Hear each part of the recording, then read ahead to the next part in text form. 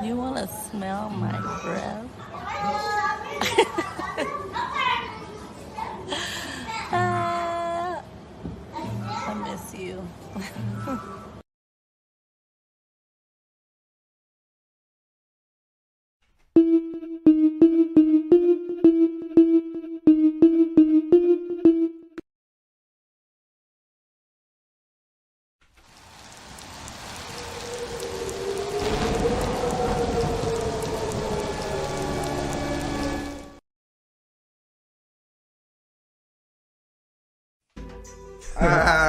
Yeah, man. That's hot shit right there, man. So what we gonna do? We gonna dub. News networks are not even getting clicks like that. So this shows like there's an opportunity for this, what we're doing here on this show.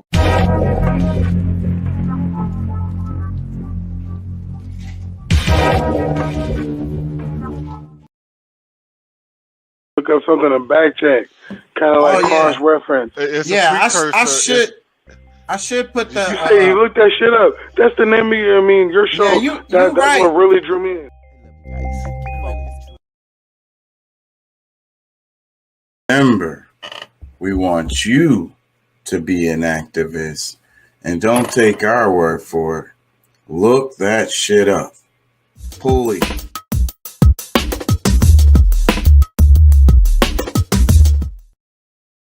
Going. Hope I don't get in trouble for playing that last video. I probably shouldn't have played that shit. I'm always testing the damn waters, bro. That shit gonna get me. You are now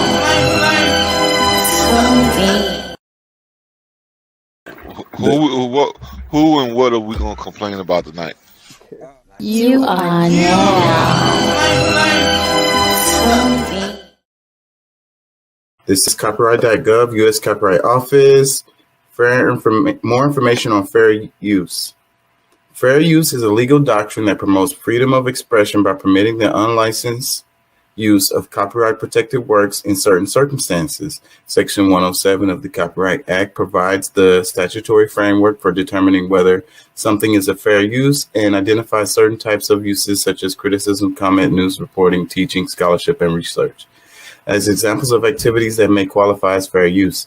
Section 107 calls for consideration of the following 4 factors in evaluating a question of fair use: purpose and character of the use, including whether the use of the commercial nature or is for nonprofit educational purposes, nature of the copyrighted work, amount and substantiality of the portion used in relation to the copyrighted work as a whole, effect of the use upon the potential market for or value of the copyrighted work. Okay, so anything I use for you guys, hit me up if you want me to remove it, edit it, or whatever. Nothing is used to infringe on anybody's intellectual property. I don't intend on doing that, and I don't intend on profiting from anyone's intellectual property. So I'm glad to edit or delete anything that's any of my videos that I've used of anybody. So that's it.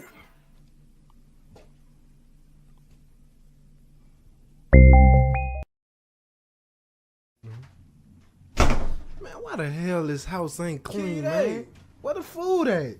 Hey, man. Oh my God. Been working all day. Dang. Private numbers on the phone. And it make me wonder. No meal when I'm home. It make me wonder. And you don't even want a bone. And it make me wonder. The wrong name when you moan. And that make me wonder. Private numbers on the phone. And it make me wonder. No meal when I'm home. And it make me wonder. And you don't even want a bone. And it make me wonder. The wrong name when you moan. And that make me wonder. I told my girl to try new things, talk, but she say she ain't into that. Mine's is into that, she all on the internet. What you mean, MySpace? Hell yeah, MySpace. Then she wanna trip when it's chicks in my face. Blah, blah, blah, etc., etc. You ain't gon' find nobody better.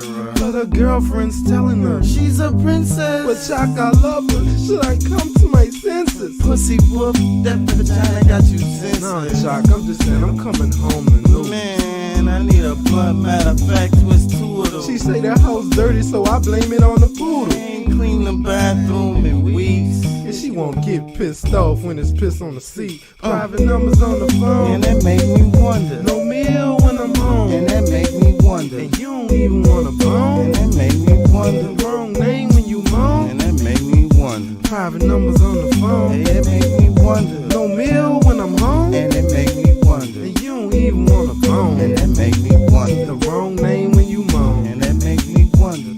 Tossing in the bed, strange thoughts in my head. What you think, she cheating? Nah, I don't know, I ain't give her a reason. Every time I go to mine's office, her boss just leaving. Breathing and wheezing like she got asthma. She just got 3 raises and a brand new plasma. Mine spend all my money at garage sales. I was thinking about marriage, buying a ring from Zelle.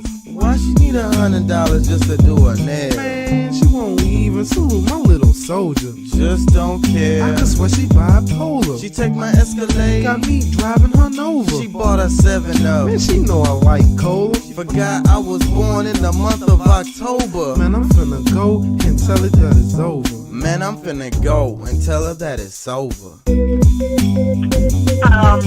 I just want to let you know that I'm going to be, stop lying, I'm going to be working so a little late tonight, so could you go home and make sure the kids are in bed and probably have to cook yourself something to eat tonight, so, okay, well, until you. That's what I'm talking about right there. You see that?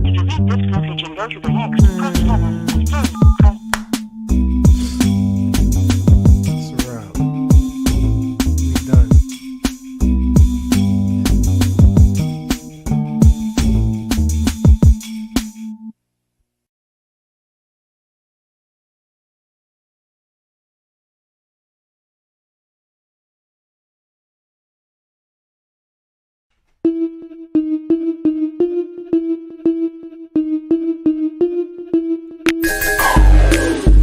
Remind me my drink. Yo, this bitch is drunk on my drink. Yo, this trick is smoking my dang. I wanted to stop, but I can't. I'm leaning to the side, man.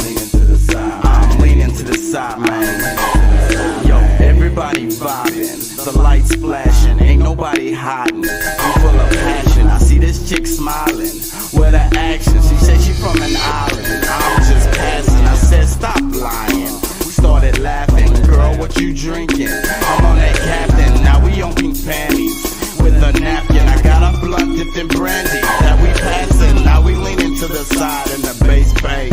She feeling on my thigh, my chain swinging, feeling alright now. The game changing, right on time now. We both swaying, do that new style now. Bojangles, I wanna see your tatas. Those jangles, what about those now guys? I need angles, call me your papa. Grab your ankles, move like chaka chaka.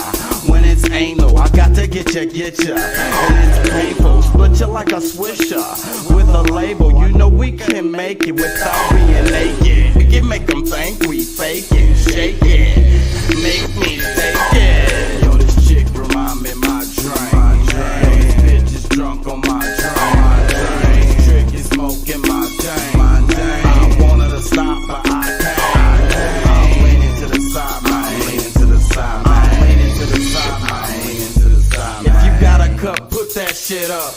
Lean it to the side. Lean it to the side. If you got a fat cat and your drawers and bra match, lean it to the side. Lean it to the side. If you just got off of work and your fucking feet hurt, lean it to the side. Lean it to the side. If you shine fly and everybody know your ass high, lean it to the side. Lean it to the side. If it's getting hot and you drink Henny on the rocks, lean it to the side. Lean it to the side. If you a hot girl and you can stop and make it pop, lean it to the side. Lean it to the side. Yo, this chick remind me my drink. Yo, this bitch is drunk on my drink. Yo, this trick is smoking my dang. I want her to stop, but I can't. I'm leaning to the side, man. Leaning to the side, man. Leaning to the side, man.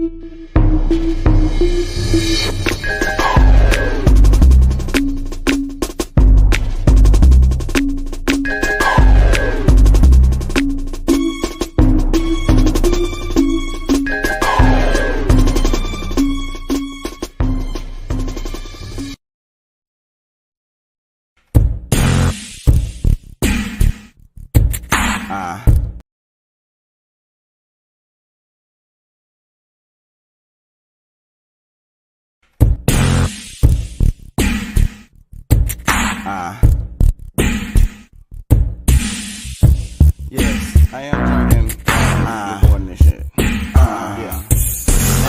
This damn green man, it's got me sitting sideways. This damn lean man, it's got me sitting sideways. I'm on the scene, man, I'm sitting sideways. You don't feel like me, that's why you looking at me sideways. I'm riding clean and I'm flying down the freeway. Nowhere to be, so I'm taking me a free day. Defensive driving, best to listen to what he say. I'm higher than a child on the first day of pre-K. Drive slow, I ain't tripping on the delay. The cup I'm sipping on is giving dumb leeway. Anyway, the optimal action spilling on my khakis instead of the ashtray. Brush it off and keep it moving on. Shift my attention to what else I could be doing wrong. Sure, it's someone on my phone I could be screwing on. So you alone? Bring your whole crew along. Sit around the table playing beer pong. She drunk, she bending over and she got a clear thong. I'm looking from the back, man, I got an ass on. I wake up on my back, where the grass come from? This damn green man, it's got me sitting sideways. This damn lean man, it's got me sitting sideways. I'm on the scene, and you know I'm sitting sideways. You don't feel like me, that's why you looking at me sideways. This damn green man, it's got me sitting sideways. This damn lean man, it's got me sitting sideways. I'm on the scene, man, I'm sitting sideways. You don't feel like me, that's why you looking at me sideways. I'm the king and we gon' do the things my way. I wanna see you in skinny jeans on Friday. When I'm leaning to the left, you better be leaning in the right way. I'm cleaner than a washing machine. If you hyperallergenic, get your antihistamine. You're like a tight wad caught in between a full of latrine and a pistol whipping fiend. Gotta get the cream is on top. ACE, we the team that won't stop. They calling me the dean cause I teach them what's hot. Thought you were the new thing, we can see that you're not. We had to get mean cause we're taking your spot. We wanna get a ring, sit in championship box. Call up your queens and tell them get blocked. When they see the muscle is supreme, your boys gon' kick rock. This damn green man got me sitting sideways. This damn lean man got me sitting sideways. I'm on the scene and you know I'm sitting sideways. You don't feel like me, that's why you looking at me sideways. This damn green man got me sitting sideways. This damn lean man got me sitting sideways. I'm on the scene and you know I'm sitting sideways. You don't feel like me, that's why you looking at me sideways. We thought you were the new thing, but we can see that you're not. Yo, we thought you were the new thing, but we can see that you're not. If you got your own and you clean, drop it like it's hot. If you got your own and you clean, drop it like it's hot. Everybody say wow. How you gon' jock my side? Say wow.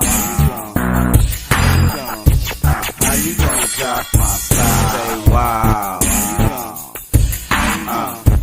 How you gon' jock my side? Say wow. How you gon' jock my style?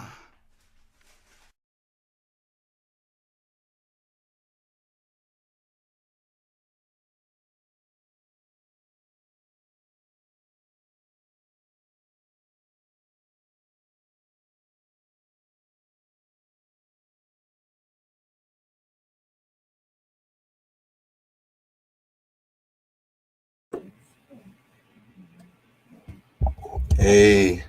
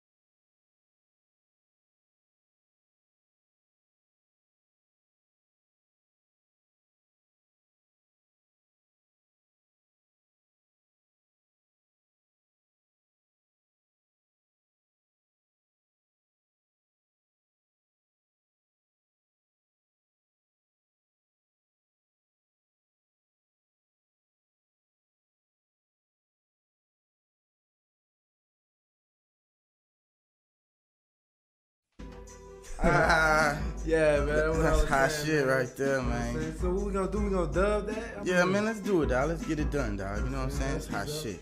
Hey, say y'all load that down right quick, bro. I got a little message or something, you know what I'm saying? Hi, this is Dr. Nicole calling from Fort Plaza Hospital to inform you that Catrell Williams has died with multiple gunshot wounds to the head at 4:45 a.m. Man. For further information, you can contact the hospital at 713-225-8618. Man, these niggas fucked up. Oh my God, yo, fucked up. Black bandana, the finger on the hammer. You won't see these apes go bananas. Ride with the heat, ride with the heat, ride with the heat, ride with the heat. Yeah, black bandana, fingers on the hammer. You won't see the shit go bananas. Ride with the heat, ride with the heat, ride with the heat, ride with the heat. Yeah, motherfucker gotta die. They gotta die, motherfucker gotta die. Go banana, my fingers on the hammer from the nail type niggas. I'm a jail type nigga. Give a hell about hell, my nigga. My claim was doing fine till they killed my nigga. Can y'all hear me? Hey, how y'all doing out there? How y'all feel? Remember, we want you to be an activist. And don't take our word for it. Look that shit up. Please. What is that? Why does it look like that? I apologize for being late. Then I had a couple of technical difficulties. That's always what happens when you're running late. It's always extra. But that's okay. I'm here now. And I think I lost some of my audience because I was fucking up on the intro. But that's all good because I'm here. What's up, Pat? What's up? How you feel? Can y'all hear me? Pretty good, man. I need some damn confirmation. I don't know. Everything is crazy. Can you hear me? Wrong? I can hear you. I don't hear you though. Something weird is going on. I think I'm gonna play a video and get it together. It's my mic. I need to play with my mic. I'm gonna play a video. Play with my mic. You said you can't hear me? I can hear you just a little bit. Like it sounds like an echo. Fuck, this is annoying. But let me see. President Bush, Biden. U.S. President Joe Biden was rushed to a safe house in Rehoboth Beach in Delaware after a plane breached airspace above the vacation home he owns in the seaside town. As per reports, the U.S. President Joe Biden was rushed to a safe house in Rehoboth Beach in Delaware after a plane breached airspace above the vacation home he owns in the seaside town. As per reports, the U.S. President's motorcade rushed away from his house towards a nearby fire station where an SUV with the president inside drove inside the building and the Secret Service began clearing the area. In White House officials said that a small plane entered restricted airspace and all indications are that it happened by mistake. The official added that all precautionary measures were taken and that there was no threat to the president or his family. According to the official, the president and the first lady were evacuated and are now back at their residence. The aircraft was immediately escorted out of the restricted airspace. Preliminary investigation reveals the pilot was not on the proper radio channel and was not following published flight guidance. The United States Secret Service will be interviewing the pilot. And for more on this, our correspondent Susan Tehrani has sent us a report from New York. Listen in.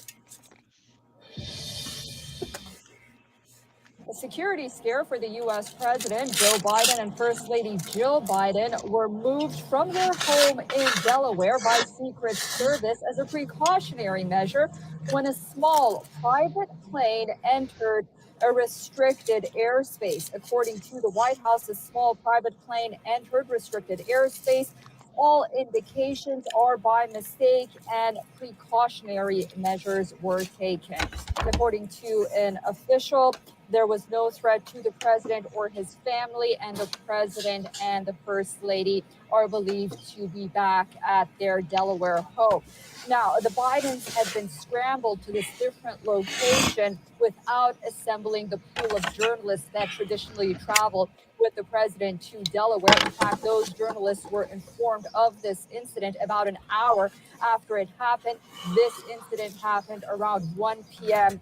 local time. Meanwhile, a Republican Party convention was also underway in the same area at City Hall. Susan Tehrani reporting from New York for WION World is One. Okay. Can you hear me? Yeah. Okay. We're running full. Everything is full, going full now. We're good. Cool. Stressful. What did you think of the little Biden video right here? I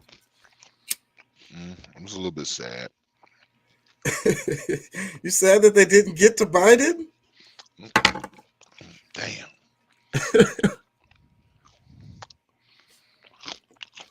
It's probably not a story at all.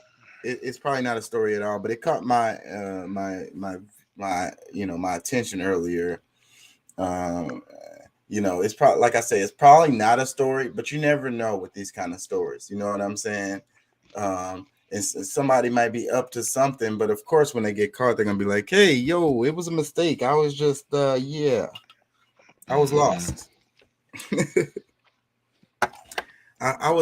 I was lost. The lady said the Secret Service is definitely gonna have an interview with the pilot, so you already know, like, the nigga, if he fucked up regardless, his ass is on the hot seat. You know what I'm saying? Because they gonna grill this guy 1,000. See that. Then the thing about it is, what they're telling us on TV. Shoot, they might be done killed him already. Yeah, we don't know. Yeah, they done beat him up to find out what the hell. Yeah, I'm sure they found out if it was true or not, or whatever he was up to. I'm sure they found that out by now.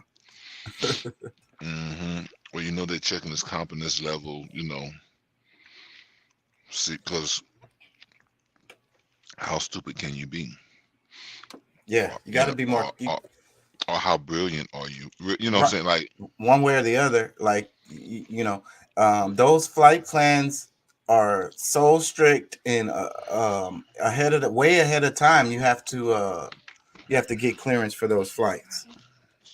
So, yeah, I'm sure he knew he was fucking up. If that's what it was, if it was just a mistake. Yeah. I want to read some comments.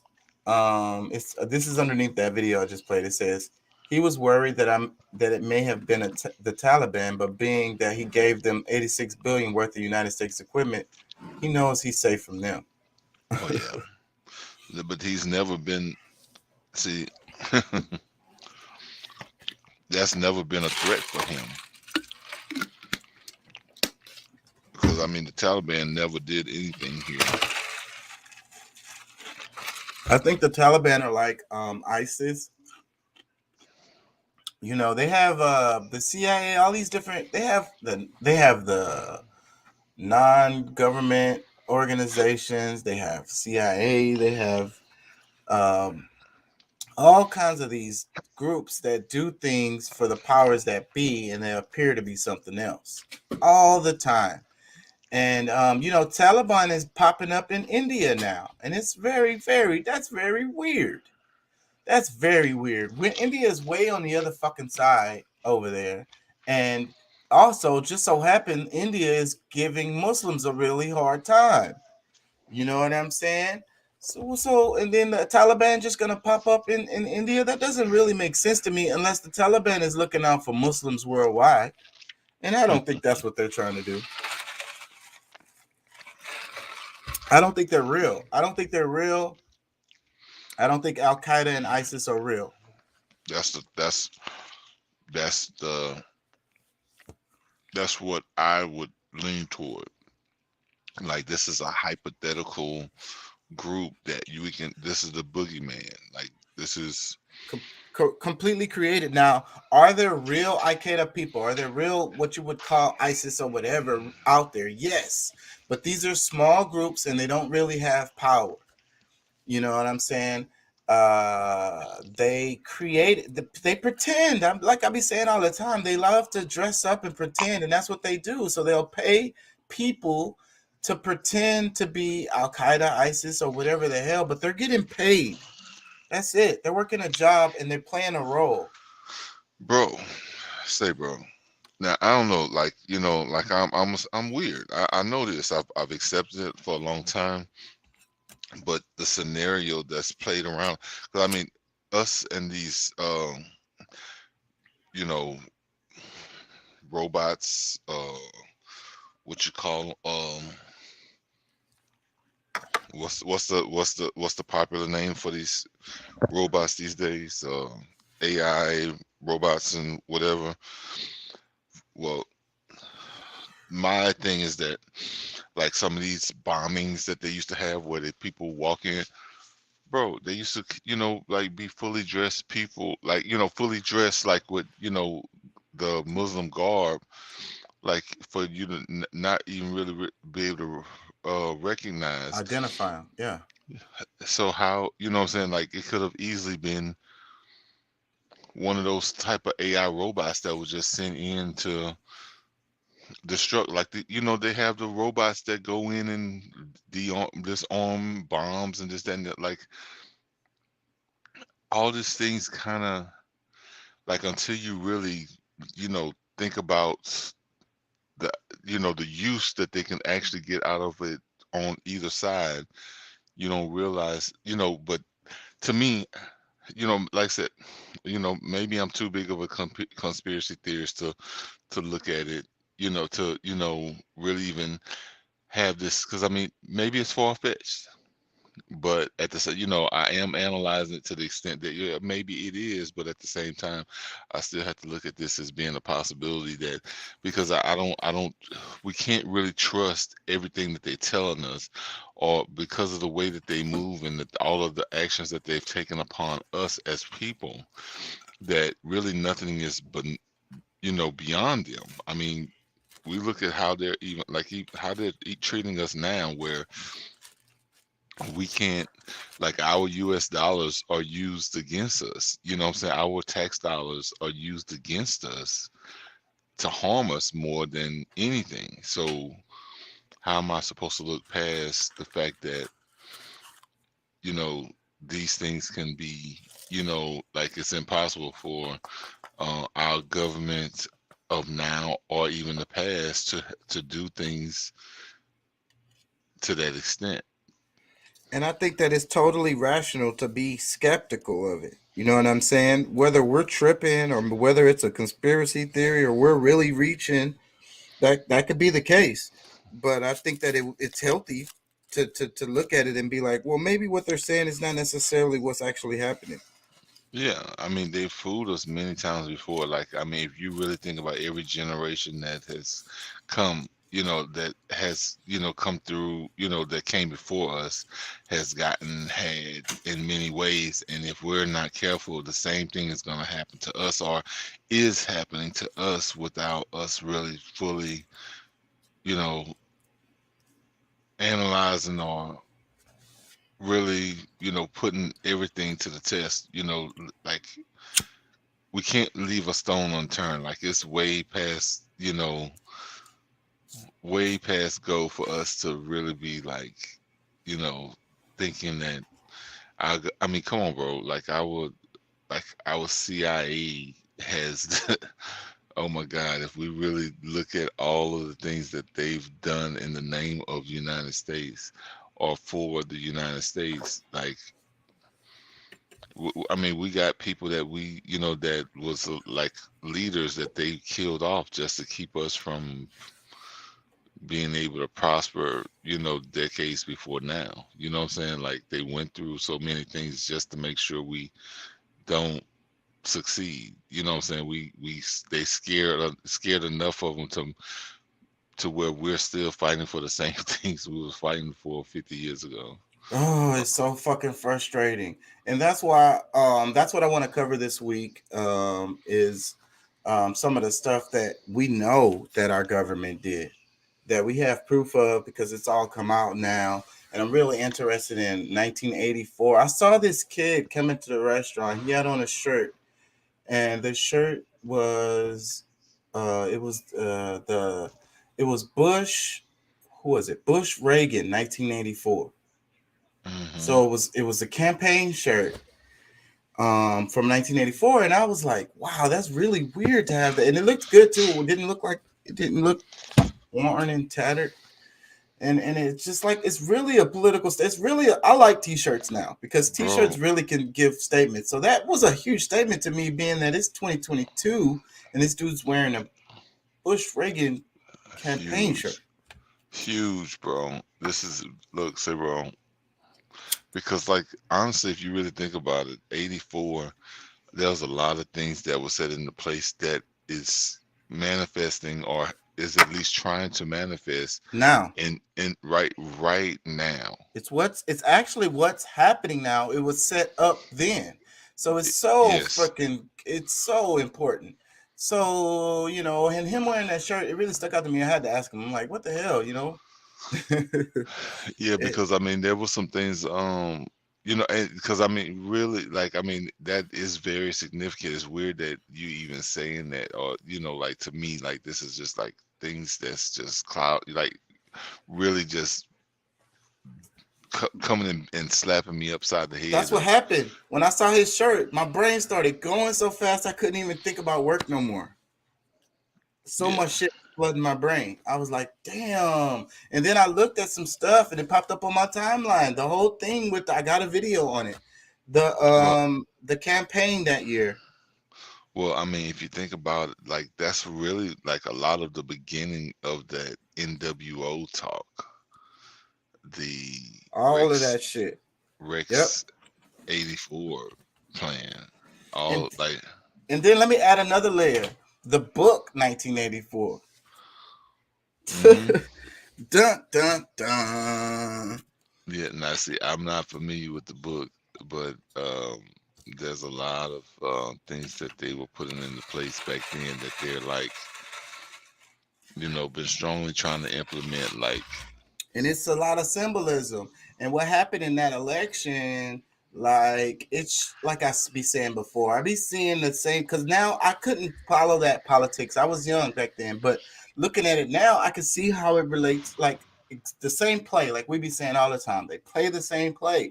And I see when I watched this video and I kind of covered this stuff and looked at it, I was like, damn, this is exactly the same thing they did recently. Like, I think it was with Bernie Sanders and shit. I think that was the election I was thinking of, but specific as like exactly the same moves. And like in this one, you know, they sold a certain thing to the public, you know what I mean? And one thing that I do want to focus on, because this video, this guy, he's an ex-CIA agent, and he was saying, you know, it's not two parties. It's really only one party. You know what I'm saying? Good guy, bad cop. He kept screaming that over and over. The guys was asking him questions in the video, and they were like, well, why is this? And he kept coming back and saying, bruh, you don't get it. They're the same party. They're on the same team. It's, you know, you have individuals that disagree with how to do things and stuff like that, but pretty much they're on the same team. They're not. That's what people really got to understand. Seriously, I mean, well, I saw a video last week that this was an older video. I think I may have shared it to a few people. Maybe, I don't know, maybe you got it as well. But you know, he talked about a lot of the things that, you know, where he, you know what I'm saying, to just pretty much reminding us that it doesn't matter what party we're looking at, because they all have the same aim. They might have different tactics. They might have, you know, a different tone or, you know, voice, you know, thing that they're trying to push to the people. But ultimately, it's to get to the same goal. regardless of the party. You know what I'm saying? So they're all in it. You know, like some of them might even have some ulterior motives of their own, that the reason why they go in a direction that they go in, but ultimately it's to accomplish that very same because goal. they work for the people, the man, whatever. And if they're not doing the job that's just like any job, if you're not doing what the boss wants you to do, then he's gonna get you up out of there and put somebody else in there that's gonna do the job. Period. Doesn't Yeah. matter if you're Republican or Democrat. And I wish people would understand. I want to read some more comments underneath this one. It's this is the video that we just played about Biden, you know, the plane. Okay, Yeah. it says, "Hello from Delaware, USA. For those not from the area, there are hundreds of recreational planes, Cessna, Piper, Beechcraft, etc. daily. There's also commercial planes that carry sky banners as advertisements. Crop dust farms are not far from the beach. And Dover Air Force Base, about 50 miles away, traffic is always a problem when the president is around. This time, someone in the air traffic didn't get the message, which is certainly understandable." And that could have been what happened, very simply. Let me read some more. It says, "It wasn't an unauthorized plane. It was an unauthorized question from an independent journalist." Another one. It says, "They should have rushed him to the local old age home where he can receive the proper care." Why That's y'all so funny. mean to Biden, man? Man, that's funny. Let me read a couple more. It says, "Got to love the media for asking the tough questions. What did Jill have for dinner?" Telling you, man. Well, say, bro, I'm gonna tell you. I mean, I think it's cruelty for them to be forcing this guy To to go out be there and talk and to. shit. Yes, like like, I mean, this is like, this is punishment to this old guy. Like, this is elderly abuse that they're making this guy do tours around the world and talk about things that he doesn't know about, or Or that even care, probably. he may not, he barely can remember from day to day who he is. So I think he's really smart, but I just think that he'd rather be playing golf or fishing or something. man, like, like he wants to live, whatever life he can. So he's doing whatever his bosses tell him to do. But I think right now he's probably voting for Trump too. I wanted to mention Trump too, because he's so coming back on the scene. What did he say? He said something. It's gone viral about the old clip where he was talking about the gas and talking about if Biden becomes president, y'all might as well just get rid of your car. So the gas price is gonna be so high. Mm-hmm. And it's hard to argue with that now. Like, that's the reason why that's why it's viral, is because it's. But as I say, bro, it was so many things that was true. Like, I mean, and it's messed up that no matter how true something is, if you say anything, positive about Trump, like, now you're just, you're scum of the earth, because, like, they're such bitches that they were so scared they had to go vote for Biden, because they're so scared that, I mean, dude, look at what we're going through right now. Like, I mean, I don't really know a time that's been worse. I mean, to me, it honestly seems to be worse every time we have and I'm looking at the, the blow, like, things that we see after the fact, because, like, I was one of the fools that thought that, we had a better life under Democrats too. But, like, really, when you pay attention, like, our lives always get worse when we're under Democratic rule. Well, Like, I that think that is, is. it's a lot of, like, because I believe in the two-party system, but I don't think that, like, one party, for whatever reason, things lose control. But it's the good cop, bad Fast. cop thing, and overall, we're going into dystopia. It doesn't matter who's in there. We're banging the drum to dystopia. You know, And that's what's happening, and it's both parties. But it's good cop, bad cop. That's what they do. They make you look, oh, it's them. No, it's them. It doesn't matter which side you're on, and that's just to distract you from the reality of they both suck, and they're fucking us royally. Well, I'm gonna tell you, I'm looking for more evidence, but there's I think more than a rumor, but there's people that's in different sectors of our country that says that their charter has expired again, and this time that the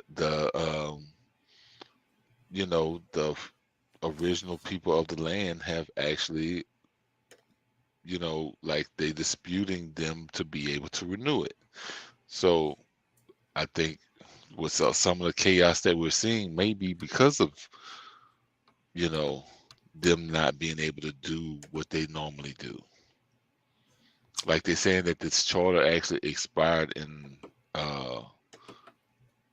18, maybe, yeah, I think in 19. So like with all of the things that has happened since 19, kind of makes it, I don't know, it's weird. Like, what I'm saying, like I said, I personally have not seen enough proof for myself, but just to hear some of the things that's going on, I'm definitely looking to see whatever it is that I can see. And I don't want to just kind of, just make up stuff. I want real firm proof, what I'm saying, before I, celebrate or think that we're really truly moving into a different era in time. Well, we're moving into a different era of time for sure, because we're moving into Aquarius, and people can't, that's the thing. And then, certain people that are aware of things, they're able to harness these energies. Like the name of the show today is The Planets Are Aligned. I saw that. That's why I was like, you know what? Because I ain't gonna lie, I've been busting my ass on different projects, different things that's going on here, and I was like, you know what? I got a little energy. I'm going on tonight because I mean, when I hear things like that, I'm like, okay, and I can be a part of it. Yeah, let's do this. Let's go. I feel you. So it's a real thing. Let me pull this up right quick. Okay. Washington Post. Am I sharing this? Okay, yeah. Washington Post. 5 planets are aligned in the night sky for the first time in 18 years. Mercury, Venus, Mars, Jupiter, and Saturn. Man. So just think about, before we even go any further, they said 18 years, first time, and then it's 5 planets. So let's think about these numbers. And then you got Jupiter, which is Jupiter's our protector in the universe, in our little solar system, rather. That's our big bro. That, you know what I mean? He look out for us. And then you got Saturn. Saturn is that feminine energy, right? It's that chaos and creation energy, right? Mm-hmm. And then you got Mercury, Venus, and Mars. So these are all the planets that are next to us. We're missing out of this. So all the planets closest to the sun, right? These are all the first planets, just other than us. They're all aligned. Right? So do we come into alignment with them during any month, or? That's a good question. Man, I wish Doc was here. He could look that up for us, because I'm sure that can be looked up easily, but I ain't got time to look that up. I can't do that and do the show at the same time, but yeah, that's a very good question. So maybe we were already before or something, and we came out or something, that's really interesting. I really want somebody we're going to have to cover that and talk about it tomorrow and clear that up, because I really need to know. So yeah, but just the basis right here. 5 planets are aligned in the night sky for the first time in 18 years, and it's Jupiter, Saturn, Mars, Venus, and Mercury. So what kind of powers and energies are released right now? Are there any Oh portals? my God. Or Oh my God.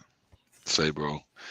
You know, I hadn't my focus hadn't been on all of these different planets, but it just kind of because I mean the one of the main things that I guess has caught my attention more than anything is Antarctica.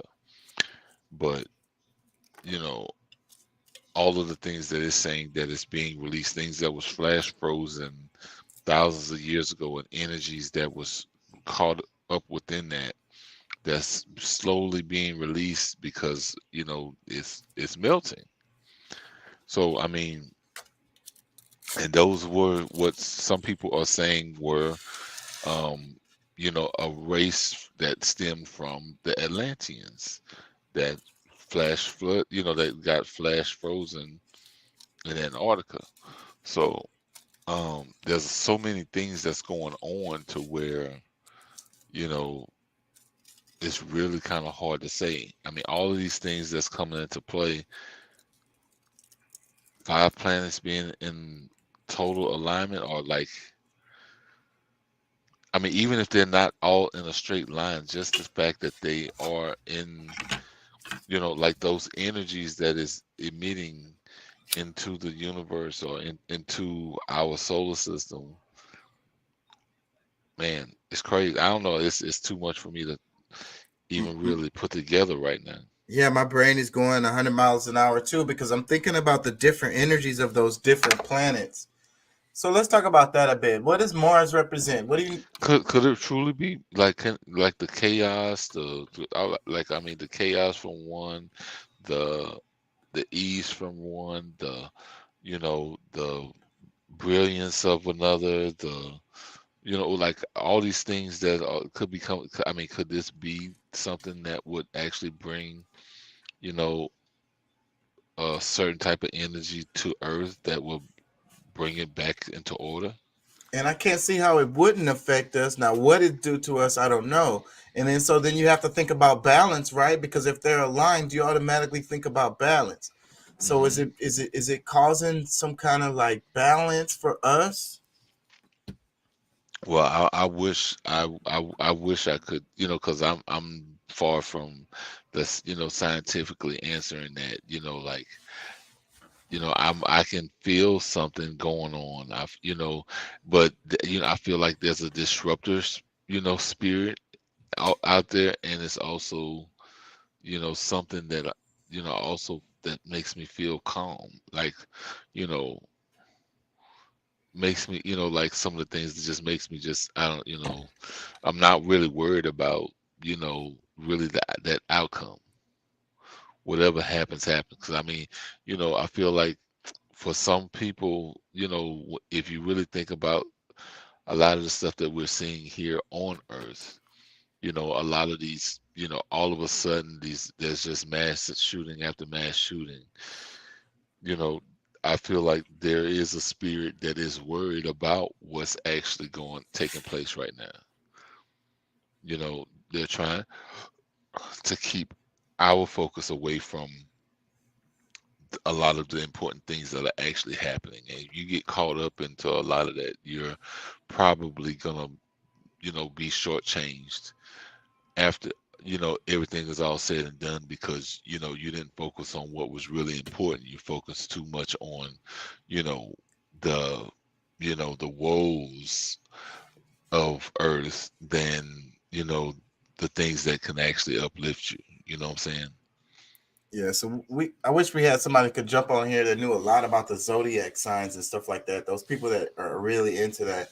I used to know someone that knew a lot about that shit, and it's like that you gotta study that shit for a long time. You can't just fucking be talking about it and don't know what the hell. I'm very much into it, but like I'm not that guy that can, you know, I'm not that guy either. I can't read you.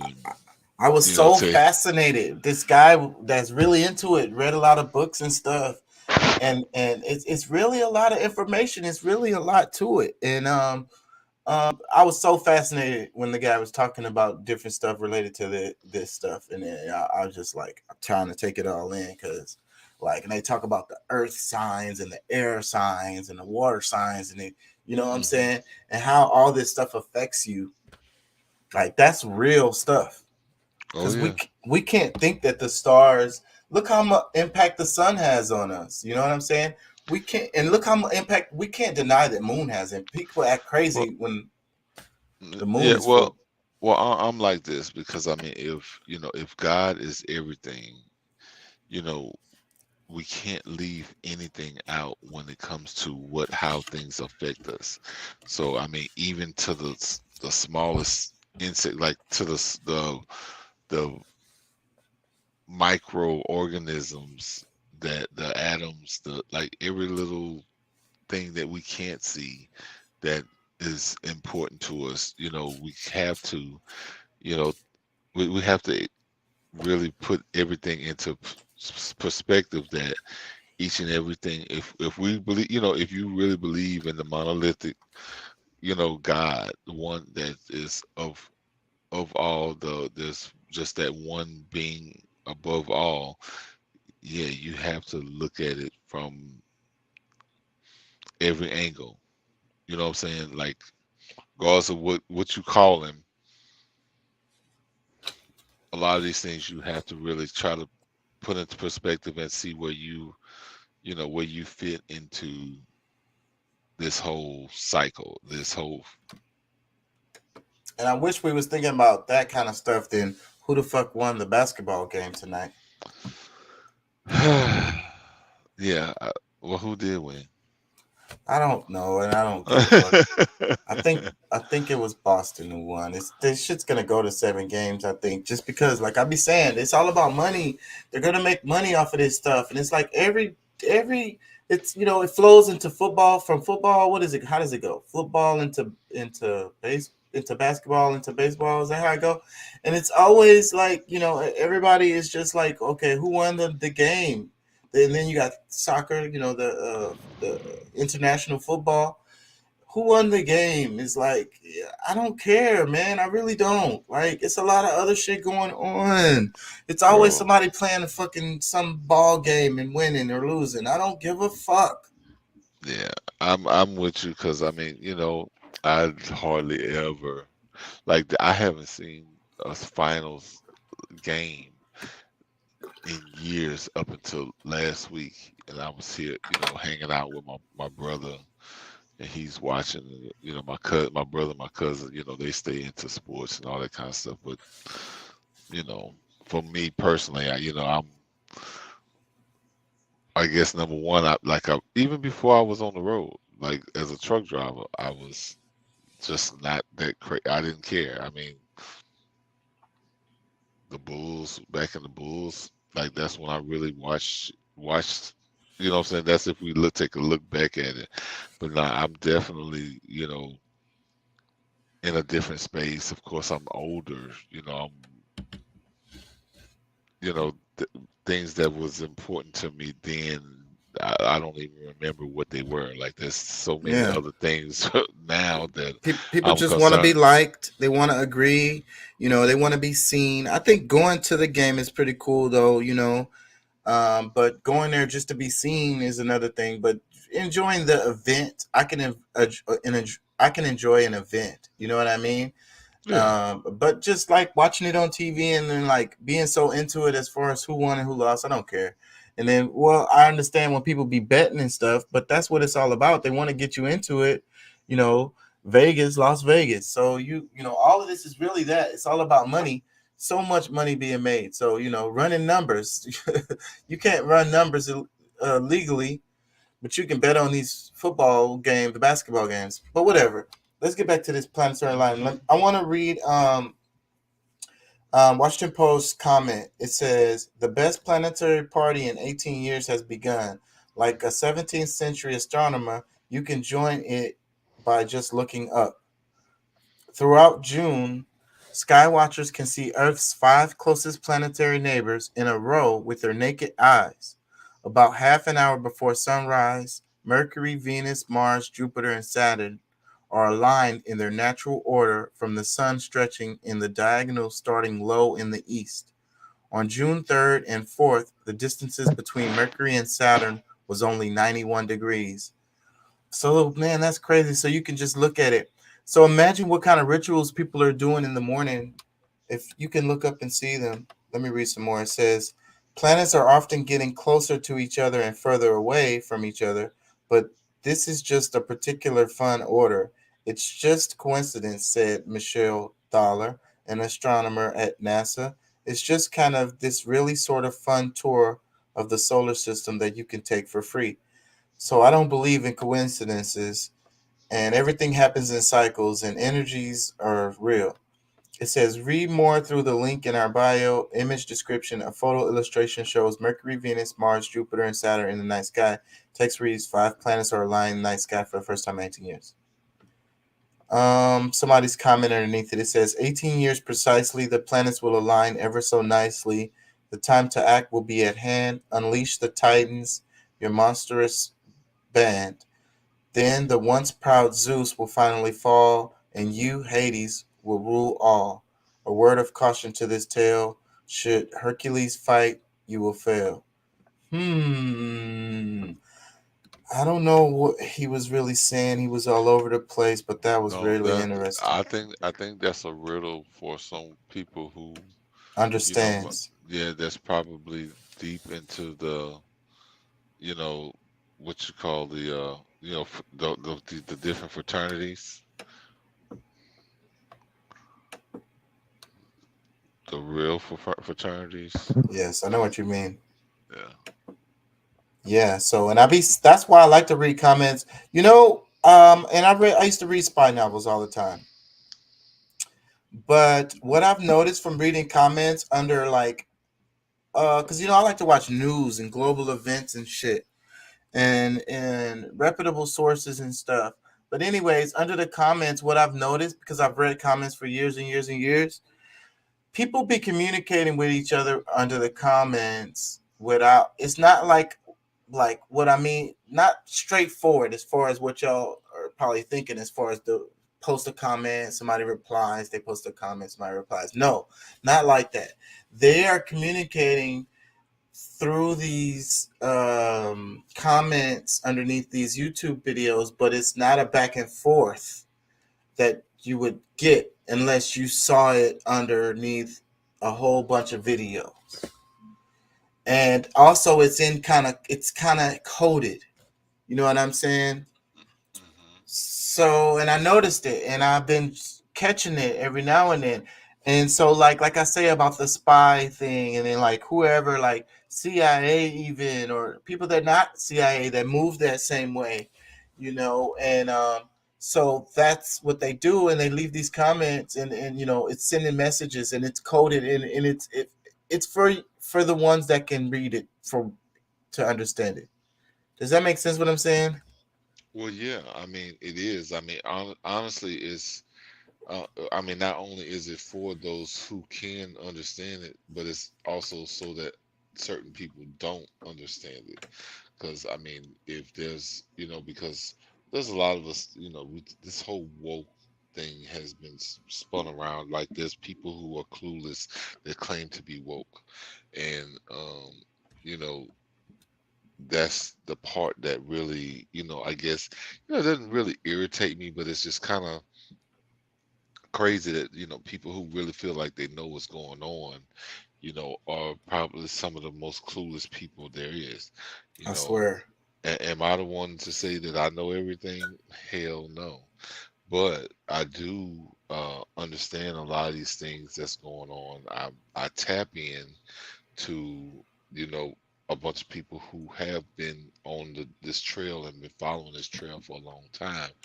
And, I kind of, followed their lead, you know what I'm saying? But it's a bunch of folks that don't even realize that,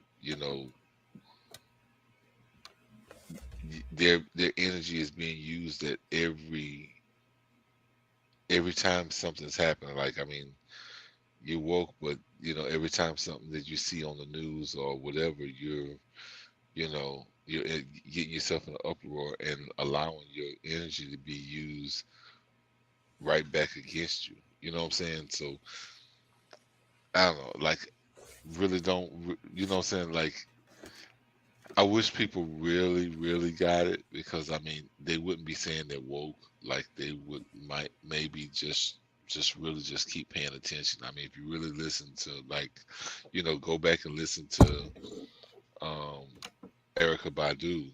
I mean, the person who really knows something knows they know nothing. You know what I'm saying? Right. Right, because it's way too much knowledge. You could be alive forever and still only scratch the surface.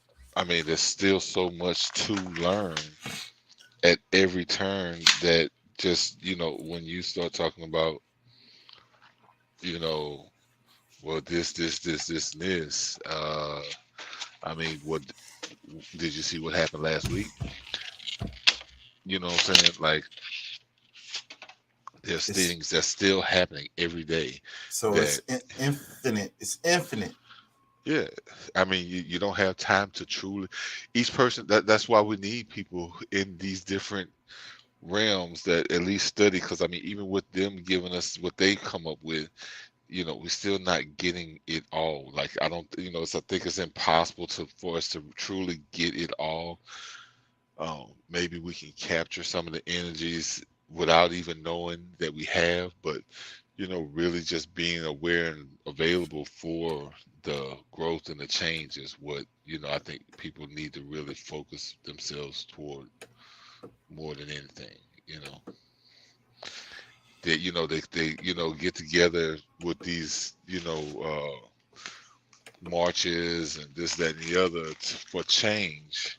But when the chance and the possibility for change is happening because what's happening in the universe, the different alignments, if you can learn to start to channel your energy to work along or in harmony with others, like how about that? Like you going to make a big you go out into the streets and march and stuff and everybody see you. I mean, you probably did you realize that you can harness more energy sitting still and shutting the hell up? Yep. And we miss it by running around and being all, what's the word for it? Like having this anxiety, and rushing things and trying to be controlling, and that's how we miss it. We miss the energy. I mean, I think a lot of people forget about the power of silence because I mean, when you're letting people know exactly what's on your mind, I mean, you leave them to be, that you're setting them free because they know what's on your mind. You know what I'm saying? Like sometimes you need to make them wonder. Or, like I said, if you're in conjunction with enough people spiritually, all of those energies will start speaking up for you while you're claimed, while they think you're just sitting around doing nothing. You actually can meditate enough with others that will actually, everything that you wished and hoped for all your life could actually come true. But nobody wants to sit still long enough for that. Get distracted and onto another thing instead of that focus, real good focus work, you know what I'm saying? Which I mean a bunch of people are doing. Before we move on to the next segment, I just want to mention my Cash App again. Enjoy the show, want to support, you can at Cash App, King Shark ENT. I'm kind of hurting. I changed jobs, and so I'm in between, and I got a check coming, but I'm kind of hurting. I ain't gonna lie. So if anybody want to put some money on there, I'd appreciate it. Give me some gas to get to work and shit. So that's that. Let me move on to this. ALC has some pretty good words here. I kind of liked. I don't always like what she says, but I liked what she said here at the end of this clip. I saw a video, something, I don't remember what it was, but in like ALC was outside. Anyways, I'm gonna move on because that's my perverted self. 10 people at a supermarket in Boulder, Colorado. Those profit margins, $280 million, go to lobbying. Is that correct? Much of that goes to lobbying, correct? Significant amounts go to lobbying, correct? And for context, the NRA spent about $250 million in 2020 alone. That's more than twice the entire salary of Congress combined. Let's talk about one thing more important to lobbyists and the gun industry than children, than houses of faith, than human beings. Let's talk about profit. This is about blood money. Between 2019 and 2021, 2 years, leading gun manufacturer Sturm and Ruger saw gross profits double to almost $280 million. In fact, during an earnings call, their CEO called the sales boom, quote, historic, ferocious, and that the future was bright. A month after that, an AR-556 pistol murdered 10 people at a supermarket in Boulder, Colorado. Those profit margins, $280 million, go to lobbying. Is that correct? Much of that goes to lobbying, correct? Significant amounts go to lobbying, correct? And for context, the NRA spent about $250 million in 2020 alone. That's more than twice the entire salary of Congress combined. That's crazy. So she's saying, in 1 year, the NRA spent more in lobbying than Congress makes altogether. So then you can't think that this money doesn't have an influence on these people. Like, people want to think that, okay, yeah, these people are all rich or whatever. They're not worried about. No, that's how they get elected. That's how they have that beach house. That's how they have that. All of this is through this. So, and if somebody pays you a whole bunch of money to lobby their position for whatever, you better believe they're going to want a return on that. What do y'all think? What's up, Doc? What's up, Doc? Man, I think personally, I think that, this is another shock and awe moment. This is like something to truly, distract us.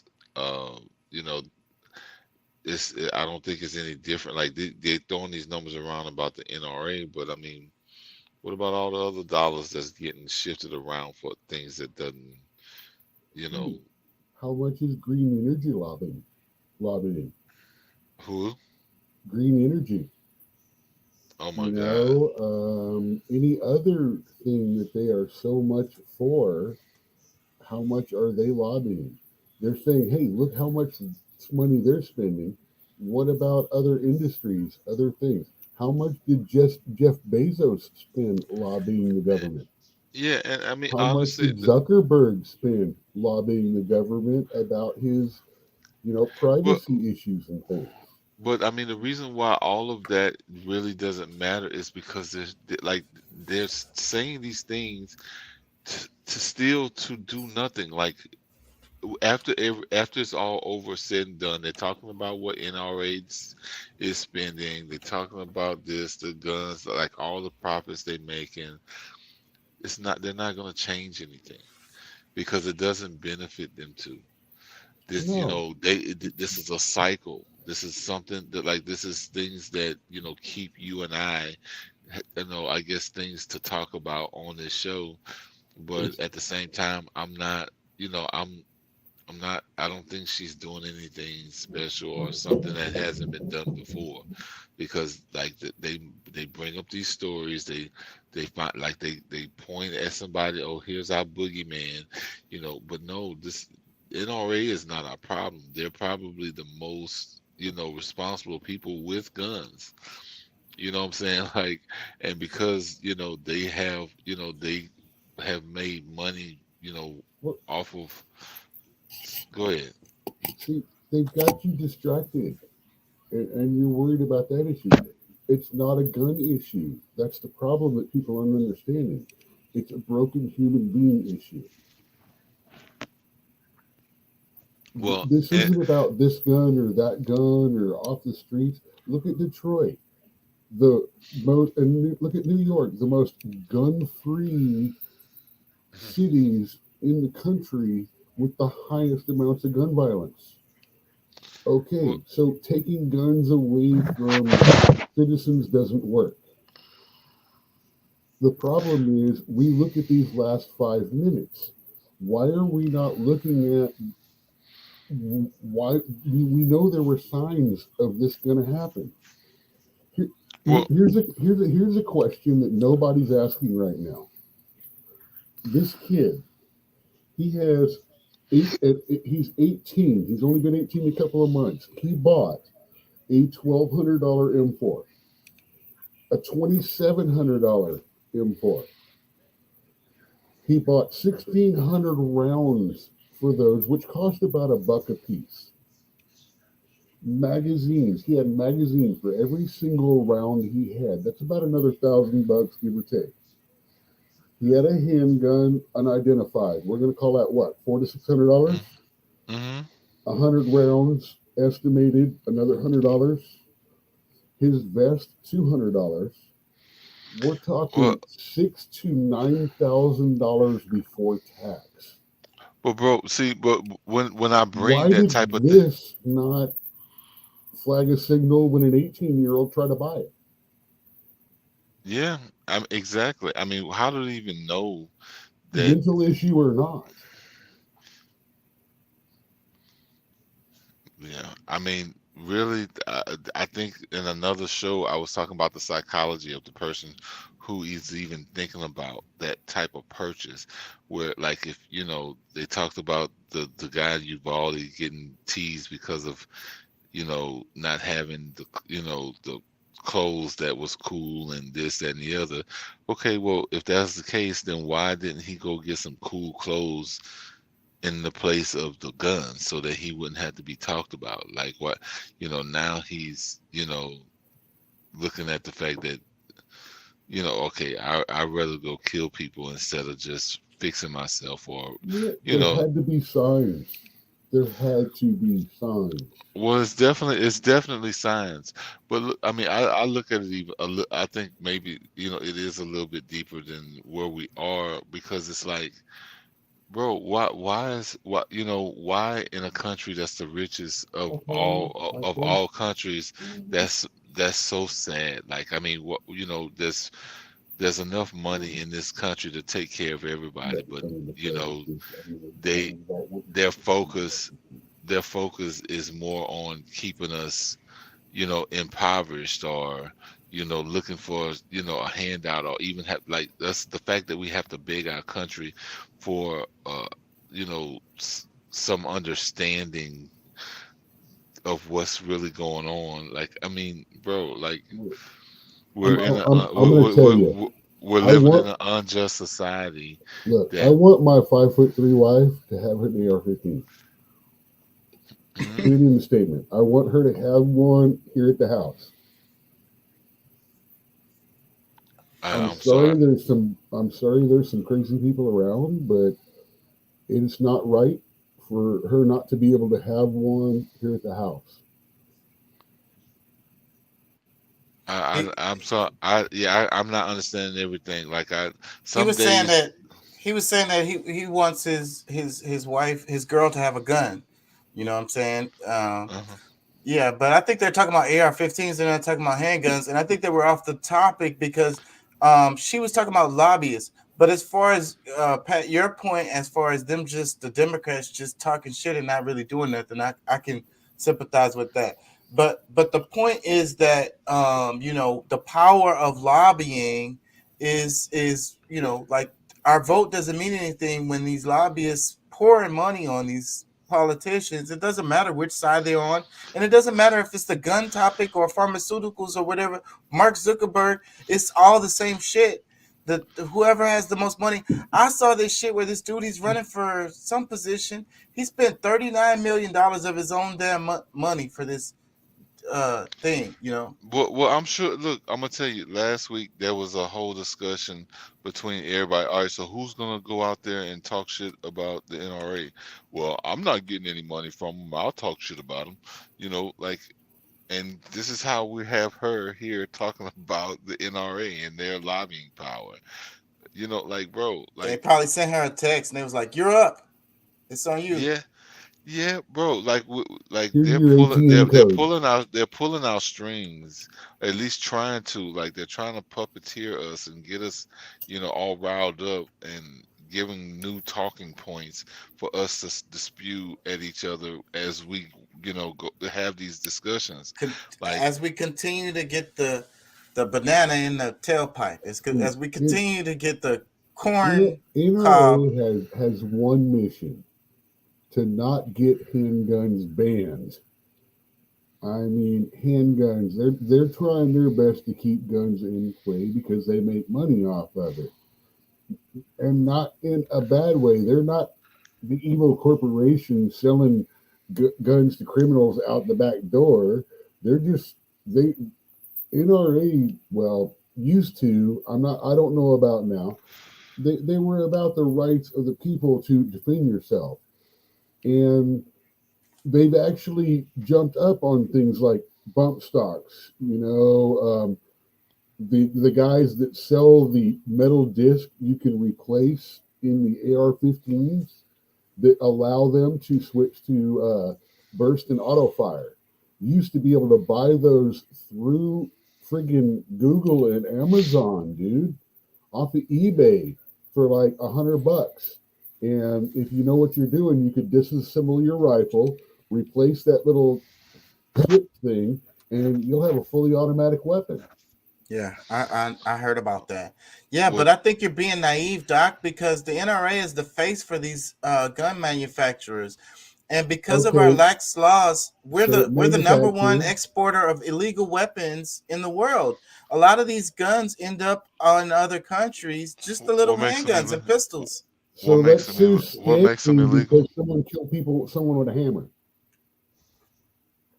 That's not the point. The point is it's about money. The point is they want to sell more guns. They don't give a damn what happens. You know what I'm saying? They don't care if they're killing people or not killing people. They just want to sell more guns. Period. Make more money. Sure. I mean, we've got a level of assumption here going on. I mean, I could be wrong about anything that I say, but the way I see it is the NRA is a face. You know what I'm saying? They're political face that represents all of these different gun manufacturers. The gun manufacturers want to keep on manufacturing guns so that they can keep selling guns, so that they can keep making money. And of course, it's not demonic. They just want to make money. You know what I'm saying? But the results of it is like, you know, more guns, them making more money, is more guns in circulation, which is more people getting shot. And they have a room. They have like a little protection, a separation from the what's happening using the NRA. The NRA is their little, you know, buffer zone. Does that make sense? I hear you, and you know, I believe that as well. But you know, like, I mean, I think we're still getting lost in the sauce because, you know, regardless of, you know, I mean, look, if we lived in a just society, like the discussion of, you know, getting rid of guns and this, that, and the other might be more palatable. But I mean, when, you know, you have, you know, like, we don't, you know, like the shootings that we're seeing, and then for people to think that, you know, our government has something to do with all of these shootings just so happen to be coming up, like, just the thought of it, you know, whether it's real or not, just the fact that the people don't trust the government enough to clear them of having any involvement with any of these shootings, like, that's you know, scary enough for people to be like, hell no. I'm like, look, you know, I'm gonna keep mine. You know, you'll peel it from my cold dead hands. I mean, that's what most people feel because, you know, the distrust that they have with our government. And And like I that's said, but fair because that's what the Constitution is really about when it comes to the stuff. Because and just like the video we played in, I think you wasn't here yet. We played that video where the guy broke that down as far as like, you know, the whole point of it is to be able to handle the government if they get out of hand. You know what I'm saying? No. I've said it actually on one of the shows before. The idea of the Constitution is not about telling people what they can't do to each other. It's about telling the people government what the government cannot do can't to us. do to people. Exactly. It And is that's about the control because of it's government, not the because it's control of people.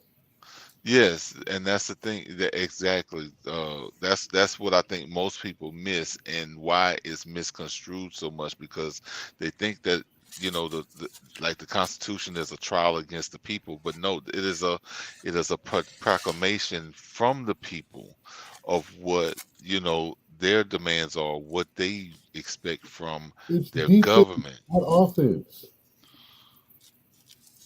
Right. So if the government gets out of hand or they're tyrannical, the people are gonna be like, okay, we're not with this no more. So that's why we got these weapons and let's and put we, them to and work. we can justly remove them from office because that's what this is all about, because that's what happens when people get too much power. The people allow these people to end up with so much power to where they abuse it and they use it against you, the people who allowed you to get to where you are. And they're like, that's where this is like, okay, I mean, this has happened in time, over time before, where people really thought they were higher than the people that they serve. But I think people are going at it the wrong way. Recently, I think they feel like they're that right now. I'm sorry. I like AOC, little letters. It looks down every time she talks about the people. I don't think she's in touch with the people that actually voted her. They came from New York. They're not thinking about all that. They're thinking about surviving right now. Look, Chaka's president said in a speech this year, I got a message you from time to time. Now, but no, honestly, but no, in all honesty, Biden did say "we the people," and he tried to make it as if that meant the people in that room, in the Senate.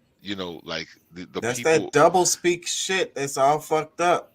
Yes. And like if he can promote that idea and have them to continue to think that this is for us, like gives us the power to do this, that, and the third. But that's not what he means. He's like, we meant us. I'm still trying to figure out how he got by with saying, if you're not voting for me, you're not black. Yeah, and well, I'm not black, and just didn't vote for him. So I know, but how did he get by with that? Because that shows the power of the Democratic establishment. Because he wasn't even supposed to. He didn't even want to run. Like it's no. Listen, let me tell you. See, he grew a big set, some large cojones, being president along, being vice president alongside of Barack Obama. And I think he's things that Obama may have allowed him to say or do and think made him feel that it was okay for him to say that to Charlemagne when he was getting interviewed by him, because Charlemagne mostly has a black crowd. But they do that all the time though. But Trump didn't say anything worse than that. Trump was like, what do you have to lose? Like, why don't y'all give me a shit? Like, like these people have been screwing y'all forever. What do you have to lose? They do that shit all the time when they want the black vote. Remember when Nancy Pelosi had kente cloth? Go ahead. Oh my God. No, go with that. That one's better. That was so terrible. It was such a it was cringy as photo op. You know what I'm saying? The tribe that sold the most slaves. Oh my God, that was horrible. That was, oh yeah. It hurt. Someone fucked up on that research assignment. It hurt so bad when I saw that. And what was it? Was that after the whole thing with Black Lives Matter and whatever? And yeah, it was so painful to see how the pandering, the obvious pandering, the obvious fakeness, you know, the obvious insensitivity, pretending to be sensitive, like the lack of empathy. It was disgusting. Well, I've got one that people don't like me for, and that's if you got a problem and want to prosecute the January 6th guys, I want you to go back and prosecute the people that were burning courthouses and were blocking police officers and burning down police stations. It's the same thing. Well, I think they did prosecute those people. No, they didn't. They let them all out, and certain people in office today actually help support their bail. Come on. Okay. Well, let me play some of this right here. Let's flip it. Us now, and this is startling to hear. I know, I wouldn't have thought of this, but it was a new study from researchers at the Children's Hospital of Michigan, and they found that the number of kids who have been accidentally poisoned by melatonin has jumped by 530% over the past decade, largely in kids under the age of 5. So when kids take too much melatonin, not surprisingly, they become incredibly sleepy and often become difficult to arouse. But in severe cases, kids can actually die. Is skyrocketing. Dr. Malcolm So Marshall joins us now, and this is startling to Who's hear. overdosing their kids with melatonin? What the fuck? Go ahead. Well, kids that think, oh, I can't sleep, melatonin, because you see it everywhere. Melatonin works. Parents who are like, I wish that little bitch would go to sleep instead of sleep. Ooh, here, throw the goblin some melatonin pills. But damn, stay to sleep sounds like dead. But the thing is, you're giving a child, even though it's a generally safe herb and thing, you're giving a child probably a double amount because you're a dumbass and don't know what you're doing if you're giving it a child in the first place. Probably a double amount that you would give an adult. Yeah. And yeah, I'm going to assume you're a dumbass if you're giving it to a child to keep them to sleep because their bodies produce too much of that anyway. Man, I don't know. I'm gonna tell you this. I don't know what really direction to go in, but like I've heard of like this something similar with, you know, giving kids NyQuil and different, what's this, Benadryl and Ooh, that was the late 80s and early 90s. It was called the Binkatini. You dip their binky in like Vicks 44 or something like that. That's why the babies grew up and started on the lean in the 90s. Damn. I never really thought of it that way, but that would be that crowd. Like that was something that probably, because I mean, if you really think about it, a lot of the pill crowds or kids that were, their parents were probably on the crack era. So I mean, and bro, y'all remember that Everybody Hates Chris episode where it was like she would give him NyQuil for everything, like if he got hit by a car, NyQuil. You know what I mean? Yeah. Well, if you sprain your ankle, NyQuil. Yeah. You got to remember, Reagan got all the drugs on the street with the war on the drugs. Then the Democrats went and fucking arrested all of the drug dealers, which left nothing but the crack babies to raise the next generation. And so, am I wrong with the simple solutions like the Binkatini and the drugs and all that? And now my kid is part of a generation that grew up with pills everywhere. I mean, half the people I work with are on Adderall. I mean, because it's cheaper and easier to get than Coke. Man, and you really struck something in my head because I grew up in the 80s and 90s, and I saw that lean culture and freaking NyQuil and the what is it? The cough syrup. Yeah. I know what you're talking about because it was another one that was like way promethazine and codeine. And it just put you to sleep, really. Like these these guys I'm drink I'm it. trying to think of the slang? name of the Yeah. name of the one that you could buy in the store that was supposed to be like the strong one. Wow. Yeah. But So, go ahead. Go ahead, anyways, yeah. yeah, the promethazine, the codeine, and it's like that's interesting to me that Doc said that because if you're a kid and you grew up drinking NyQuil all the time, you probably understand the effects of it once you get older. And then you get old enough, you're like, well, shoot, I'm gonna do this for fun. Well, no, it was a natural thing for them to get addicted to it because this is something that they like their body was getting from childhood, and then there was probably a period of time where they didn't get it because between the ages of probably 8 and you know 14, 15 or whatever that they didn't, and then they get 15, 16, 17, and they able to find it on the streets or something, and they try it. It's just like was like too much like home, or a feeling that they it was like a euphoric feeling that they remember from childhood or something. Like, I mean, I could see how that could become addictive to a child that to a teen or an adult that had it as a child.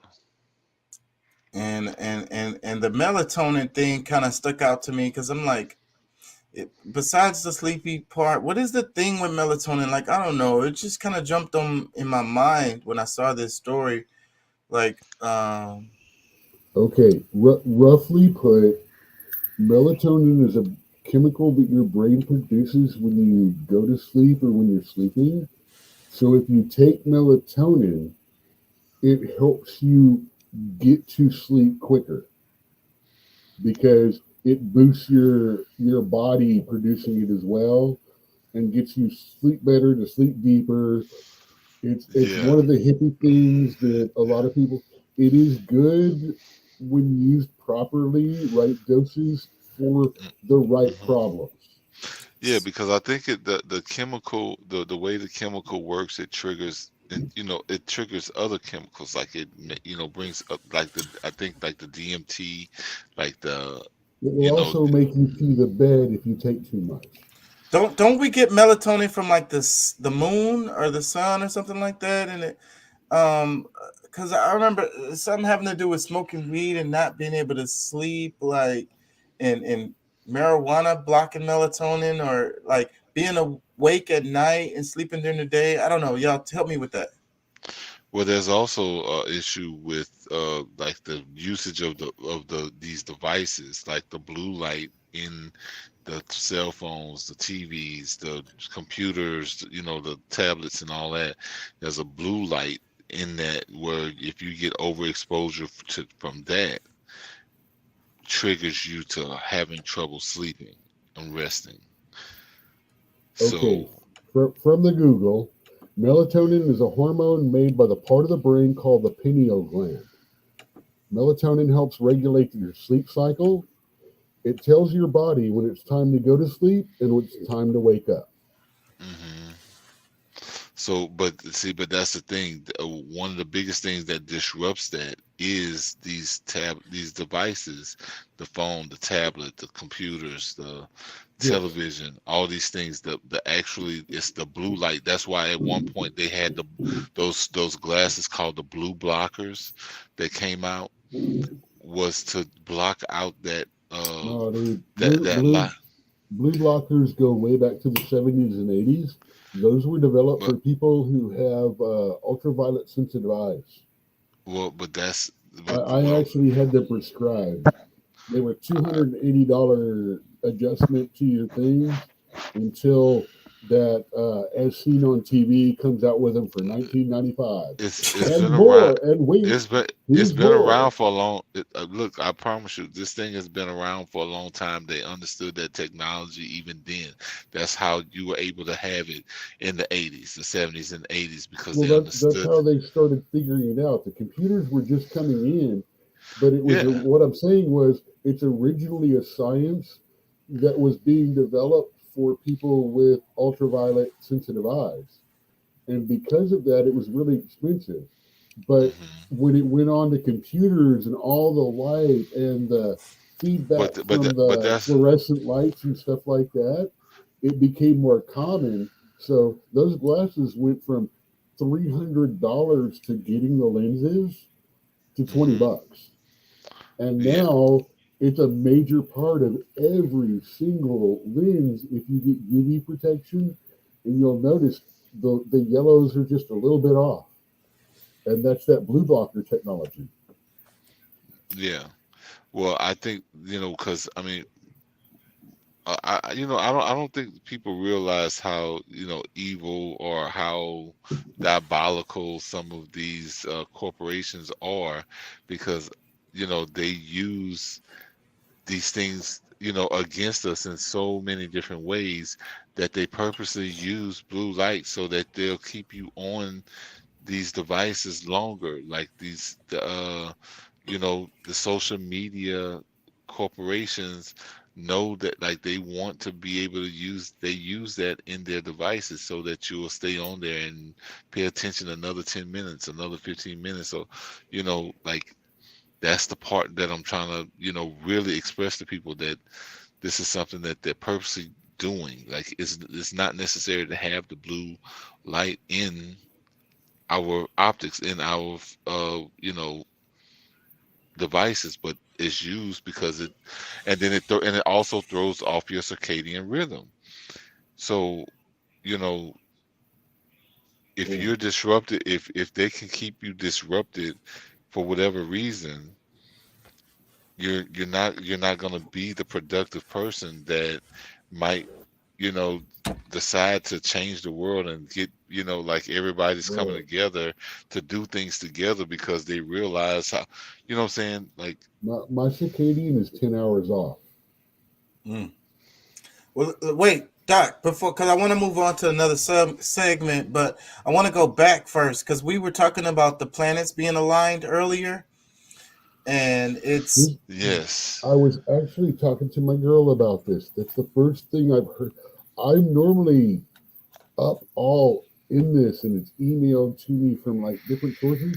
This is the first I actually heard of it. I really can't comment.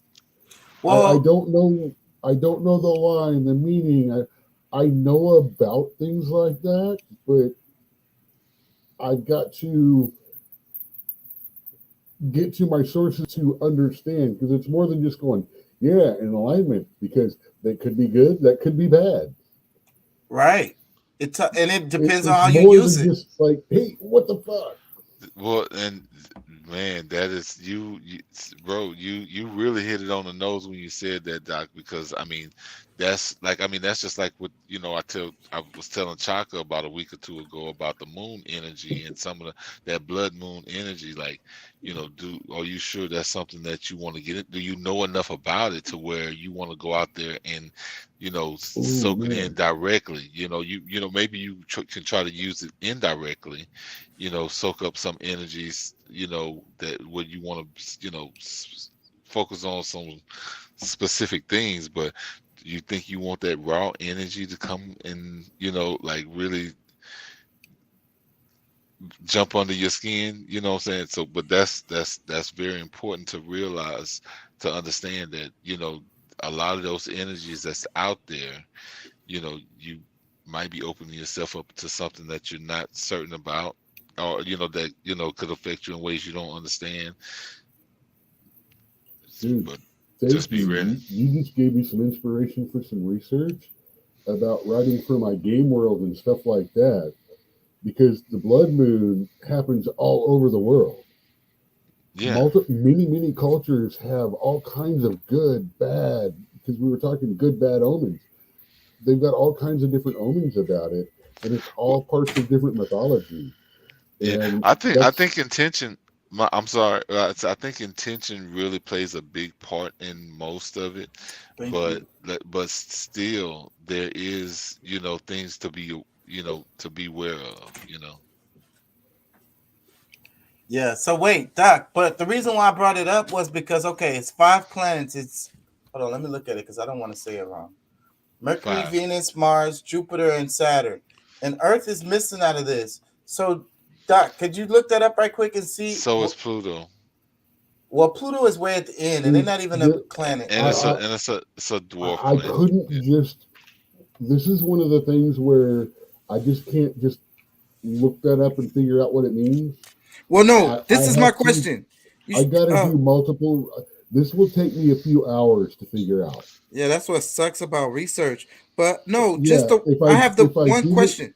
Okay. No, the question is, when was the last time the Earth was in line, or will it come in line, or something like that? Because Okay, yeah, that's going to take more time. yeah, well, that's my question. Maybe we could cover it tomorrow in the show because Well, I'm that's curious. That's why I didn't even try. I got my laptop up here. I didn't even attempt it right now because I already know that. I mean, There for me is, to I can't remember what it is, but there is a software that does just do software alignment of planets and things like that. You might be able to find it. It's a software that will sit there and you can go backwards and forward in time, and it will show you different alignments and conjunctions and all of that stuff. I'm gonna tell you something. You know, I've been working on some other things. I'm usually, you know, because I hadn't been in a truck in over a week right now, and you Good know, for I'm you. usually Yeah, good for you, man. yeah. But however, I've been, you know, like I usually listen to, you know, Magic, Black Magic 363 at some point. You know, whatever shows that happened that week, and I haven't this time, and I know that they've hit on some of the topics like this because that's like his will, like that's, you know, the type of things he really gets into. You know, he finds people that discusses that. So I'm gonna look through that and see what I can find there, and maybe that can help me with the research of my own. You know, because it'll kind of at least guide me in a direction. Like I said, I'm not that dude that you know what I'm saying, like I don't. I'm gonna need some, you know, somebody to kind of propel my thought for me to take it to another level, and you know, or even to really have a true, honest discussion with it. Because, like I said, I know there's a lot of energies there, but for me to tell you directly, this is this and that instead, you know, like that probably take way longer than you know. But I'll try to find out what I can. Yeah, like for tomorrow. Yeah. Did y'all hear the testimony from the chick, the little girl from the Uvalde shooting? And I'm sure y'all saw that stuff with old buddy Dude, Matthew McConaughey. Please don't play this horror porn. Okay. I was on the fence. I'm sorry. When you put the kids up, when you say her name was this, her dreams were that, what are you trying to say? I mean, I was on the fence about playing it, so. I mean, excuse me. Please do so. I'm all right with it. I don't have a problem with it. But Chaka, I think that doing this is a bad thing. I mean, you know. well, I'm gonna tell you I mean, this is like they're playing on people's emotions so much right now, bro. They want you to share that. Okay. I was on the fence about it. I can't remember. It was and then it's the other one. Remember, they overwhelm your emotions to stop you from using your sense and your knowledge and your wisdom. And then we're talking about the planets being aligned and the energies and stuff. That could be related. Yes, bro. All these things, say, bro. Like, I mean, I know these are murders. These are people dying, you know, all over the place. But It's you horrible know, shit. we're dealing with people who don't care. Like yes, they will make sure people die Broken people. in order to get to their goal. Like they as long as we stay distracted, our minds are somewhere other than, you know, our families and building ourselves and, you know, getting our farms together, storing and stocking up and like as long as we're not doing stuff like that will defeat all of their efforts to sacrifice us, like that's you know what I'm saying? Like, that's really what we need to remind ourselves of, is that there's things that's going on big, like there's somebody that you know right now that's probably going to be starving, or not going to be able to eat in a couple of months. Shoot, when the winter comes, what's going to happen? You preparing? This one might be like porn too, so let me stop. I think I'm gonna go to what I wanted to go to anyways. Is the ignore that part. The video of the spy, the I sent ex-CIA you a guy. couple of videos that were really, really short on Messenger. So you might want to preview them one way or another. I just found them like almost comedy one way or another. Yeah, I'm gonna pull up Facebook. Before I do that, I'm gonna play some of this because this is what I wanted to get into, and we started a bit last week into this video, but it was late and I was tired, and I wanted to give this justice. Have So you guys heard of Thomas Sowell? I think his name is. No. The guy that everyone is upset now because he's a black man that talks about the history of slavery, but not in the way it's currently seen. Is he a politician? No, I think he's just a researcher. Does he work for like PragerU or something? I don't know. I've just seen some. I've watched not just the original video, but reaction videos of other people. And okay, let's pull him up. Why? Since you mentioned it conflicts. It conflicts both narratives of white and black. What's his name again? Thomas Sowell. Sewell or Owell. There you go. There you go. Oh well. Reaction. Do reaction. Wait, hold on. I don't think I got him. What's the last name again? You got it. Thomas Sowell reaction. Thomas. Wait. Spell the last name one more time. You see it. Go 1, 2, 3, 4 down. Reaction. Yeah. That way you're getting other people reacting to it, and you're less likely to get tagged by his. Because we're reacting to a video that they're reacting to. Which one? Second one. Well, she doesn't look that interesting or funny. So today we're doing. Go to someone. The second one looks funny there. Just find someone that looks funny on that video. Yeah, I don't know this guy. It's funny. His face looks slightly familiar. Oh, black people do not like him. That's probably why I haven't seen this guy. What's so sad about Thomas Sowell? Ooh, I need to see that one later. I want something that's short. Let's see.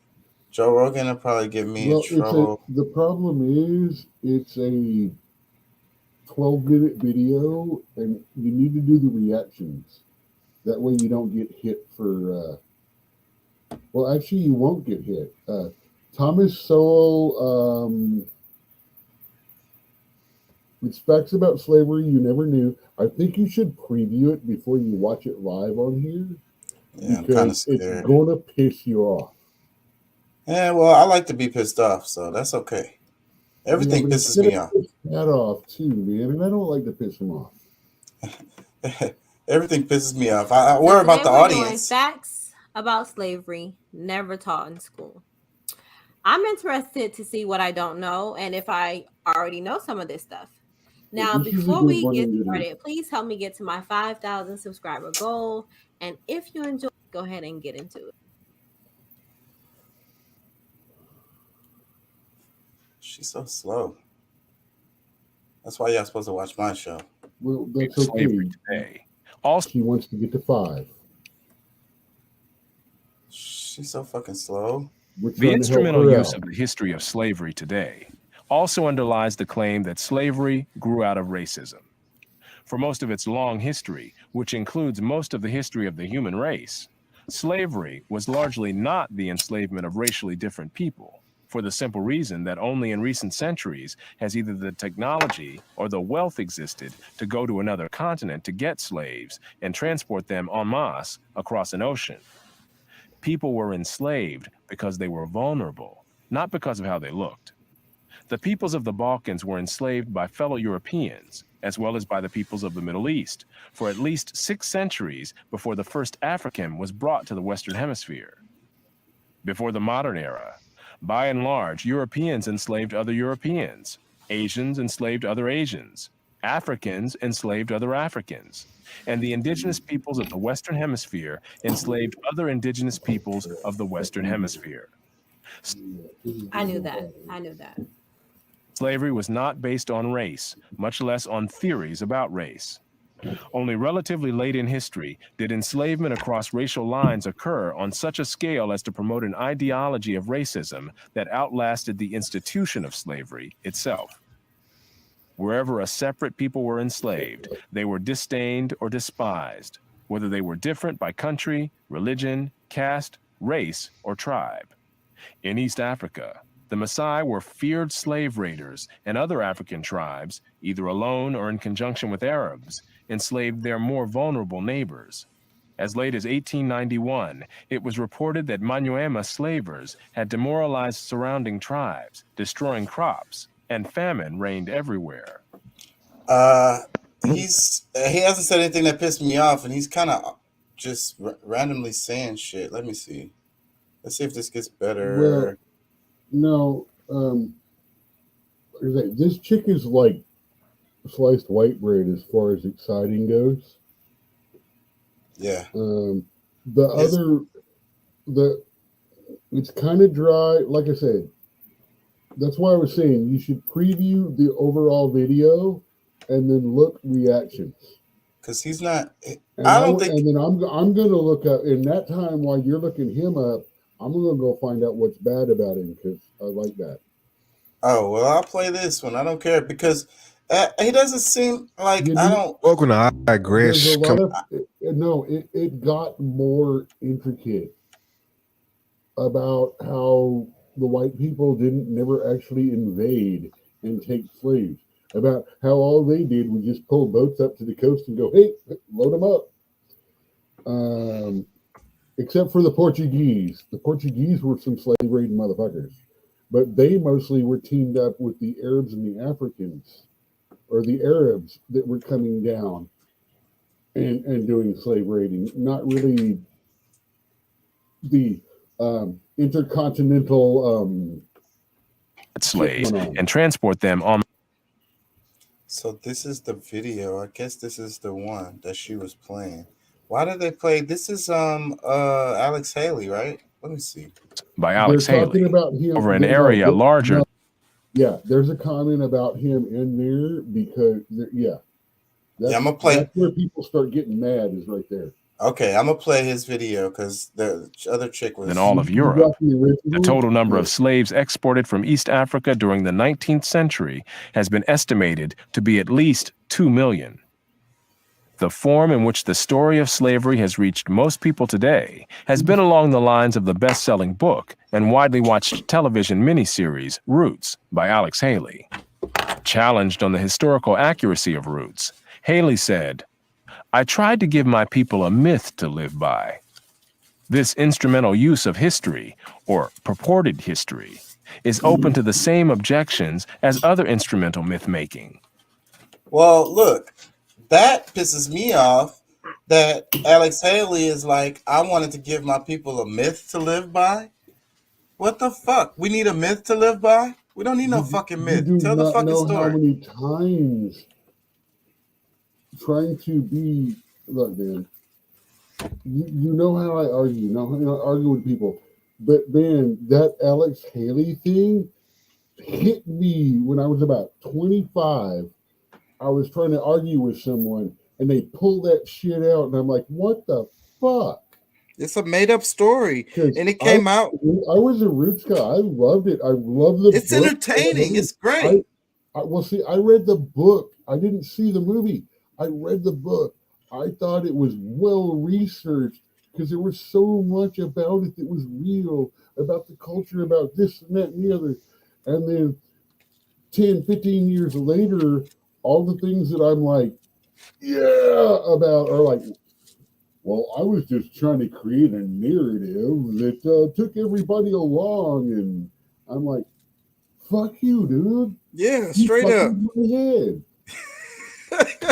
And I'm a white boy. Oh my God. How many people of color, black people, are like, this is my dogma. Kote kote, yeah. And it's a lot of people still on that shit. And that's what sucks about that. Like we was talking about the New York Times and how they quietly say when they fucked up. And like I think a lot of people still think of Roots as a real thing, like something that actually happened, like it's history and shit.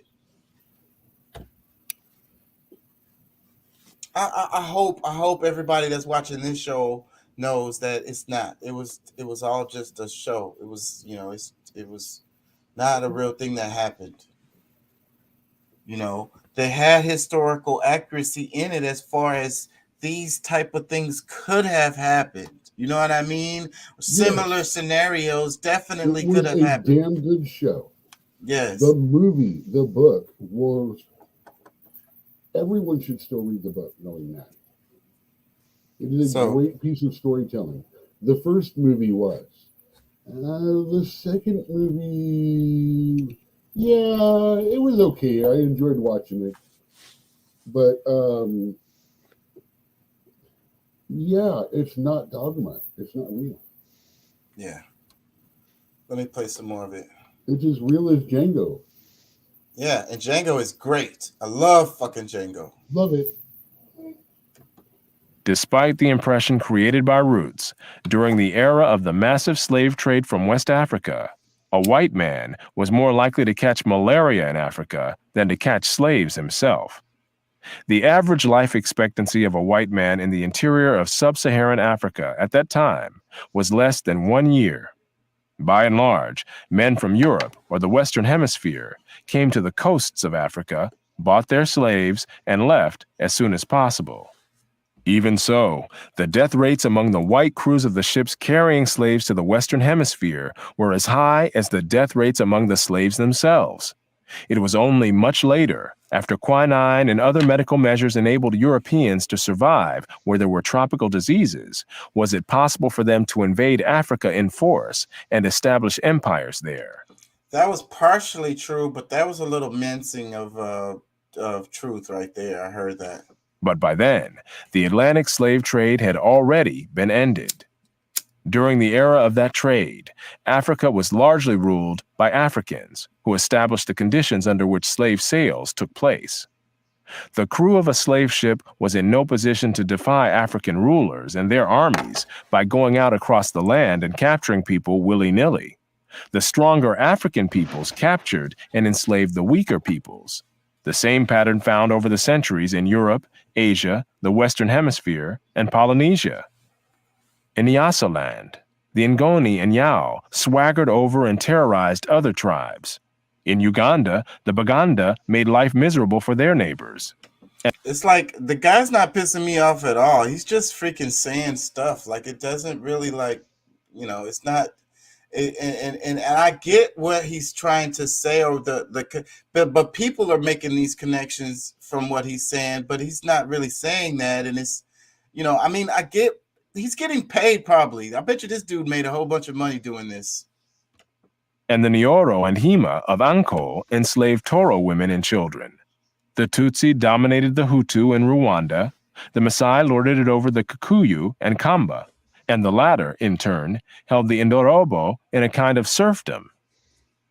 It was precisely the fact that Europeans, except for the Portuguese, seldom participated in the raids that captured and enslaved Africans that enabled most people in Europe and the Americas to remain oblivious to the traumatic experience that this was, with some Africans committing suicide to avoid capture and wives being whipped as they tried to cling to their husbands or children. See, he's so like, it's the little details.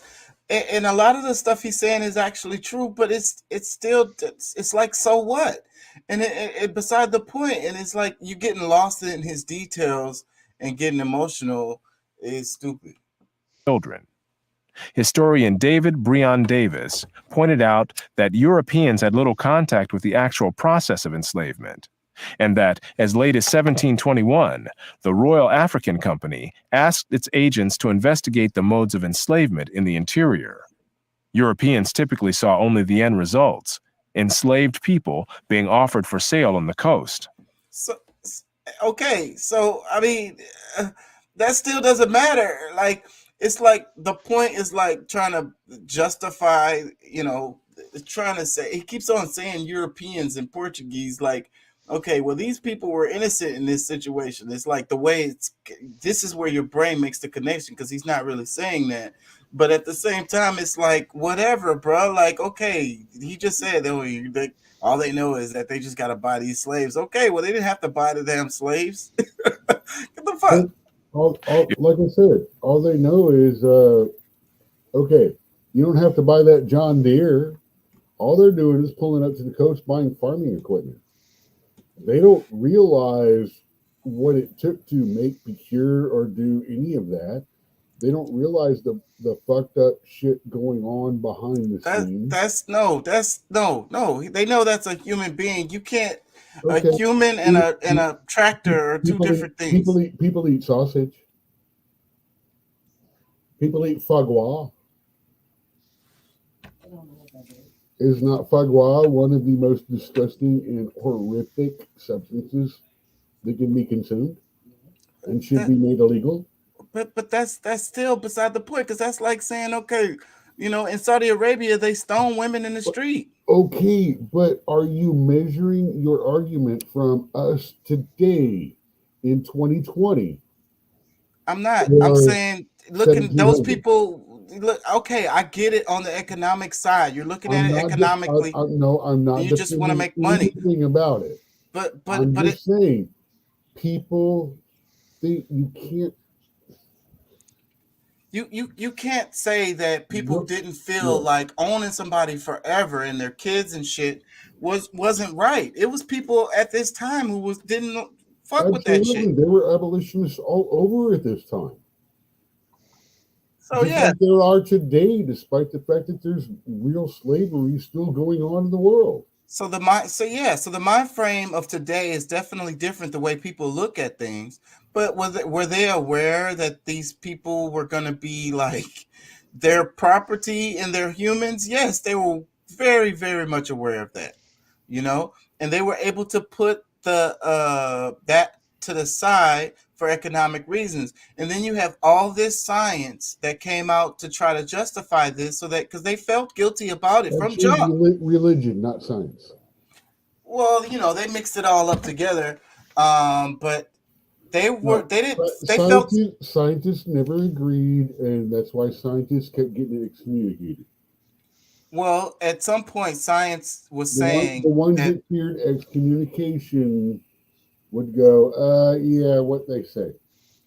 Well, at some point, science was saying these people were not human, so it's totally justified. So from the beginning, scientists who were controlled by religion were saying that. Well, it was one of the reasons why we have a separation between science and religion today.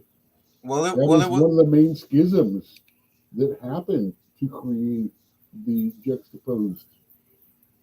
Well, it was popular and accepted and considered to be the the experts or whatever, the people that know, what I'm saying? Not everybody was educated, especially. That's another thing that the people don't understand about the differences in times. Less and less people were even able to read. So, but they go by what the people say. The people say, bro, they're not human. It's cool. All right, well, shit, I'm going to go buy me a slave. Hey, they're kids and shit. They're not human. Okay, then how come people still wear their pants down below their ass, even though everybody knows it's willing to trade your butthole for a fucking pack of cigarettes? Yeah, well, that's that slave culture that has infected the popular culture. That's fucking terrible. But this guy is So saying, here's where you go back to the Jewish guys that told people how to dress and act on MTV, which created more of the popular culture today than actually mimicked it. yeah, so that's a whole nother story, though. Let me hear some more of this guy because he's not making me mad at all. Like, I don't feel like it makes me like, and he's just saying random, like, a lot of the stuff he's saying you can't. It's controversial statements that do not agree with the common narrative that everyone wants to hear right now. Well, I don't think that But it's part of the truth. Well, that's what I was, I mean, a lot of the stuff he's saying you can't really dispute is true, but it's beside the point. It's totally beside the point, and it's just him Why just is giving. it beside the point? Because he's just giving random ass details. That's all. I mean, like, okay, that's true, but whatever. So Like, because you don't agree with a detail or two, or it's just random details. I didn't say I didn't disagree with his details. I'm saying no, you're it's not. dismissing it though. No, well, it's You're not. not disagreeing, but you're dismissing it. I'm saying it's not accumulating into anything. It's just sensational. It may not necessarily accumulate, but it's counter information. It's part of a whole. Yeah. It contradicts a common narrative. See, you see beyond the common narrative, as do several people, but you understand how this contradicts what people are saying, what certain organizations and people up there protesting are saying. And Well, that's why I'm saying this ticks people off.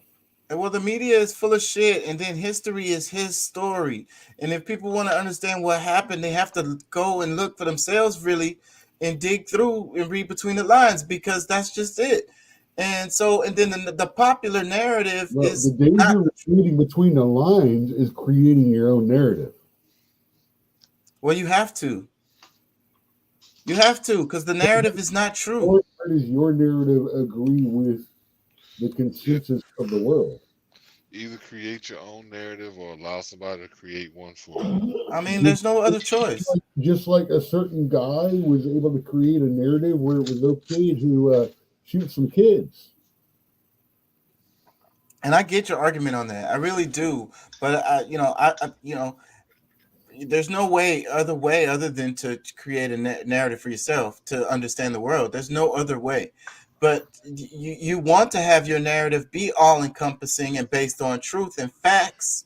That and then if that's the case, then we'll have a cumulative narrative, because we'll see things in reality and we'll see the truth and the facts of things.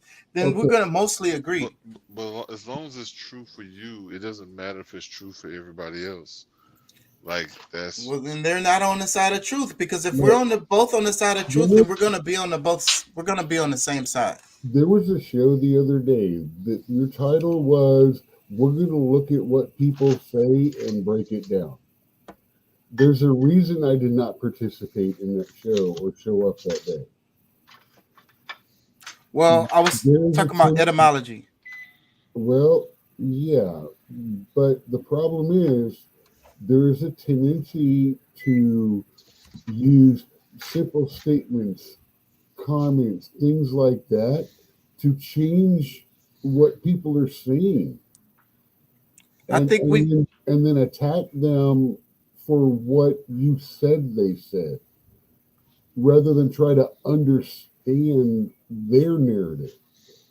Well, that's not what we was talking about, though. I get your point, but that's not what we was talking about.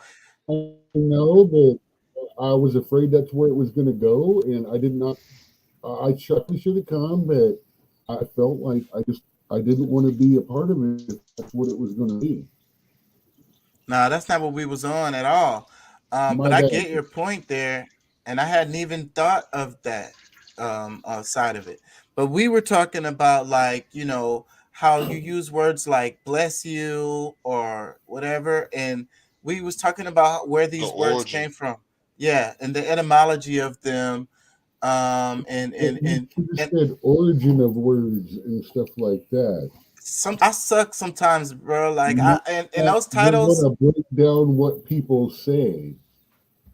and those little subs that I write, I do those at the spur of the moment because different where I broadcast to, it shows up differently for y'all. So that's the reason why I have to do a sub. That one pops up as the title sometimes. I really should spend a little bit more time with that, but I spend the time on the title. Yeah, because I ain't gonna lie, I I'm a think writer that's in etymology. Go ahead. Yeah, no, I was just gonna say I think it's very important that we do stuff like that, or at least people start to recognize the whole idea of the words that we're using, because the fact that we're using English and it's spelling. What are we? What kind of spells are we spelling on ourselves or other people with the words that we're using? Because we've started using connotative linguistics instead of the denotative. How does it look when you put it in English to okay, whoever your major viewers are, India, whatever, use English into Indian and then translate it back into English and you'll see what they're seeing. Well, India, they speak English in India because they were British colony. Not all of them. Well, the neighbor Aboriginal languages, it's like I care about them, but the world doesn't care about them. And everyone in America speaks English. I got you. So, but earlier you said we don't. They're trying to change what people say, and that is totally what I'm trying to do. And they put irregardless in the dictionary. Irregardless is now actually a word. I've given up on the English language. Yeah, we talked about that. I could just vomit that word. It makes me want to vomit. So, but earlier you said changing what people say, and that's a good. Actually, you brought up whatever. I can't even say the word now. But we don't need to be using those words, and the words that we do use, we need to know what they really mean. And if you're using them, know what why you're using. Like, don't just use them because that's what how everybody else uses it. Use it based on your true knowledge of an understanding of that word, because you could actually be hindering yourself or others because those words you can be creating a spell. And everybody knows it's a sword, right? They say your tongue is like a sword or some shit they say, and you can cut somebody down and really hurt their feelings if you want to with just their words. Way more effective than actually punching them. You know what I'm saying? So, but we forget about this, and so, but then the double speak, back to that, the double speak that they teach us to use these words improperly, giving the power away, and then we're, like you say, giving cursing, literally cursing. Okay, so you got religious people who say, don't, it's bad to curse, and I agree with them, but fuck is not a curse. You know what I'm saying? Saying I wish you die or something like that, that's a curse. You know what I'm saying? Go die or something, go kill yourself. Okay. Fuck off. One of the sermons that I actually have written up, and is actually a pretty good one, is about how taking God's name in vain is not about the occasional God damn it, Jesus Christ, things like that. It's about trying to tell people, well, God says this and God says that, because you are using God's name to produce and back up your own beliefs. Yep. That is using God's name in vain. Yep. Not, like I said, not the occasion. The occasional curse is a slip up. If he is truly a benevolent God, kicking your toe, hitting your pinky toe on the damn corner table and going, oh, fuck, mother, goddamn it, Jesus freaking Christ. That's not going to send you to hell. The guy that designed the table to deliberately make people keep their freaking pinky toe on it, that's the dude that's going to go to hell. I love it. I love it. You led us all the way into that. I ate that all the way up. Good job, Doc. But I agree with your point because my religious side is ignited by this, because they're right and they're wrong. They're just lost in the words. They need to freaking look at it, the right way. You know what I'm saying? And then they'll get it, and then they'll actually not do it, because I think that these people that don't understand about saying God's name in vain are actually doing that because they're not aware that that's what they're doing. You get what I'm saying? And it's really scary when a person really feels like they're doing God's work or whatever, but they're demented, and they're like, Christ said this, or Jesus told me to do this and all of this, and they're demented, and you have to, when you talk about being in hell, you have to be in hell anyways, because you're so mentally fucked. If you are in hell. We got to think about the type of people who don't really pay that much attention to these words. Is people who can easily be manipulated, that will take a narrative that somebody else taught them, without truly studying it for themselves to really teach you from a more of an experience side. It's more so just reiterating or just bringing up things that somebody else told them, some time before, whereas they don't even really have the full understanding. They didn't do the research, like that can it makes me sad. Like I could cry right now because I love humans, I love religious people, and it makes you into a sheep. Literally, it makes you into this meek. I love mankind. It's people I've got a fucking problem with. And I agree with you. And these religions, it make you meek. It make you so you're ripe to be used in any way that the person decides to use you. Because you are different. Because you are not the same. Right back to the video. I don't know about that. I'm people saying take that advantage of people who are different. Well, they see them as different, but that's an illusion. You find excuses to exploit people. Everybody's different. Why do you go to Louisiana and once you've been there for a short time, you realize the mantra is get them before they get you.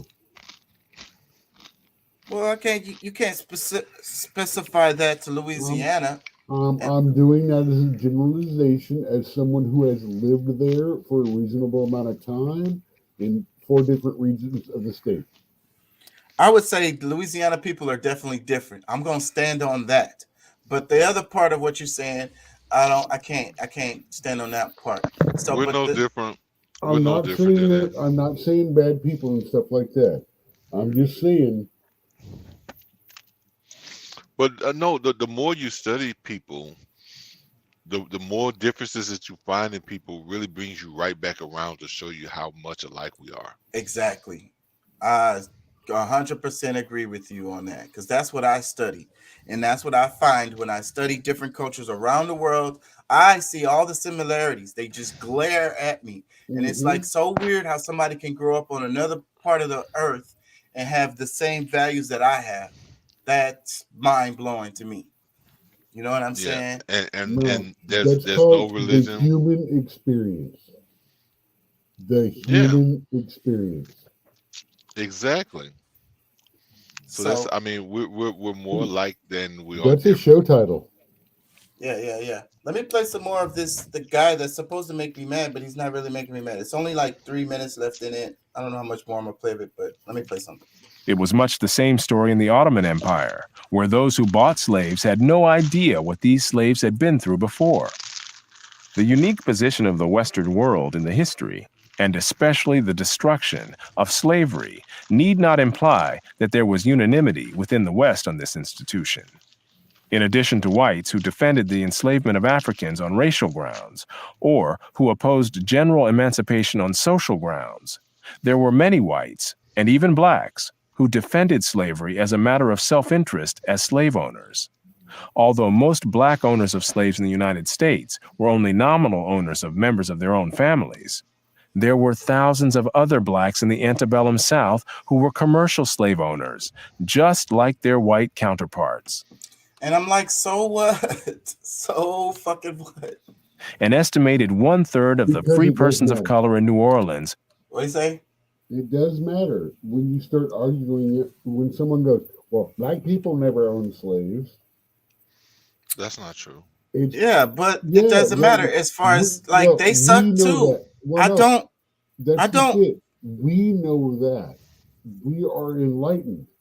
Unfortunately, we have to talk and confront and deal with people who are not enlightened. Okay, I get your point on that. So the way the dominant view, but see, you've been told black people never owned slaves. No, listen. Well, that's true to a certain A extent. black because person was the first slave owner in the United States by law. me and Pat wouldn't argue with that, but I don't think that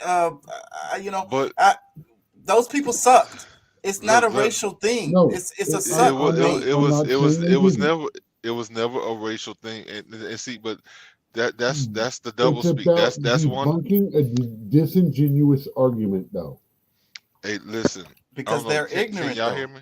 Can y'all hear me? Go ahead. Okay, because that's where the double speak and the whole etymology thing is. Because first of all, we're talking about political statuses. This has nothing to do with race, ethnicity, or anything. So when you make the statement that white people were, all the slave owners and this, that, and the other, well, that wasn't based on your skin color, because the first white people were black or brown, dark, what I'm saying, like melanated people. So, I mean, and then when United States came about, that's when, people with lighter shades became the white people, because they were stealing other people's status or, their standing in this land. But, white people's pretty European, man.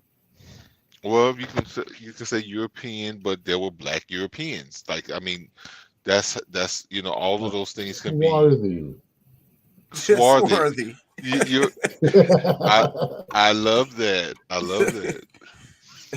Yeah, they were swarthy. Exactly. So I mean, or Tony, like there were different shades. Remember all the movies, Tall, Dark, and Handsome, and the all those movies. It was a lot of people who were but the one that got me is when I learned about the whole idea about a brunette. Brunette wasn't just about your hair color. Brunette was your complexion, your hair, and all that. Yeah, so in Spanish they have a term like that. It's like moreno or something like that, but it's hair color, and it's also no, that's not it. But it's similar to that, and I'm probably saying it wrong. But mulatto is a little more of the caramel chocolate variety. Well, yeah, mulatto came out about when they was trying to make up all that, mixtures. Well, and all I don't know. She called herself that. I just called her pretty. Well, that's where that came from. But no, this is a term that it encompasses the hair color and the skin tone or whatever. It's like, it's all together. Let me read this.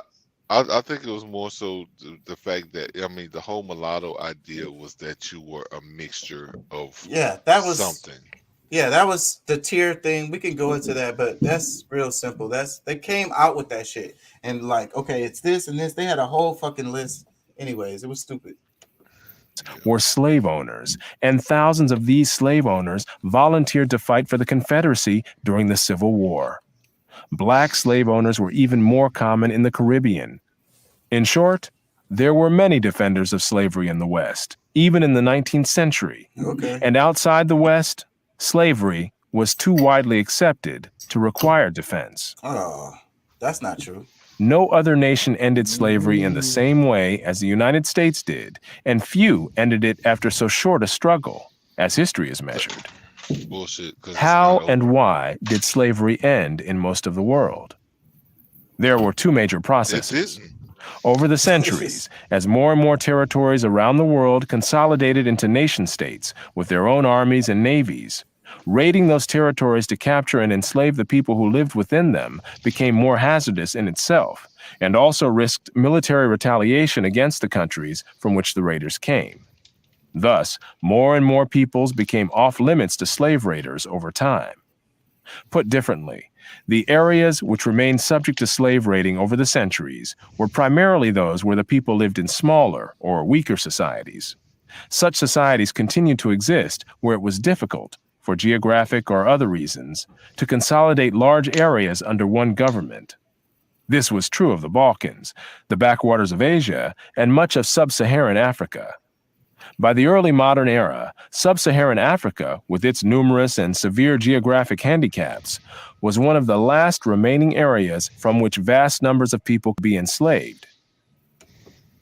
Whatever, bruh. And they didn't need to go get more slaves anyways, because their slaves that they got 100 years ago had a bunch of babies.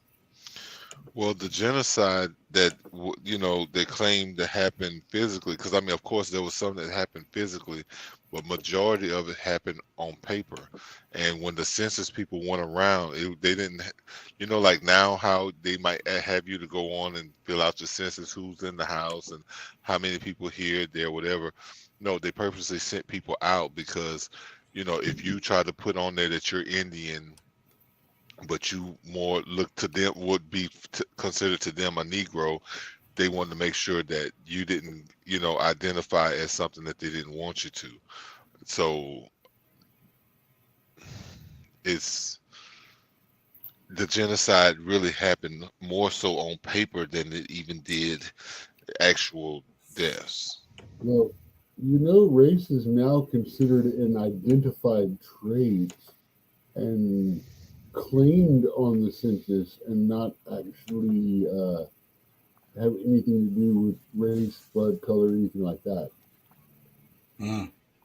Because scientifically, like I say, I study. Go to your go to your messengers. That's where I'm at right now. I actually sent you a video about the guy that declared himself as a white person. I think I sent that to you. If not, identified as black, and Champagne dude, whatever his name is, Charlemagne came out and said, I can't argue with him, man. Well, there's scientists that will say that there is no such thing as white people. Well, there's no as a race. Well, race anymore. Well, that too. There's really no such thing as race. But even if we separated the people, even if we separated people based on one species, there are 3 genuses, but there's still only one race. So it's really not an argument. It's really down the tree, not up the tree.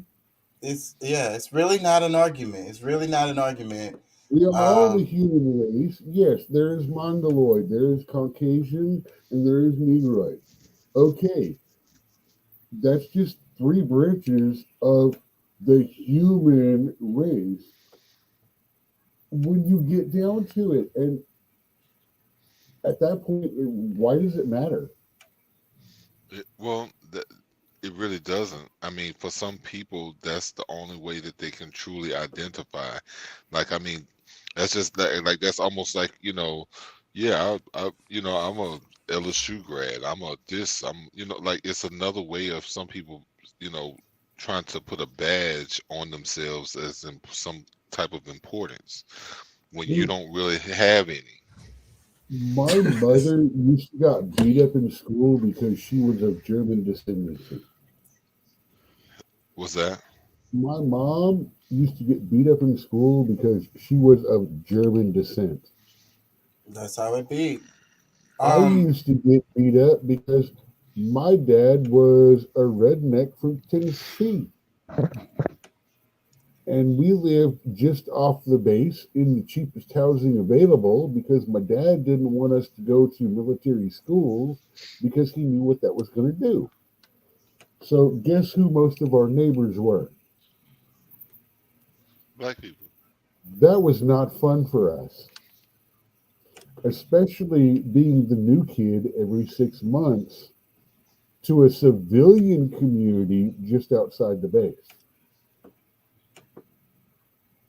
I mean, that was my literal first 9 years. No, I remember better than that at 5. So 7, 8, 9, 10 was me getting my butt kicked because I was a ninja lover because I lived where I lived. Or you don't belong here, white boy.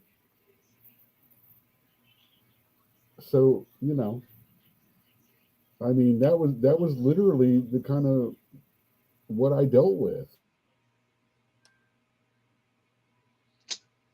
Yeah, I mean, I can only imagine. It goes both ways. It's all sides. The real thing is, it's dumbass hate. It's get better. And hopefully we're starting to do that now. Or we have been for 40 years. It's gotten better. Yeah, I don't know about this last 2. It's not been so good this last 2. Well, the thing about it is that there is always a few that try to make it seem as though they're the majority, and I don't believe that. Like, I mean, honestly, like, you know, most people are coming around. Yeah, they could probably, maybe they're lying, maybe they're, you know, faking the funk and trying to, you know, just make sure they don't get their ass whooped right now. But, you know, for the most part, like, I come across, you know, what seems to be genuine people, and, you know, wouldn't have anything to do with it. I mean, but you got to also think that, I mean, based on who you are, you attract, you know, what you are. So, I mean, if you're an asshole, you probably attract a lot of assholes around you. So, I mean, that's why I got you and Chaka here. But you know, however, you know, I mean, that's just one of those things. I mean, I think that they have these small groups that has a little power still that they can use to put fear in people, and they utilize that to distract us, to keep us, you know, separated worried and fighting against each other and scared and and that's gullible, the thing. little meek. My motto is the more lines they draw, the more we need to step forward. Well, and that's what I believe. You know, I mean, I know that there's a certain thing, like these people, they need their fucking heads knocked off. I think so too, and we keep on fighting against each other, and that's what they want, because it's like Republican, Democrat, right, left, black, white, woman, man, gay, straight. You know what I'm saying? Muslim, Christian. You know, pro-life, pro-choice. My thing is this, because until we can produce a system of justice, we're all just going through the same loop, and like never gonna really live the life that we could live, because I mean that we're gonna always have these people that's perpetrating some kind of BS that, you know, because it's a small majority that wants to control the majority, like, and those people, as long, you know, as long as we allow them to continue, it's just gonna be the same. And if we don't push back against it, power never, what does it say? Power never succeeds. What is it? How does it go? You can't, it's never gonna stop. You gotta stop it. You know what I'm saying? Somebody got to make them stop. They're just gonna keep on doing it. Period. yeah. And when you try to put when you put one person at the top of the hill as being above others, that's where like because I mean I think that's one of the reasons why like having a president or a king or like some kind of monarchy that there's always an issue there because there's people that's always fighting to be at the top.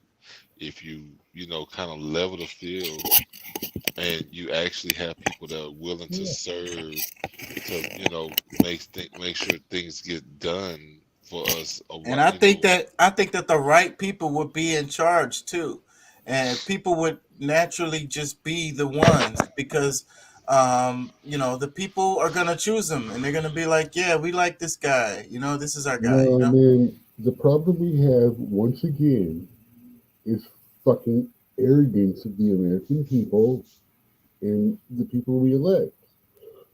They don't understand, and the people no longer understand. They are not our leaders. They are our representatives. Yes. Yeah, but they should not be telling us what to do. They should be asking us what we need. What they want us what do we want them to do? That is what the question should be. Should not be the number one employer in the freaking country.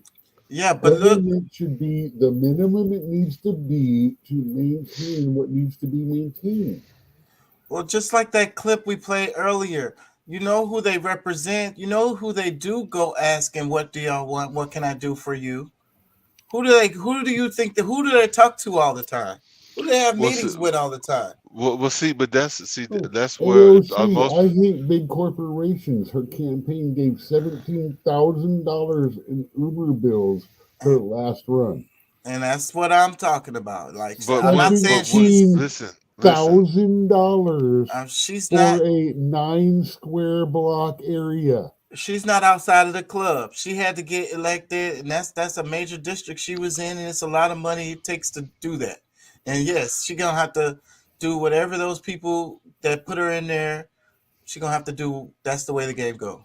But listen, when we're looking at a franchise, the United States of America, or we'll just say just the United States franchise, all these different corporations that come together that supports that.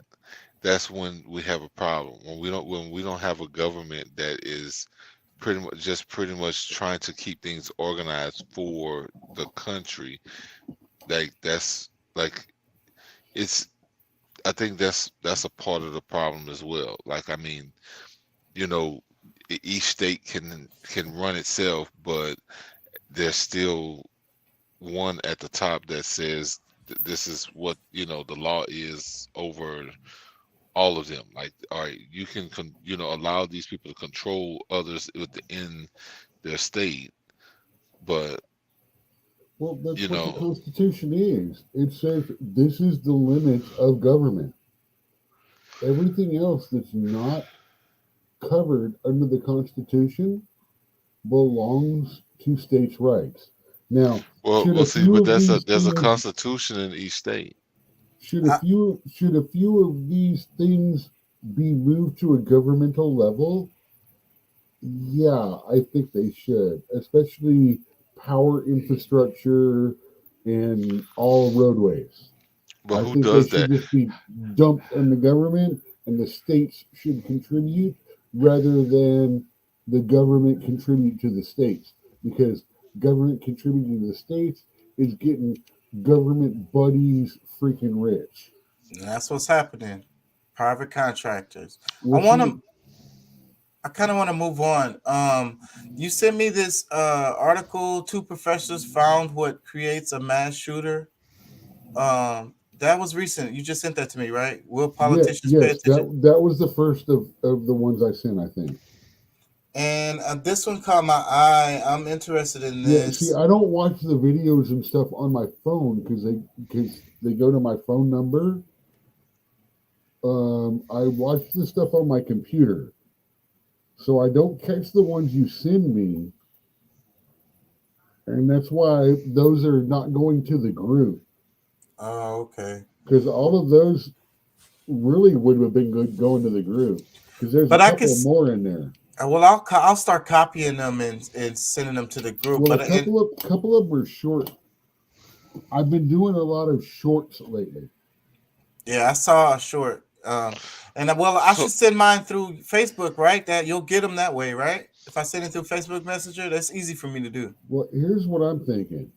Maybe we should go over to Discord and start a King Chaka Discord server, and we can trade links and show stuff on that. And that way other people that see it can post as well, and you can filter out by what you want to see or show on the show. Yeah, I created the Reddit. Maybe we could all do that. But see, everybody would have to know how to manage that. And in the group, it's easy for them with the text. You know, they don't have to do. You got to realize you're building to the point where you're going to need 2 to 3 people to actually hire to help. Yeah, I need some help already. It's going to take you a while, but yeah. Thing is, by doing it this way, you're learning what you need out of them. Check out Fiverr. Yeah, I got Fiverr. I did. I downloaded that. Send me a link or something to that one Discord because I'm not going to remember that. Send it to me on my Facebook Messenger. Dude, it should already be something you're posting to. Yeah, I'm not familiar with that at all. This article right here is interesting. I want to read this, but there's a video with the press secretary. I'm not sure what this is. It's 1 minute. Let me see. The Senate side on Capitol Hill sounds like it might include some incremental expansions to background checks, possibly maybe encouraging more states to adopt red flag laws, but it wouldn't be a major expansion of background checks or raise the purchasing age for semi-automatic weapons or ban magazines, large capacity magazines. How is the president thinking about a compromise like that? How disappointed would he be if it didn't include many of the things that he just laid out the other night? So let me just say that the president is encouraged by the discussions that are happening currently in the Senate by the bipartisan group that's being led by Senator Murphy and other members, and it shows the urgency of the moment. Look, so we have to remember that while there have been measured victories on gun violence prevention in recent years, there hasn't been a wide-ranging bill passed since 1994. That's almost 3 decades ago. So the president has made it clear that it's time for Congress to act. We are encouraged, and we think these incremental steps, these steps that they're taking, this conversation that they're having is very important. Incremental steps. So does he consider this compromise that is potentially taking shape to be wide-ranging? Well, what he's calling for clearly, and we've heard him talk to this on Thursday when he talked about how it is enough, and how when he went to Texas, Uvalde, the parents that he met with for more than 3 hours asked him to do something, asked for Congress to do something. And this is what we're seeing now. We believe Congress needs to act, and what we're seeing is that they're taking those actions by having this conversation, by having these negotiations to act. And again, we haven't seen these types of steps in a long time, and so the president is encouraged by it. He welcomes it. Okay, he's encouraged by it and he welcomes it. That's good. Bullshit. Well, at least it's better than we'll come back around. Yeah, we're going to come back around to that. Yeah, we'll just come back around to that. Yeah, she likes it. She likes it. You notice she's doing the circle thing. Yeah, and she said incremental steps. We really like these incremental steps. And they said she's very handsy. They said the bill's gonna die. It passed the House, but it's gonna die. It's gonna die in the Senate. It doesn't have enough votes, so they're just blowing. Yeah. But that's a part of the political process for them, that they can kind of, do this mumbo jumbo to keep us riled up, and they're doing all they can do, but like they already know the that Republicans aren't going to let it pass. Votes coming up. If you vote us in, we'll let it pass. No, see, listen. No, it's not even just because I mean, regardless, of, like the Democrats are not going to let it pass because neither one of them really want in any change to happen with the gun laws. It's just to utilize us in a time like this to try to maybe steal some rights from us, but they're not really trying to do anything different. Like they don't care about all of that, and what, like if they can control you more, they get the chance to rob you of more of your rights, things that you allow them to take, and because I don't know, like I say we need to be careful with all of this because they can always write a bill that they know is going to be unpleasing to the other party, and it just keeps us on that roller coaster. Yeah, it's just theater. It's theater, and this is the latest show. I want to read some more of this. I want to read this article because it sounds interesting. It says 2 professors found what creates a mass shooter. Will politicians pay attention? Mass shooters overwhelmingly fit a certain profile, says Gillian Peterson and James Dinsley, which means it's possible to ID and treat them before they commit violence. Now that actually sounds like something. Let me read more. It says, each time a high-profile mass shooting happens in America, a grieving and incredulous nation scrambles for answers. Who was this criminal and how could he usually have committed such a horrendous and inhumane act? A few details emerge about the individual's troubled life and then everyone moves on. 3 years ago, Gillian Peterson, an associate professor of criminology at Hamline University, and James Dinsley, a professor of criminal justice at Metro State University, decided to take a different approach. In their view, the failure to gain a more meaningful and evidence-based understanding of why mass shootings do what they do seemed a lost opportunity to stop the next one from happening. Funded by the National Institute of Justice, the research arm of the Department of Justice, their research constructed a database of every mass shooting since 1966, who shot and killed 4 or more people in a public place, and every shooting incident at schools, workplaces, and places of worship since 1999. You were going to say something?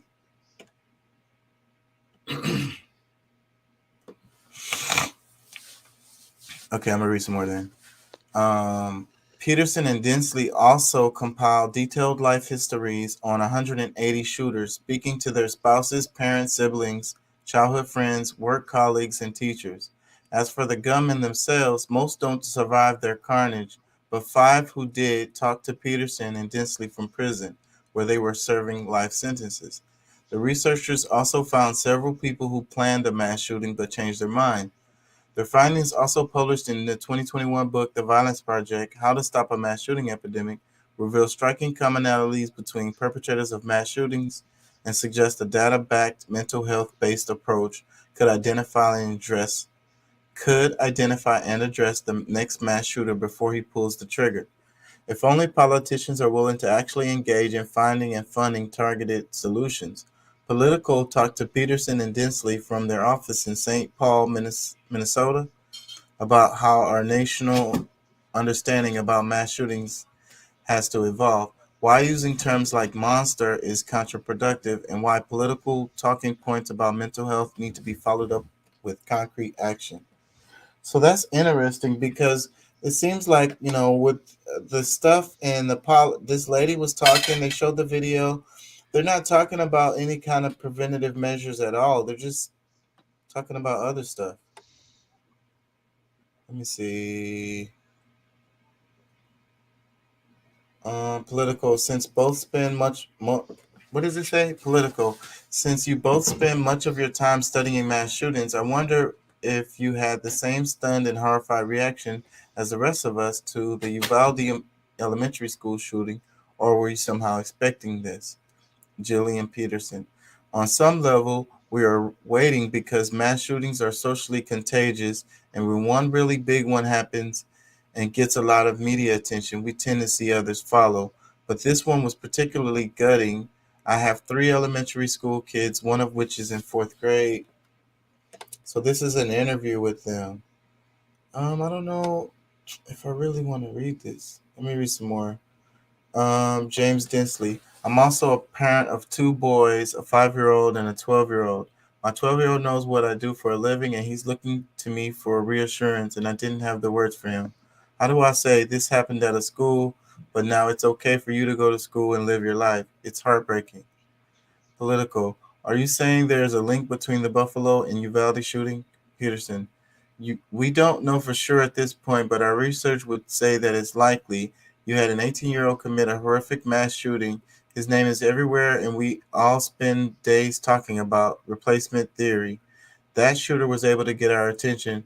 So if you have another 18-year-old who is on the edge and watching everything, that could be enough to embolden him to follow. We have seen this happen before. Whew, so that's something.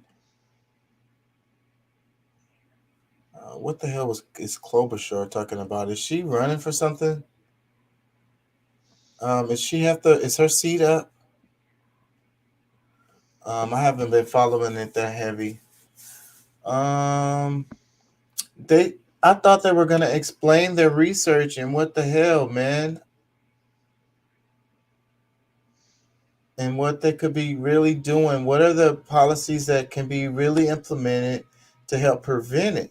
Shouldn't that what the conversation, regardless of where you sit on this, shouldn't that be where the conversation is?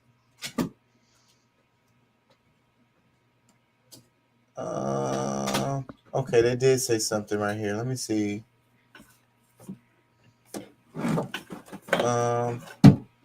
It says, you've written about how mass shootings are always acts of violent suicide. Do people realize this is what's happening in mass shootings? Peterson.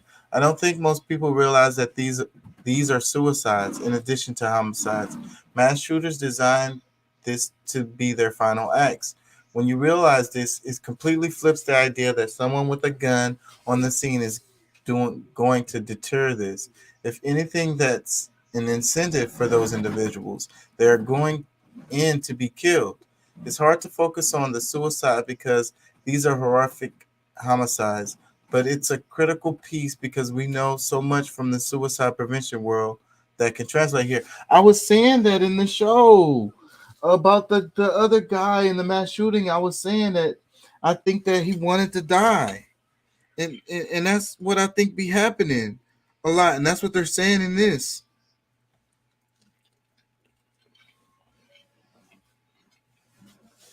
That it's a shooting or whatever, but it's also a suicide because they want to die. They really just don't want to live. So they just want to go out with a bang.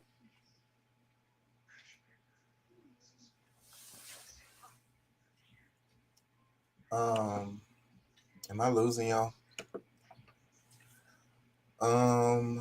Political. I've heard many references over the last few weeks to monsters and pure evil. You've said this kind of language actually makes things worse. Why? Dinsley. If we explain this problem as pure evil or other labels like terrorist attack or hate crime, we feel better because it makes it seem like we found the motive and solved the puzzle. But we haven't solved anything. We've just explained the problem away. What this really problematic terminology does is prevent us from recognizing that mass shooters are us. This is hard for people to relate to because these individuals have done horrific, monstrous things. But 3 days earlier, that school shooter was somebody's son, grandson, neighbor, colleague, or classmate. We have to recognize them as the troubled human being earlier if we want to intervene before they become the monster. I like that when he said it's hard for us. He said that it's us. He says, what this really problematic terminology does is prevent us from recognizing that mass shooters are us. Peterson. Buffalo shooter told his teacher that he was going to commit a murder-suicide after he graduated. People aren't used to thinking that this kind of thing could be real because the people who do mass shootings are evil, sociopathic monsters, and this is a kid in my class. There's a disconnect. Political. Do you get criticism about being too sympathetic toward mass shooters? Peterson. We're not trying to create excuses or say shouldn't be held responsible. This is really about what is the pathway to violence for these people? Where does this come from? Only then can we start building data-driven solutions that work. If we're unwilling to understand the pathway, we're never going to solve this. Okay, solutions. That's what I was looking for. Political. So what are the solutions? Densely, there are things we can do right now as individuals, like safe storage of firearms or something as simple as checking in with your kid. Excuse me. Peterson. Then we really need resources in institutions like schools. We need to build teams to investigate when kids are in crisis and then link those kids to mental health services. The problem is that in a lot of places, those services are not there. There's no community mental health and no school-based mental health. Schools are the ideal setting because it doesn't require a parent to take you there. A lot of perpetrators are from families where the parents are not particularly proactive about mental health appointments. Yay! So I like that. Comments. What do y'all think about mental health being more involved in the freaking schools?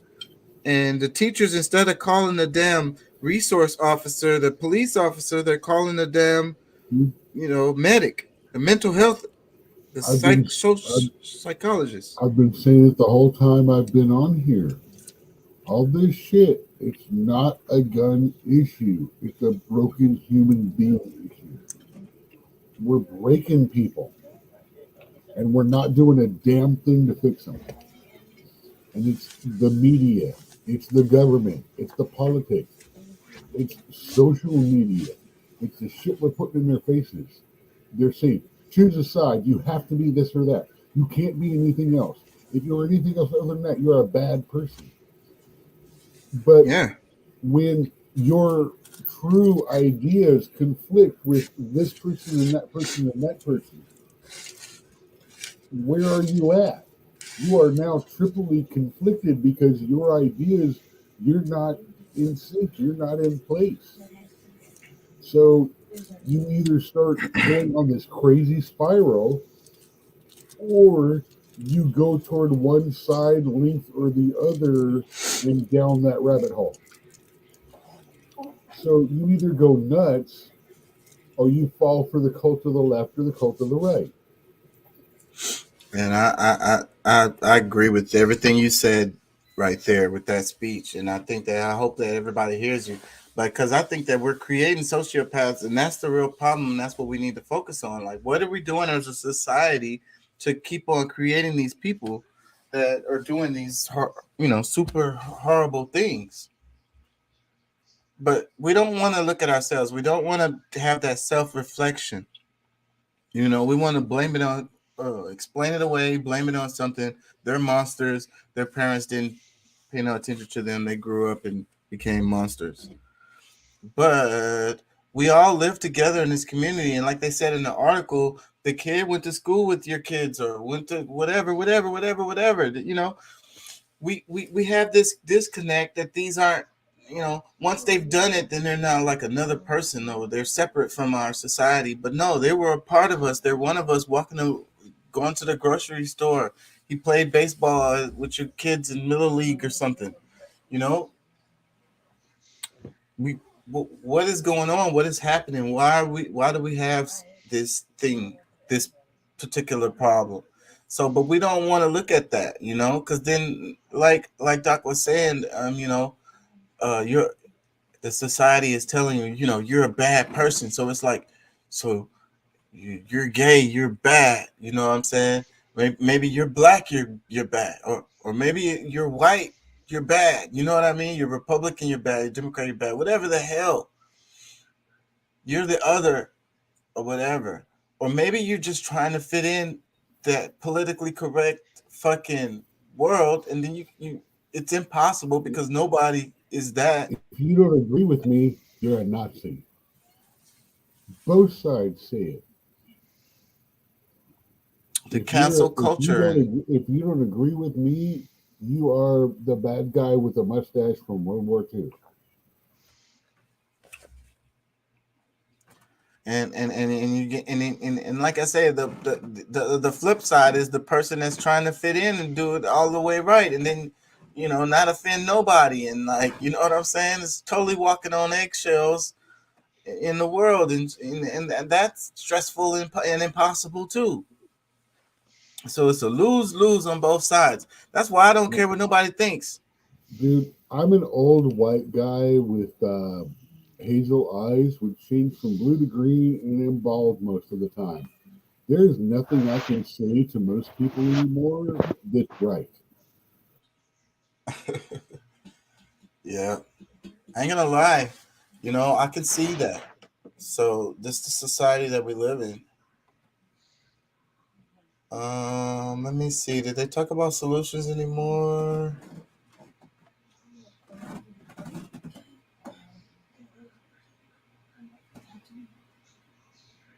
Not really. They started talking about money a bit. Hold on, let me see.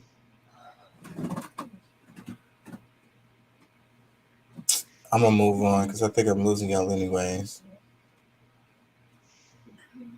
So, but the part about the suicide, I think we should focus on that, because he said that the gun on the scene is not gonna help at all. So the guy wants you to kill him anyways. So that's where guns aren't the answer. Putting the guns in the schools, shooting the guy down. Okay, whatever. He already did what he wanted to do. He's finished. And, like I say, our system is so reactionary anyways. We have a punitive system. We don't have a preventative system. Revenge culture. Make them pay. Cancel them. Put them in jail. Exactly. Anything other than allow them to have any kind of ability to function in society or anything like that. And yeah, this guy, no way.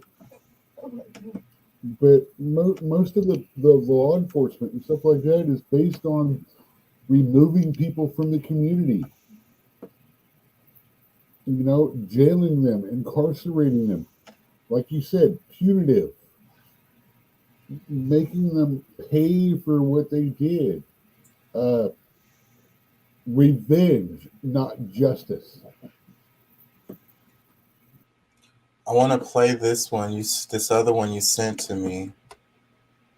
Last month, a 55-year-old English teacher from Russia named Irina Jen was asked a question by some of her 13 and 14-year-old students. They were wondering why Russian athletes had been banned from international competition. So she began trying to explain how Vladimir Putin had invaded Ukraine and was killing innocent civilians. And she also warned her students that no one could even speak out about it because it would be considered a crime. After that, class moved on like normal, and Irina completely forgot about the question. But just 5 days later, she received a call from her local FSB branch telling her that she had to come into their office. As it turns out, one of her students had secretly recorded what she had said in class and had reported her for it. Irina was arrested for violating Russia's anti-fake news law, and she could face up to 10 years in prison if she's found guilty.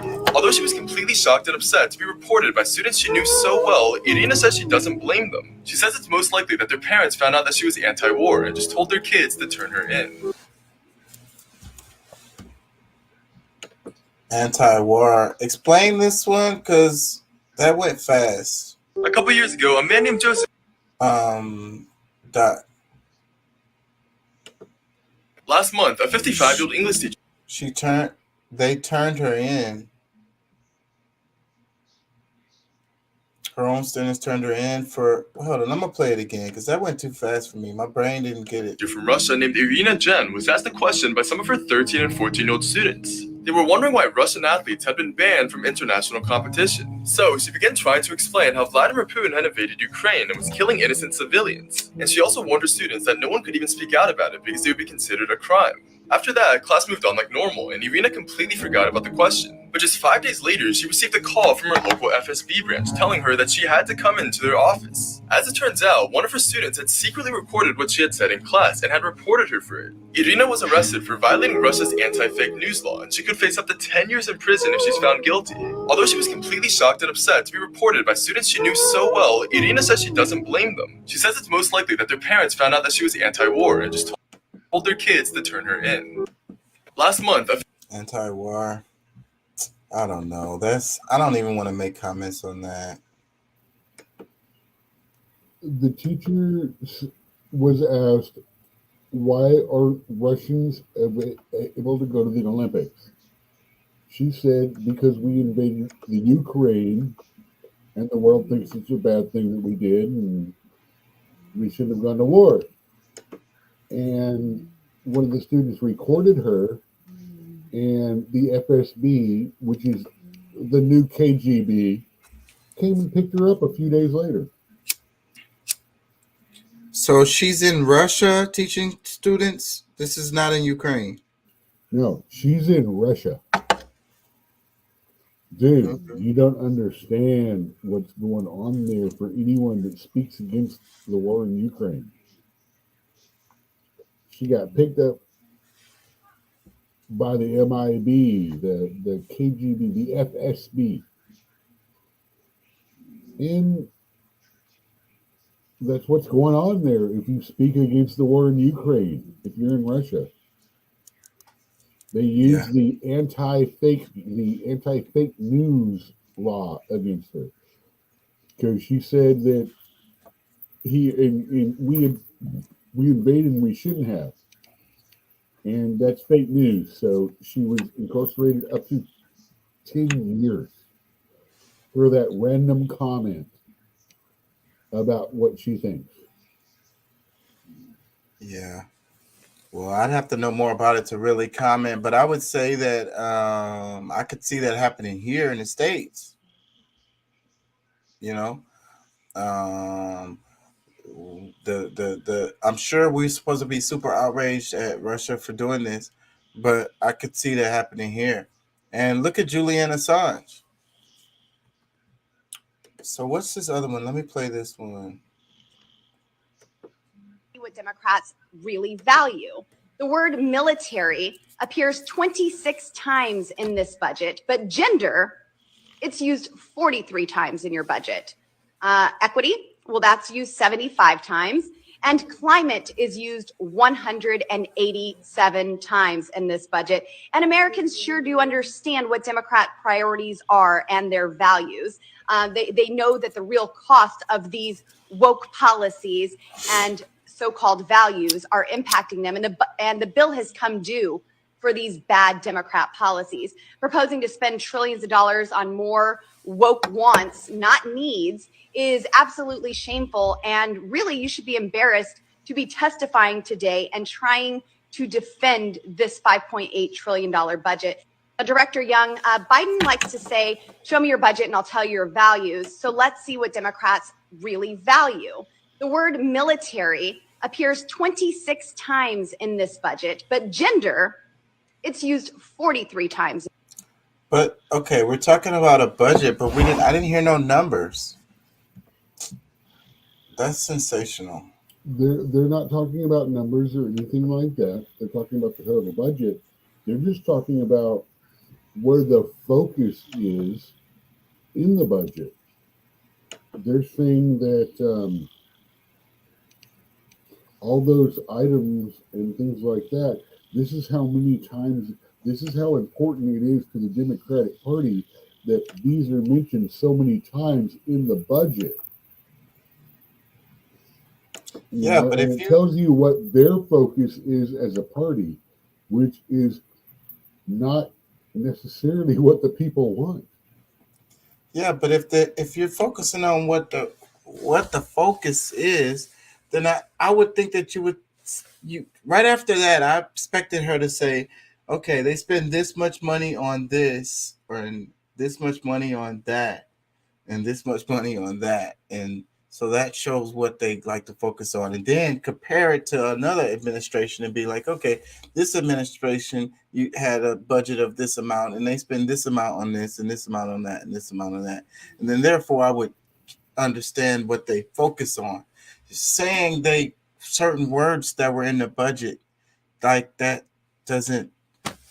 It doesn't. Well, this is a breakdown that happens often. When you look at Republicans, you turn around and see things like defense. I wouldn't know what the key words are. I'd have to actually look these up. So I'm not going to pull them out my ass because it's bad. But like I said, it shows what their focus is for the budget. I mean, it's just a thing like, well, yeah, I can only leave it like that. It just shows you what they're paying attention to. And is this actually what America is paying attention to or needs or wants? I argue that it maybe it doesn't, because they're just picking words out of the thing. Who knows? I mean, like, I have to see it. I don't think that just from them saying the number of words popped up like that is so like, that's bullshit. I'm gonna call bullshit on that, because if you really wanted to know what they was focusing on, then you would tell me how much they spent on this, that, and the other. That tells me what their focus is. Follow the damn money, not the damn words that they said in the damn thing. I think that's sensational, and it's just for that point, just to get people all riled up and shit. Before we wrap it, because I'm gonna get to probably 4 hours. I don't want to go over 4 hours, but I do want to cover some of this. I'll probably finish it up tomorrow, but let's play some of this and let me get your comments on this, Dot. Be discussing that with John today. John is a peace activist, a writer, a lecturer, an ex-CIA agent, and now a prominent critic of the CIA, who currently is working on 2 books, one on the Vietnam War and another on the arms race. He's also been commissioned by Oliver Stone to write a screenplay about Central America, and has been very busy lecturing, traveling around the country, and doing research since we last saw him on Alternative Views. So welcome back, John. My pleasure. And it looks like our crew didn't show up, so I'm going to have to do a camera, be a camera operator for all 3 cameras, as well as participate in this. Okay, well, jump in whenever you feel like it. Man of Frank. many talents. Right. This is like the old days. So, John, I think everyone is concerned about what the election of George Bush will mean for American foreign and domestic policy and what a Bush presidency would be like. We're currently in the period, the honeymoon period, where all the media are just celebrating him, being nice to him. All the politicians are snookering up to him. So let's give a critical perspective on the Bush presidency that we really haven't heard from our corrupt mainstream media. It's a tough one. This is, of course, the calm before the storm, perhaps. We have so little to go on. The man's been a vice president, politician. The responsible people say, give him a break, let's wait and see what he does. My own position, and then they say, well, he is such a chameleon, but he could go either way, so to speak. And they point out that he was historically more moderate than Reagan, who has always had a wild hair up his nose. But I personally am more of the school that I believe we do know a lot about this man. In fact, we know some things about him that are much more significant and frightening than what we knew about Ronald Reagan. Ronald Reagan was, of course, a committed conservative who was known to have a slightly defective mind. Who And had some proved pretty, that was the case. and proved it and lived up to, and had some harsh policies when he was governor of California. But Bush, this CI directorship where he made these contacts, I worked for him. You know, I witnessed personally his supervising the CI's covering up of illegal activity at the end of the Angola operation in early 1976. And he was actually fending off the hostile Congress. Instead of investigating and firing perpetrators of crimes, he was fending off the FBI and the Congress on at least 3 or 4 major CI criminal activities. What were those activities? Well, one was the Angolan operation, where we had broken a number of laws, much like the Iran-Contra and the Bolan kind of laws. And then we had conspired to cover up the breaking of the laws. And I mean, literally, we sat around the big oak tables and discussed the law. We went down to the library and read up on the law. And then things like, I remember one session reminding the boss, you know, don't contradict yourself. Last week you said, you know, don't contradict yourself. This week, if Senator so-and-so brings up a certain issue. And This one, he just plowed right into that one, and he was just telling the Senate, the Congress, I don't know, I wasn't here, but I'm sure that I just find it very difficult to believe, but we'll look into it thoroughly. If you'll just give me some slack. And he was reassuring them, and with him patting him on the head, they backed off and just never got back to it.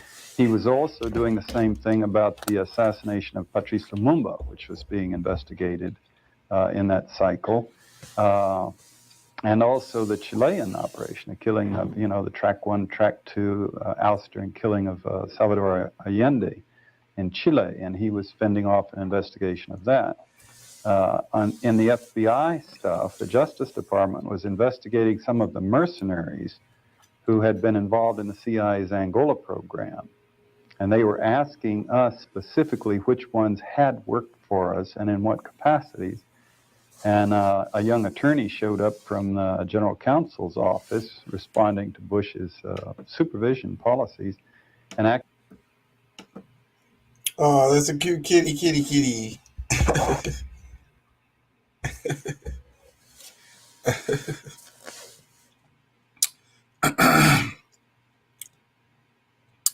Yeah, man, I love cats. I got a thing for cats. That's Rorschach. He's my boy. Yeah. Big old cat. Yeah, I got a thing for them. Actually went to my files and purged documents that he thought would be legally incriminating if we were subpoenaed, if we were investigated. And all of that was a thorough indication of Bush's policies as I witnessed them. Beyond that, we have an incredible record that we'll get into in greater depth as we chat here now of the connections that he picked up when he was CIA director. So we have not only Noriega, but we have dozens of Noriegas who have blackmail control of this man. Now, one would like to give anyone the benefit of the doubt and say, hopefully they're going to be more moderate. But this man even wished he to be more moderate on CIA activities, would have an uphill fight because that establishment has got so much dirt on him. And I personally don't believe he really has any desire or instincts to withdraw from them. I think he sees a secret world that goes back to that skull and bones thing at Yale, that kind of secret elite manipulation, the Knights of Malta. I think psychologically he's just deeply committed to a view of the world where there's elite insiders who are well above the normal laws of man and God. You look at see who's been the heads of the CIA all these years, and it's been people who've been right up at the top and interlocked with the top people in the American power structure. It seems that that's such an important part, running an intelligence service, that the establishment people don't want any outsiders doing it. Well, what is the implication then of having an ex-CIA director, the President of the United States? This is the first time that this has ever happened, that someone who is so deeply involved in intelligence activities is actually the president. Well, it's a giant step towards the national security state is what it is. It's a huge victory for the national security establishment. And always remember that although it goes far beyond the CIA, but the CIA was created in the National Security Act of 1947. And the national security establishment has the CIA as one of the inner chapters, so to speak. And to have one of its directors bought into the thing totally and controlled by all of the illegal activities that he's been privy to and part of, it means just that. We've been watching and worrying, and people have been writing books for 15 years about the national security state. And this. Wait, I don't want to bore everybody to death, Doc. So give the audience some little background on a little bit of what he's talking about. Noriega, Bush Sr., the plane. Basically, the problem with this is the fact that a CIA director became the president. He knows our secrets. He knows not just the regular things that congressmen know, but he knows the deep, dark, secret shit that we friggin' did. And that is kind of a problem in a way because, you know, it creates a political state where a police state is now, someone who was from a police state is now in charge. The game is different. The mentality is different. And Exactly. So what are the implications of that related to Noriega, the planes, the drugs? well, again, that's something I need to look more into because that was all going on before I really started, you know, realizing I need to pay more attention to what's going on with my government. Yeah, I was a little kid. That was actually the kind of stuff that was where I was at was like, hey, I need to start figuring out what the hell. And that was that in that era right there where I was like, you know, so I don't know a lot about it. Again, one of those things that I need to research. I can come up with shit in a couple of minutes, but not comprehensively enough to make a statement one side or the other. Yeah. So, well, just for the audience, like Bush, he was in trouble. They were looking at him, and remember, we didn't have internet back then. We couldn't look this shit up from every side of point of view in the world. yeah. And I want to say, was it Reagan? I know Bush. They was looking at him, and it was like, oh, this guy is behind this stuff, and so, but still, he became president, and so, and he had all these major connections with these, you know, shady individuals, basically. I'm gonna play some more. This is a giant step in that direction, is what it amounts to. So does that mean that the CIA will have much more influence in current policy than they would have otherwise? And that Bush has this mentality, the sort of conspiratorial, covert action, interventionist view of the world that these people have. How do you think that might translate practically into an increased role for the CIA?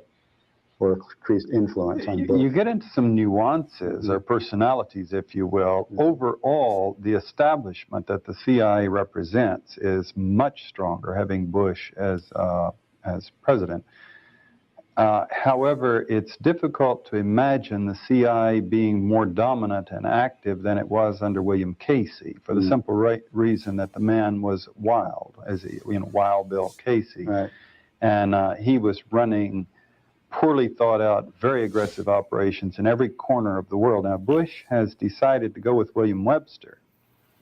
Now, Webster is no saint. As the head of the CIA. As the head of the CIA, which means, right? Yes, which means the head of the intelligence community, because the CIA director coordinates all of the intelligence in the 7 bureaucracies. Webster is no saint. It's not that, that it makes you feel reassured. In fact, he ran COINTELPRO 2 in the FBI under Reagan when they were harassing the people who were supporting or lobbying against the Contras.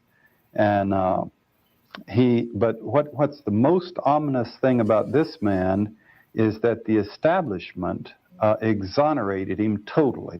He was permitted by the Congress, by the establishment, by the Washington Post media, at the end of that thing, when it was exposed, of taking the idiots out, the stupidity out, the moron out, of saying, well, it's true I was director of the FBI, but I wasn't aware of any of these activities. And, the Admiral's ship sinks, and he said, well, I wasn't aware it had a hole in the side. This sounds like the Ronald Reagan deficient management style, or simply lying. And Bush used the same out. He sat in 17 meetings of the National Security Council in which they discussed the Iran-Contra scandal, and he says he doesn't remember there ever having talked about it. There was also another interesting thing that he said when they asked him about Oliver North on one of the TV things. He said, well, they made 2 or 3 mistakes. the fact that it was all illegal never even fazed him. It didn't make any difference. Back to Webster, though, it's interesting to note that two levels of the intelligence or national security establishment, not the community, the hard, the paid professionals, the on-duty professionals, but the community has spoken out at two levels. One, at the Henry Kissinger level, they've gotten together and published a paper in which they have spelled out policies that Bush should follow, which speak pretty openly of brutality towards the third world. And then at a level below that, the Georgetown professors, where McFarlane went to work after he left the White House, where Ray Klein and others operate from, where they publish these books, the intelligence requirements for the 80s, and now they've come out for the 90s. These people, Robert Gates, the former deputy director, these people have come out with publications and statements and radio interviews and whatnot, vigorously protesting Webster as CIA director because they say he is soft on covert action. He's not aggressive enough. Yet we know that Bush is such a believer in covert action that at least it's unlikely there'll be that much of a curtailing of covert action. Well, we're getting into nuances. They're going to run operations for sure. It's a question of how many and how wild. And then at a certain point, you see, it's almost in the world's interest. God knows this is a perverse kind of logic, but it's almost in the world's interest to have a William Casey as opposed to William Webster, because Casey would go so far that he would self-destruct. Right. He was truly crazy, wild. And so these things would be exposed, and there would be a reaction. The Congress would clash with him endlessly. He would mining the harbors and lie about it. Whereas Webster is muting it with the Congress and building good relations. And by having a little bit better judgment, he may actually accomplish more in the long run, and it may be harder for us to crack it open. John, could you go into some more detail on this blackmail theme of how Bush might be subject to blackmail because of his involvement in the CIA and in other activities during the Reagan administration? What would be an example of this, and how would such blackmail work? Well, let's go into the most obvious case that we know of, the one that we have the best documented so far. And this is this Black Eagle thing that was started in 82. Essentially, in a reversal of roles, the CIA is actually created to give the White House and the executive plausible deniability, so they can keep clean, and if the CIA does something wrong, they can, we didn't know about it, and they can fire the CIA's director. William Casey reversed this policy, and it was actually quite clever in retrospect in the Iran-Contra thing. He initiated the Iran-Contra thing, but he managed to have Ronald Reagan and the White House take the heat for it. He ran it through Oliver North. So it became a political thing, whereas the CIA was clearly under the thumb of the Congress, or should have been, or legally was. But he also, this Black Eagle operation of delivering arms to the Contras, he got George Bush to front for that, to use the vice president's office to front for that. And Bush was a very activist vice president, running this thing they had on anti-terrorism, supposedly, which is, of course, 1984 doublespeak for, running terrorist activities, smuggling arms. And through that operation, they began to work through Panama and the planes flying through Panama, and Noriega gave them access to the airstrips that they needed, and immediately began working the other end of the line through the Medellin, using the same Black Eagle planes to fly drugs up here into the United States. And Bush his office was running this thing. Now, obviously, they tried to maintain what I thought was a very thin, implausible deniability of having Don Gregg running the thing right out of George Bush's office with his assistant, what's his name, Samuel Watts. So they're talking about the drugs and guns. So, and then the Mexican cartel, and basically Bush's office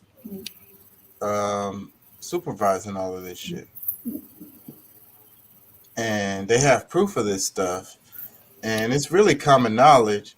But it's super interesting, though, I think, to go back and revisit this stuff, because I only had briefly heard about some of this stuff. I never really dug into it, and I really want to dig a little bit more into this stuff. So, because this was my childhood, and this explains what happened. I know it's a fictional.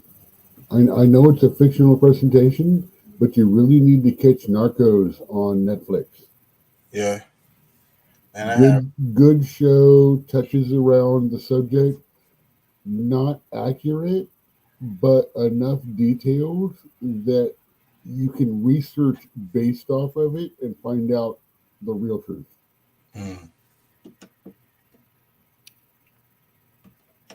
El Salvador, and then a network that went throughout, planes flying throughout, Southern Air Transport involved, their own airplanes involved, and yet the only deniability was Greg saying, well, I never told the vice president about all of these things, which is utterly impossible. It is not within the realm of human, unless the person were a Ronald Reagan. And even then, he would have had to have known what Greg was doing. Can you give us a little background on Greg, the fact that he and Bush had been together in the CIA and buddies for a long time? Yeah, Greg was not an original. I think he came into the CIA in '51, a graduate of Williams College. At the height, that was getting into the McCarthy era, the height of conservatism, the Korean War, a very, very conservative era.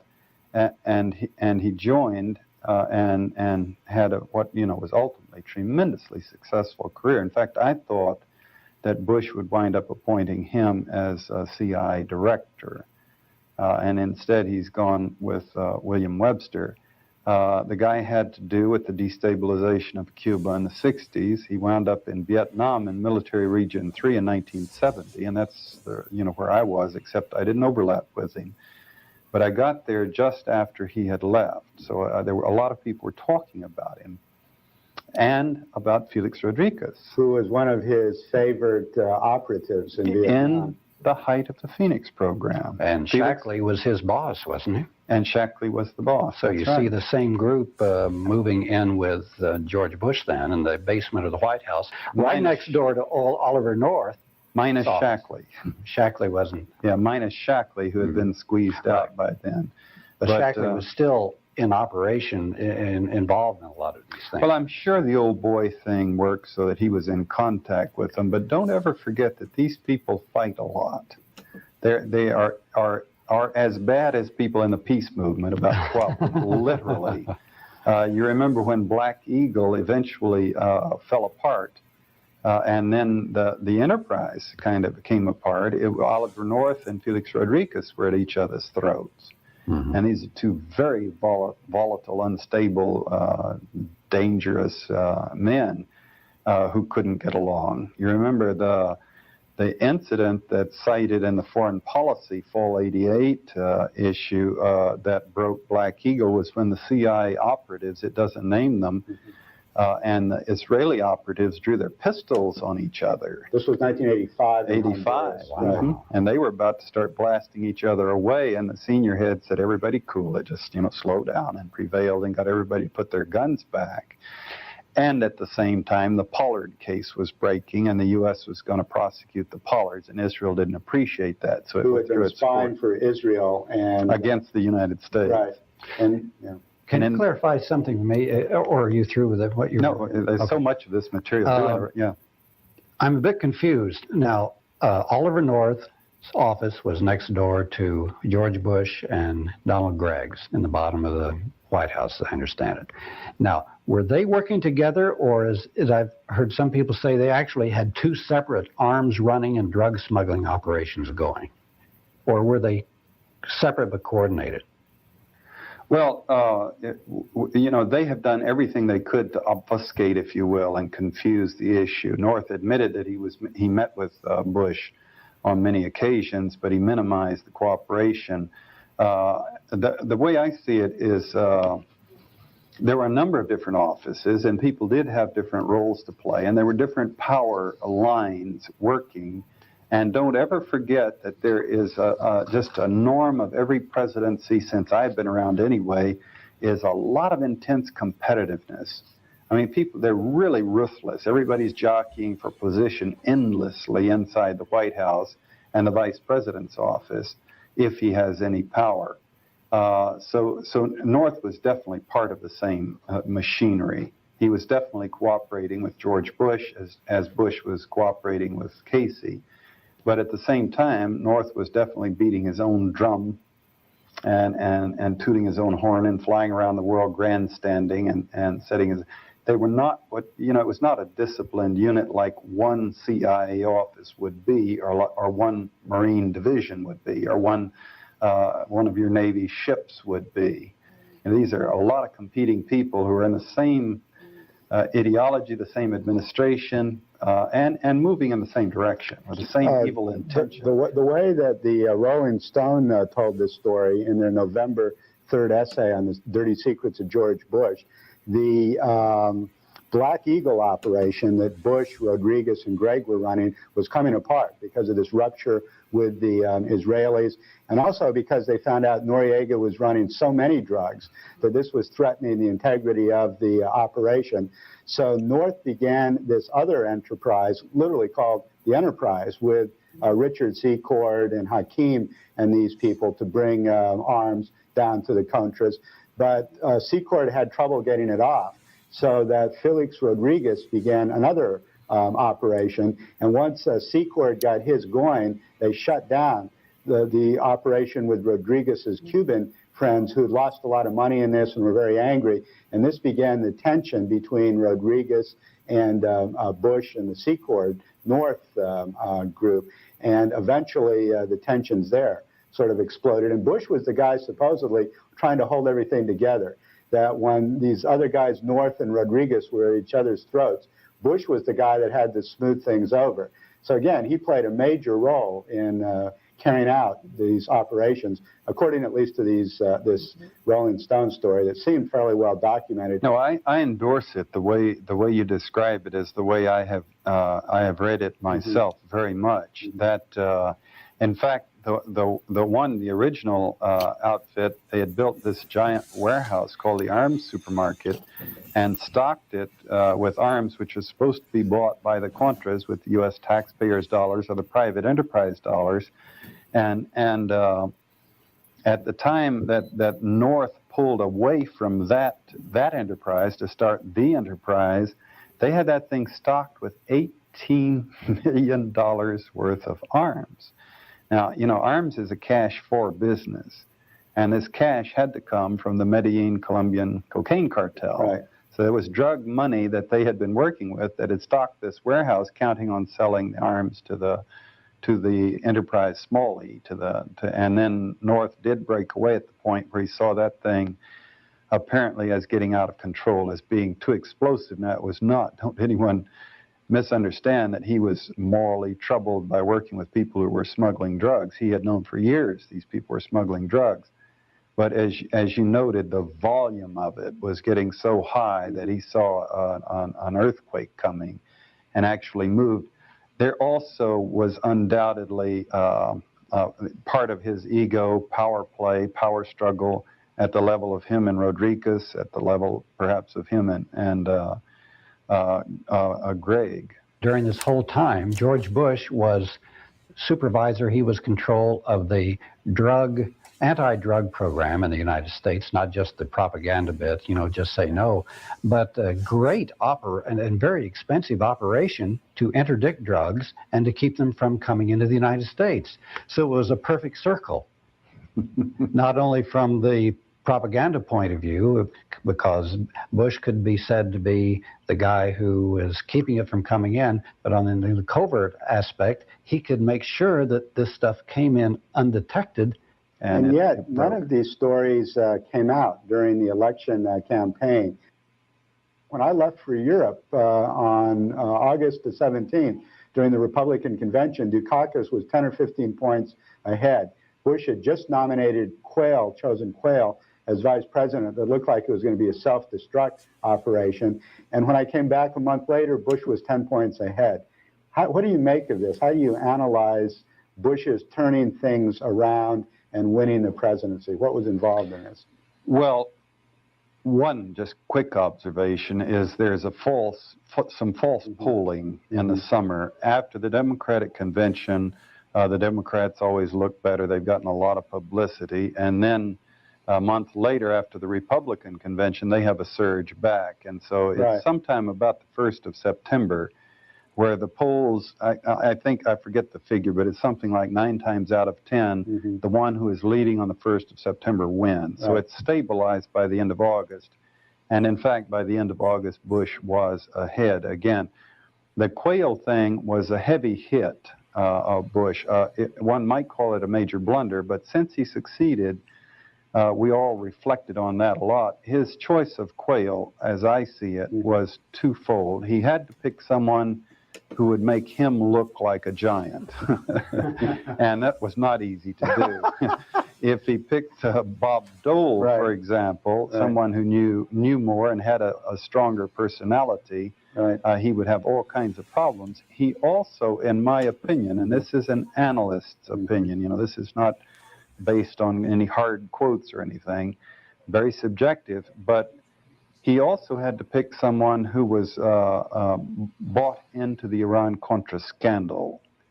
And Quayle was. He was the senator from Indiana, and Indiana's the state that John Hull, you know, came from, who was the man who had the ranch in Costa Rica from which all the drug smuggling and the arms, you know, from the southern side of the Contra thing had been run.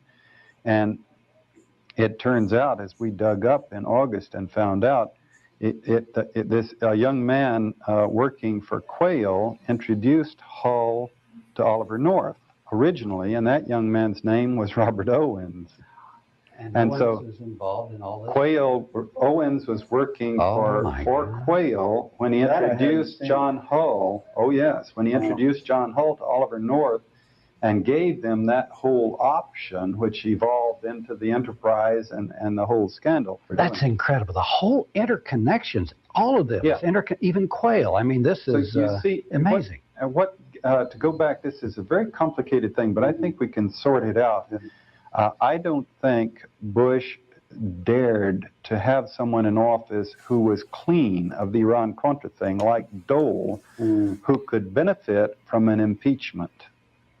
So he needed someone that would be tainted enough with the Iran-Contra that they would be forced to resign at the same time. They would be impeached with him, who could not possibly benefit from his impeachment. He needed to create a situation to protect himself, where the establishment couldn't shunt him aside and put in a strong figure like Dole or Howard Baker, who would be very acceptable to the public and to the establishment. Right. And that's where Quayle came. And that Barbara Honegger, who is not the world's greatest analyst, but she certainly has a lot of fire and imagination, and she coined the phrase that Quayle was Bush's impeachment insurance. Right. Who was she? Can you tell us who Barbara Honegger worked for the Bush-Reagan campaign in 1980, and then quit in a volatile protest of their activities, and has made a crusade out of exposing the October surprise.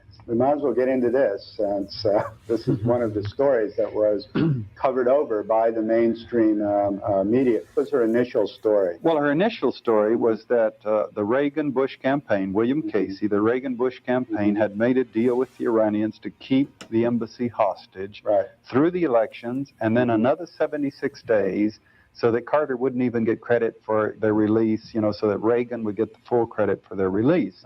And they were, in fact, released 2 hours after he was sworn in, which was enough time for the word to get back to Iran that he was, in fact, president. And then, the hostages were released. They were actually held at the airport waiting for this confirmation. And then to go back to our other thing we were working on here is why didn't Dukakis take Bush's head off with this stuff, which he could have. God knows, you can see the television commercials or shows, you know, or interview 5-minute segments showing the Noriega link, the Black Eagle, the whole stuff. We had all of this. Right. And we were definitely trying to feed it to them. Right. And what we got back from them was This is from the Dukakis from the campaign. Dukakis, and Okay. we got inside. We got the movie Cover Up delivered to them. Right. We got the movie, the PBS Frontline show Guns, Drugs, and the CIA delivered Right. to them. We got in to see them. Some of the people in this broad, disorganized group of scholars researching this thing. And we got from them a resistance.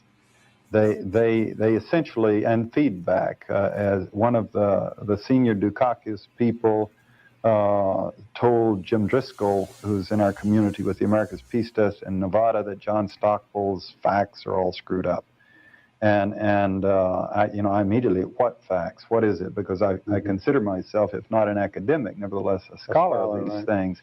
And so what facts? Because I want to check them out. Because if I am screwed up, I don't. Right. And they wouldn't give us any details, but they just rejected the stuff out of hand. Now, if you'll permit me, just very quickly to create a scenario or give you my analysis of what happened. And we note the scandal broke or was broken by the establishment in November of '86, the Iran-Contra scandal, and it led to a dismantling of the Reagan White House. And then later they gave him his credibility back with the INF agreement. Now, in the winter of 1987, George Bush was written up by every major columnist as being out of business. He was finished politically. They were saying this openly. George Will was writing columns that the Republican Party was out. The Democrats were clearly going to win the next time around, and they were all writing that George Bush could not survive the Iran-Contra scandal. And this is because they, including the conservative columnists and the establishment press, had this material back then. Right. And they knew about George Bush's involvement in all of this stuff. Right. And the scandal was breaking, and they did not believe that he could survive. Right. By the spring, he had survived to the point, battling, as I put it, to stay out of jail. He had hung in there. He didn't resign or retire. And they began to wonder what the U.S. People's tolerance was of this scandal, how much it would stick. Then they engineered the Iran-Contra hearings in the summer, which were carefully orchestrated by Danny Inouye, the Democrat, in cooperation with the other Democrats. Cohen and Mitchell, for example, wrote the book Men of Zeal, which they profess to be an expose of behind the scenes, but they do not, in fact, expose. It's a continuation of the cover-up. They do not, for example, discuss their resistance at having of allowing the Black Eagle stuff to be investigated, and their own resistance of having the George Bush drug linkage investigated. So the committee drew a line and said, we won't investigate beyond this line. So they gave the nation the appearance of an airing, and they did not, in fact, probe into the things that would have led them into the impeachment of George Bush. And this had a catharsis effect on the nation. And then we get into the fall and then the winter of '88 and then the spring, and there's still a debate going on in public. Remember Dan Rather, who tried to nail Bush. He tried to break this stuff in into that the special open. CBS interview. And what happened was the establishment came down on him and said, no, we're not going to go after George Bush. Until eventually, in the summer of '88, when we were once again trying to break this, Bush eventually was able to laugh at the cameras at the Republican convention, because we had journalists, we had found journalists who would ask the questions, who went up on national television and said, what about the Iran-Contra thing? And he just laughed at them and said, I'm not even going to answer those questions anymore. The nation doesn't care about the Iran-Contra scandal. That is history. I've answered those questions. Forget it. Don't ask me anymore. Now, in the meantime, this establishment, this party that we have, the single-party state, this fraternity that runs this country that has two chapters, a Republican and a Democrat, one a little bit more liberal than the other one more conservative, representing the big business interests more directly. That's the Republicans. In terms of their interests, that's the A team. But they always have the B team that they can run out. Jimmy Carter, when Richard Nixon makes the nation too angry, or the nation gets too riled at the Vietnam War or something like that, This is where they produced Michael Dukakis. He's a team player to the establishment. In order to be accepted as a presidential candidate, he did homage to the arms race.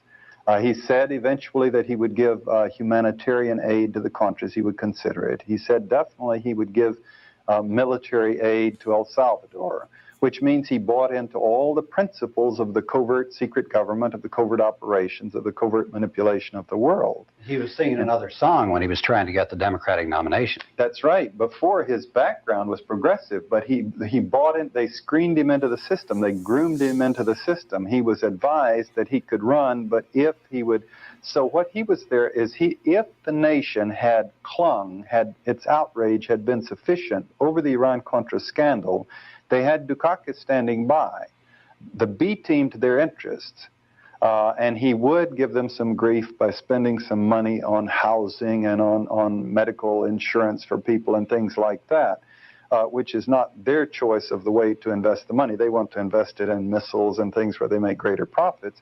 But he would support the arms race, and he would support the CIA and the covert establishment, the national security state's activities.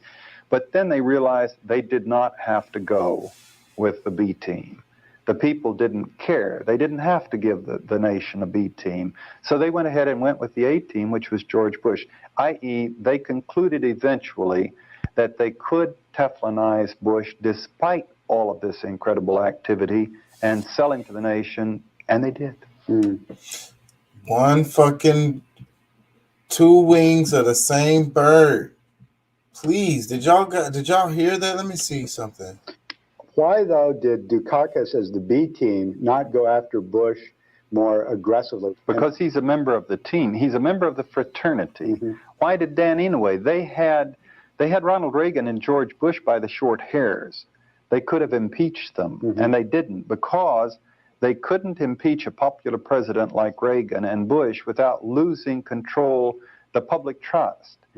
See, this gets back into the Howard Zinn thesis that the American Revolution occurred when the rich white males over here wanted to take power away from the same element in England, and they engineered a deal with the people whereby they would give more freedom to the people than they had under the monarchy or the colony. But nevertheless, the rich white males would retain control. And this dynamic relationship, we don't have a democracy.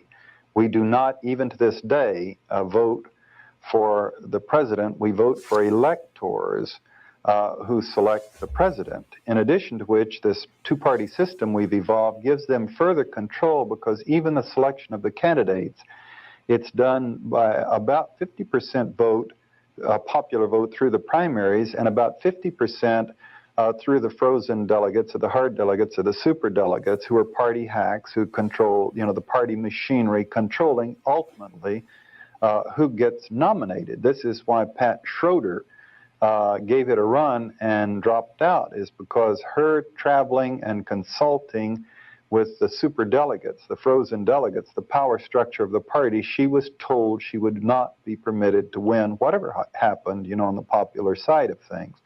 And then once that was decided, the money was not available to her. Now, this system, as it has continued for 200 years, is a tenuous relationship in which the people who own the country, the people on the Federal Reserve Board, the people who manage the money and the moneyed interest, the strength of the capitalist system, these people know that they're riding a potentially rebellious horse in the American people whose interests are not being fully served. Myth has to be maintained to make this thing run. And it's a constant balance of what do they have to give the people to keep them on board the system, and at what point are they going to lose the system. You read the history through Zinn's eyes of the United States, or the Graham book on the history of violence in the United States, and you see that every time the people have become angry enough, the system has yielded to them. The labor struggles at the turn of the century, for example, the Vietnam War and Civil Rights days, when blacks rose up in the country with a massive boycott and it began to really hurt the economic interests. You start burning down the small businesses in the ghettos, the white businesses. White business and Detroit and Watts and 14th Street in Washington. And, you know, when the system was breaking apart, the establishment yielded every time. And the system self-destructed. The cynicism of the Reagan years, in which one of the more dramatic transfers of wealth from the poor to the rich occurred, you know, was orchestrated by Ronald Reagan through the arms race, the $2 trillion on arms, the mechanisms that he set up for him, the rigging of the taxes, where he could say taxes had been cut when they had been redistributed to hurt the middle class and poor more. This thing came to a head under the Iran-Contra scandal. And once again, the establishment was faced in the winter of '87. They were saying, you know, we've had it, the people have had it, and we're going to have to give them the Democrats for a while. And they came up eventually with what was to them a brilliant, the perfect candidate was Dukakis, who had a reputation of being clean after the corruption of the Reagan years, who had a reputation of being somewhat of a populist, as Jimmy Carter did. Who could be sold as a cleansing, sort of as a, here, you know, we sympathize, here, you can have your president for a while. The truth is that Jimmy Carter had foisted upon him Zbig Brzezinski, you know, who was an utter fascist in his policies to control the national security decisions. So Carter's human rights stuff couldn't go too far, and he wound up setting in motion the arms buildup that eventually evolved into the Reagan arms buildup, which is the biggest peacetime buildup in the history of, the biggest buildup in the arms buildup in the history of the world. And Brzezinski moved into the Bush camp during this campaign. Indeed. And no, there's no Republicans, no Democrats. There's A team and B team. They're all a part of the same fraternity. So please, you guys, wake up to that shit. I'm going to play a little bit more of this. And of course, that's part of the October, the election held hostage. The Playboy article brings it out very clearly, is that having put, he doesn't get into there, having put Carter in office to placate the people after Nixon, after Vietnam, after the civil rights struggle, that Zen gets into that. But they're taking it up at the end of the Carter era, where two things had happened. One is the Federal Reserve Board cooked the economy. And so we had runaway inflation, which would scare people. You could feel it, you could taste it, and the newspapers talked about it every day and blamed it on Carter. And when he doesn't control this stuff, the Federal Reserve Board does. And then the other thing was the national security establishment went after him with a passion. The CIA operatives cooperating with Bush Reagan during the presidential campaign of 1980, the Pentagon cooperating, McFarlane, their Marine officer working in the State Department advising, but having committed himself to the Bush side. All of these tendrils go back to the security establishment saying, okay, we've given them Carter for 4 years, now let's get back to work. And they got Reagan in there. To summarize, they got Reagan in there, and he eventually self-destructed, or the system self-destructed under his watch. They thought they were going to have to give us Dukakis to placate the people, and then they found that the people simply don't care enough. The people simply aren't vigilant enough of their own interests to care enough about this monumental corruption from George Bush and the people around him, and they were able to continue with the A-team in office with George Bush to extend and continue the policies of Ronald Reagan, to exploit the nation, and to keep in lockstep with the drug runners, not to mention the military machinery. I think that's an excellent analysis of how the establishment would view the two different candidates and why they would then decide that they could pull behind Bush and go with what you call the A-team again.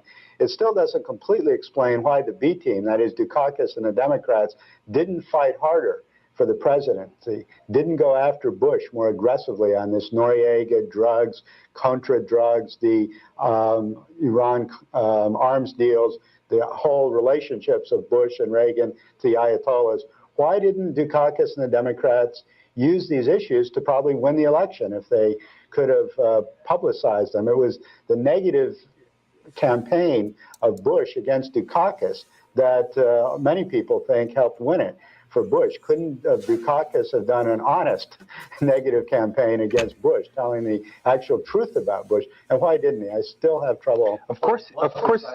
The Reagan administration is the most corrupt in the history of the country. They've had, almost 200 people either indicted or in jail for corruption in this administration. And the Democrats didn't go after this corruption Didn't mention issue. Why? Well, this again gets back to the decision they made. I mean, we can only cite what they did, and then it speaks for itself. Dan Inouye, running this committee, a Democrat, made it a joint thing, and then the Democrats shut up and let the Republicans use it as a forum to advance the national security state, the CIA's activities, the Contra program, instead of exposing the corruption. That's where the decision was made. Dukakis is just another member of the team. Whatever economic miracle supposedly occurred in Massachusetts under his governorship was done in great part with defense expenditures. He is bought into the system. He's a member of the team. With the establishment, as we know, as we've observed, I remember talking to Les Kurtz about this when he was developing the draft of his book, the Nuclear Cage, and we were talking about the military industrial, the Iron Triangle, the military-industrial complex, the defense corporations, the Pentagon, and the Congress. And then we took it a step further. Of course, it includes the media. As everyone well knows, the point of alternative views is that the media is owned, literally, by the same people who own the defense corporations. But then we took it a step further. It's not even a quadrangle. It's a pentad or a pentagon, because you also have the universities, the educational system, in which the defense corporations and the Pentagon are careful to invest heavily. 70% of some of these big universities' budgets come from defense, money. So the professors are paid for, the salaries are paid for by the defense complex, and so they're bought into the system. So I didn't catch that the first time I saw this, so my brain didn't click on it. Control, and that power structure determined not to let the system be destroyed or be weakened, even at the price of their own. Let me put it this way. Jimmy Carter, for example, he demonstrated this what I would call misdirected loyalty. After the 1980 thing, he did not go public and protest the Iran-Contra deal. He did not protest it in October when he had these reports coming in, because he didn't want to destroy the system of which he was part. To go back to another era, 1960, Richard Nixon lost to John Kennedy in a very close election, which turned in part on Mayor Daley in Chicago, counting every grave in Chicago twice.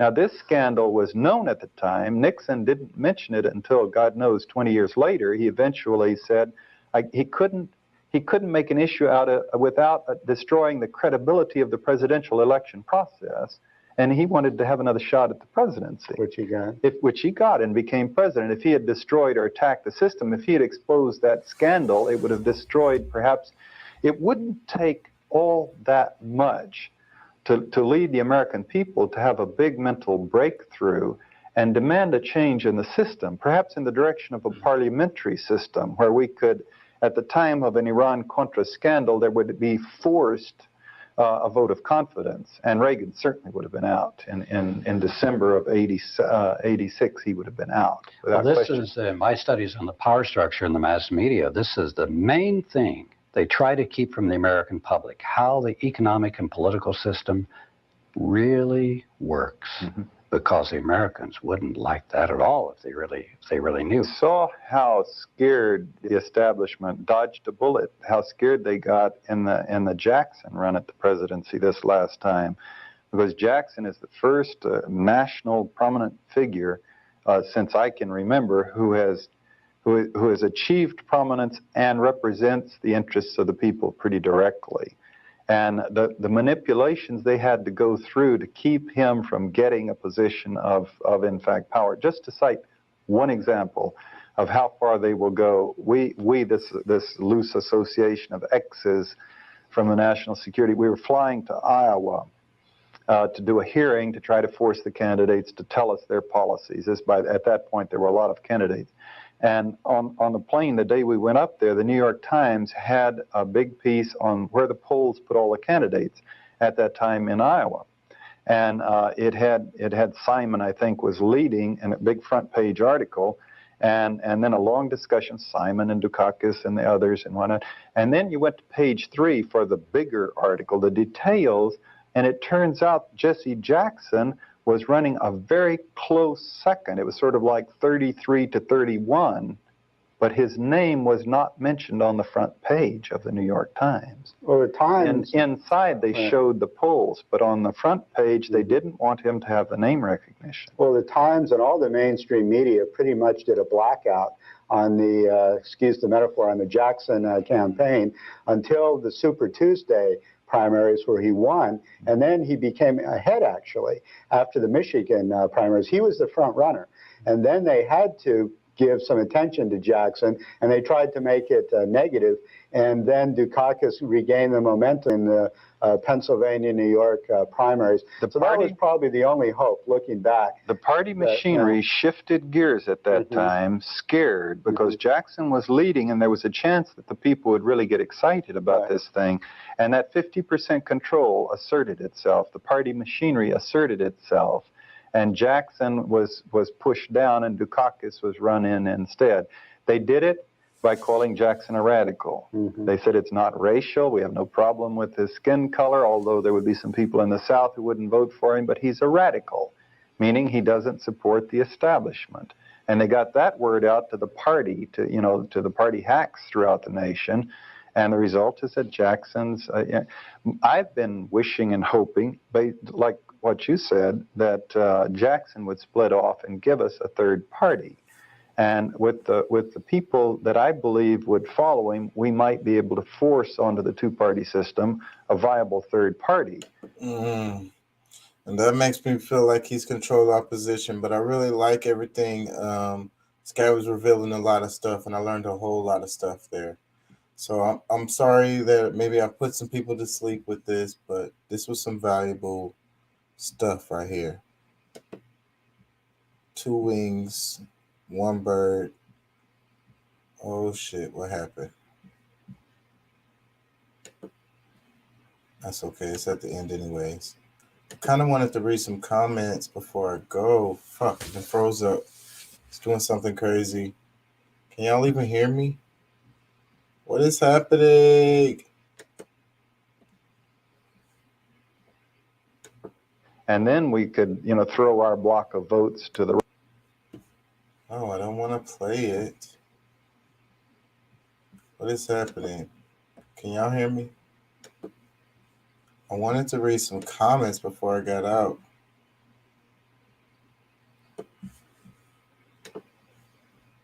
Before I go, let me read some comments. These are comments. Can y'all hear me? These are comments underneath the video we just watched. I hope y'all can hear me. It says, okay, the name of the video was A CIA Officer and How the Power Elite and Ruling Class Run a Single Political Party Split in Two, 1988. Let me read that again because I broke it up. A CIA officer on how the power elite and ruling class run a single political party split in two, 1988. I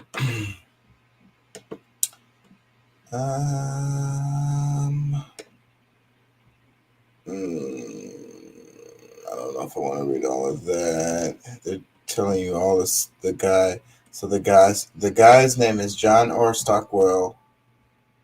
Says born 1937, is a former CIA officer who became a critic of United States government policies after serving 7 tours of duty over 13 years. Having managed American involvement in the Angolan Civil War as chief of the Angola Task Force during its 1975 covert operations, he resigned and wrote In Search of Enemies. Okay, so that's the guy who was talking. And they went into his whole ass background. I'm not going to read that. First comment under the thing, it says, the live chat for this will be filled with people championing lesser evilism and defending their party from every criticism, no matter how true and accurate. Most of the Americans who agree with me still vote. work a job, and pay taxes. The unified system these political elites co-curate is all we feel we have, which means we need to build new bases of power and new systems and not fight for control over crumbling international oligarchic tyrannies. Wow, that was a mouthful. I'm so glad I'm reading these comments. Another one. Damn it, this light is too bright. Let's kill this one. It says a puppet master needs at least 2 puppets. At minimum, a triangulation is required, ancient psychology. But you could have 1 too many, more than 2. Make them think they figured it out on their own through debates, drama, and circumstances. Influence should remain secret and invisible, and if brought up, make it seem like a conspiracy theory. Ridicule it among educated people. The art of puppetry. Excellent. Another comment, it says, I've seen many of John Stockwell's videos. What a wonderful storyteller. Great to watch. Another comment, I wish I'd seen this back when it was new. I highly doubt that this kind of program will be able to be aired now. Unfortunately, we don't live in a free country. I hope that many more people see this very important video. Thank you. I think it's very important too, and I also think you wouldn't be able to nowhere close to it, because what was it, 84, and this came out in 86? No way you'd be able to do anything on one of the presidents of now or CIA or anything like that right now. No way. Look at Julian Assange. I'll never hear anyone talk about him and the system like this anymore. His dad tried to overthrow Franklin D. Roosevelt, and the corruption that has been running rampant in this country is rarely talked about. These guys nailed it, and this rings more true today than ever. I wish he could see how bonkers and crazy it really has become in 30 years. Another comment. This is so true. I've been calling Republicans the mono party for a long time. Another one, it says, excellent interview. Many thanks for all the brilliant videos on this channel. Another comment. Whatever became of Stanley Meyer's water-powered car? That would fix the elite's tidal red wagon permanently. Some more. This should be compulsory in every high school modern history class. Another one, it says, great job. Keep the truth alive for humanity and the planet and to wake up the masses. Another comment, it says, wow, this 1-hour discussion explains a lot. I really think it was very, very valuable. That's why I played it, the whole thing. I wasn't really intended on playing the whole thing, but I couldn't find a stopping point. Let me read some more. It says, in the USA, there are 4 official independent branches of government. Over time, the national security state has not been held in check by the other 3 branches of government. In 1989, the U.S. Congress, by 1 vote, formed a second collateral government, the national security state. The primary objective of unelected national security state is to influence both overtly and covertly world nations. Some might refer to this as world hegemony. Shortly thereafter, the Supreme Court affirmed or ratified its formation, voted 5-4. Ironically, the Chief Justice on that case forged the Plessy versus Ferguson case, a case that essentially said some people are more valuable, more protected, and have more rights than others. Therefore, it was not a large stretch for this Chief Justice in this case to concede that some countries were worth more than others. Over the years, the democratically elected government has always deferred to the national security state.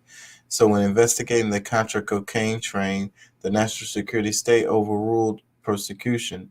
Some of the matters of Epstein, Maxwell, making available the many black books, hard drives, and government-run pedophiles train, etc.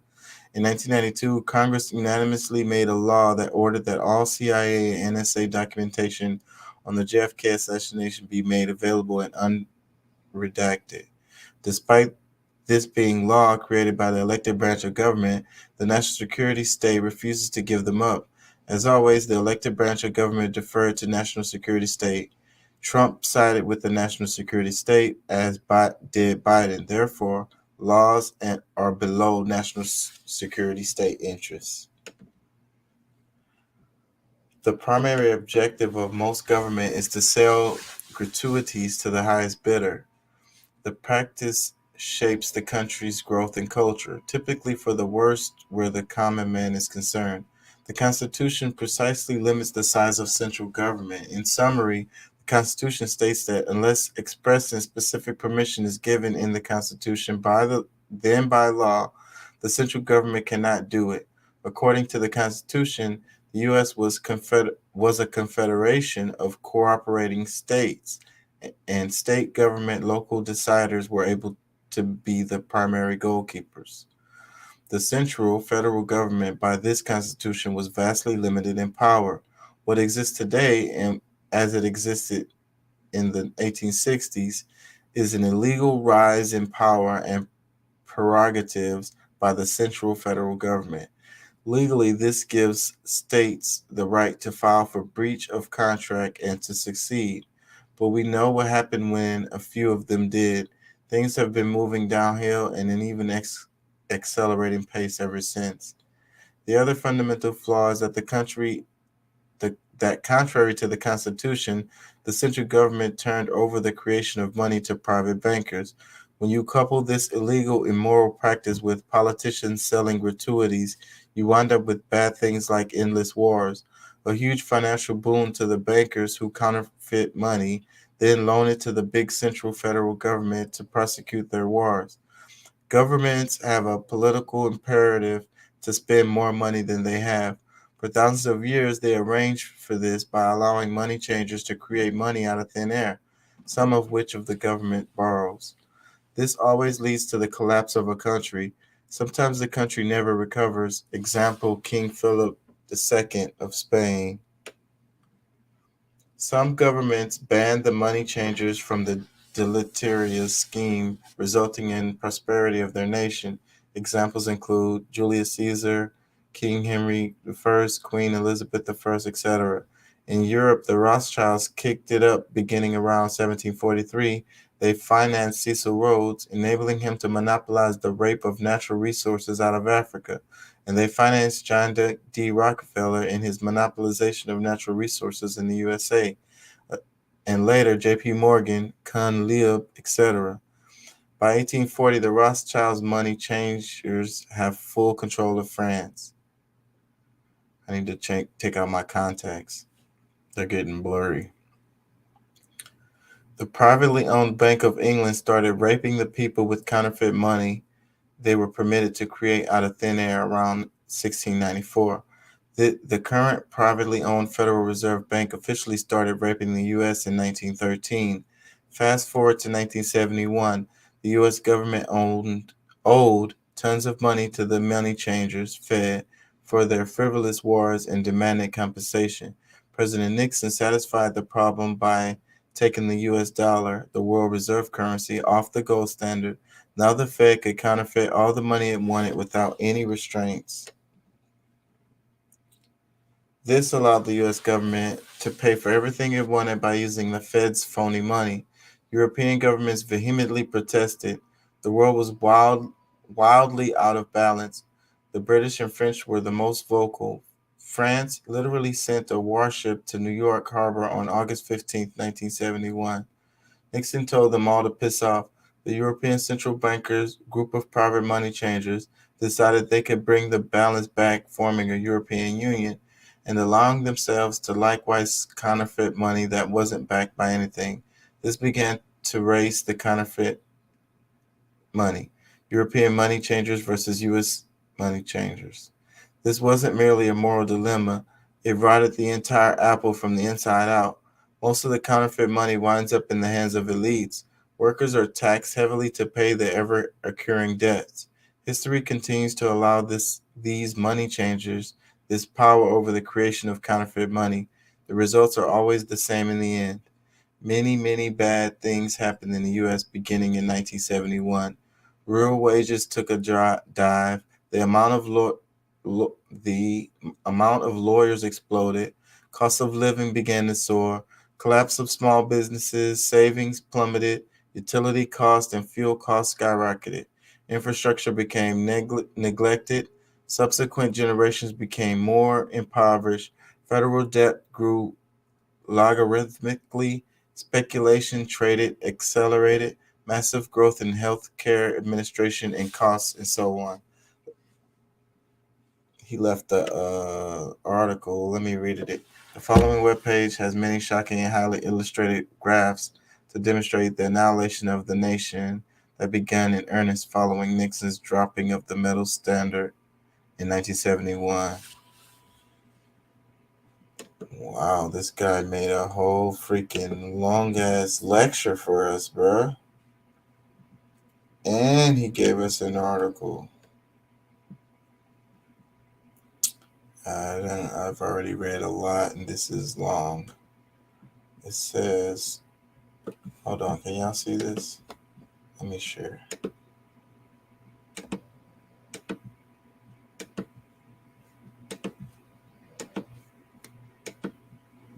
The Future of Freedom Foundation. This is the link he put on there. It says the National Security State Racket. Mad interesting to me. I was about to go to sleep and this just woke me up.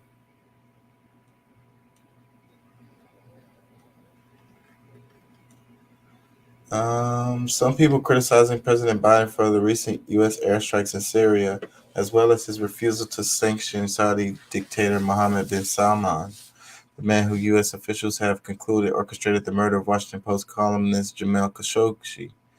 Yes, it's possible that Biden made those decisions, but there is another possibility, one much more likely, one that unfortunately all too many Americans are loath to consider, that it was the U.S. national security establishment, particularly the Pentagon and the CIA, who made those decisions, and that Biden simply deferred to their judgment. That's what many people simply cannot bring themselves to consider, that it's the national security establishment, namely the Pentagon, the CIA, the NSA, and to a certain extent the FBI, that is actually running the federal government, especially in foreign affairs. The other three branches, while permitted to have the veneer of power, are expected to defer to critical judgments made by the Pentagon, the CIA, and the NSA. That's fucking mad interesting, because that's basically kind of what the guy was saying in the video that we was watching, especially since Bush Sr. got put in there because he was a CIA head of the CIA, and then he became the president, and they said that was the first time that happened. I wonder if that really was the first time that happened. Now, somebody need to check that for me. And defer they do. When was the last time that Congress significantly reduced the budget for the national security establishment? You never see it. That's because the national security establishment controls Congress. No member of Congress, especially the military and CIA veterans, would dare to take them on. If he did, he would be toast, because the Pentagon would immediately retaliate by threatening to close down military projects or bases in his district. The Pentagon's and CIA's assets in the mainstream press would immediately take the offensive and accuse the congressman of being ineffective. He will be out in the next election. The Supreme Court has long deferred to the overwhelming power of the National Security Branch of the federal government. Pentagon's and CIA's torture and prison center in Cuba, where people have been denied the right to speedy trial for more than a decade, is an ongoing testament of that deference to authority. Deference. So is the Supreme Court's decision to uphold the Pentagon's and CIA's power to assassinate people, notwithstanding the express prohibitions on assassinating in the Fifth Amendment. Indeed, America's Official Secrets Act wasn't a law enacted by Congress. It was a judicial doctrine that the Supreme Court crafted out of the whole cloth in deference to a demand by the military. I don't really know what he's talking about there, but I a little bit know. Trump versus Biden. With the national security establishment decision that President Kennedy's policies posed a grave threat to national security and therefore that he needed to be removed from office, No president has dared to take these people on. In the run-up to the 2016 election, it appeared that Donald Trump was going to do so, but for some unknown reason, once he entered into office, he crumbled, surrounding himself with military generals and civilian warmongers. He also surrendered to the CIA's demands to keep its 50-year-old JFK assassination record secret on grounds of national security.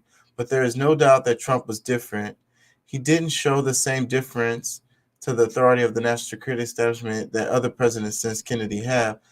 That was why the deep state went after him from the very beginning, especially when its nonsensical investigation into whether Trump was a Russian agent who was betraying America, just as they said Kennedy was doing with his policies.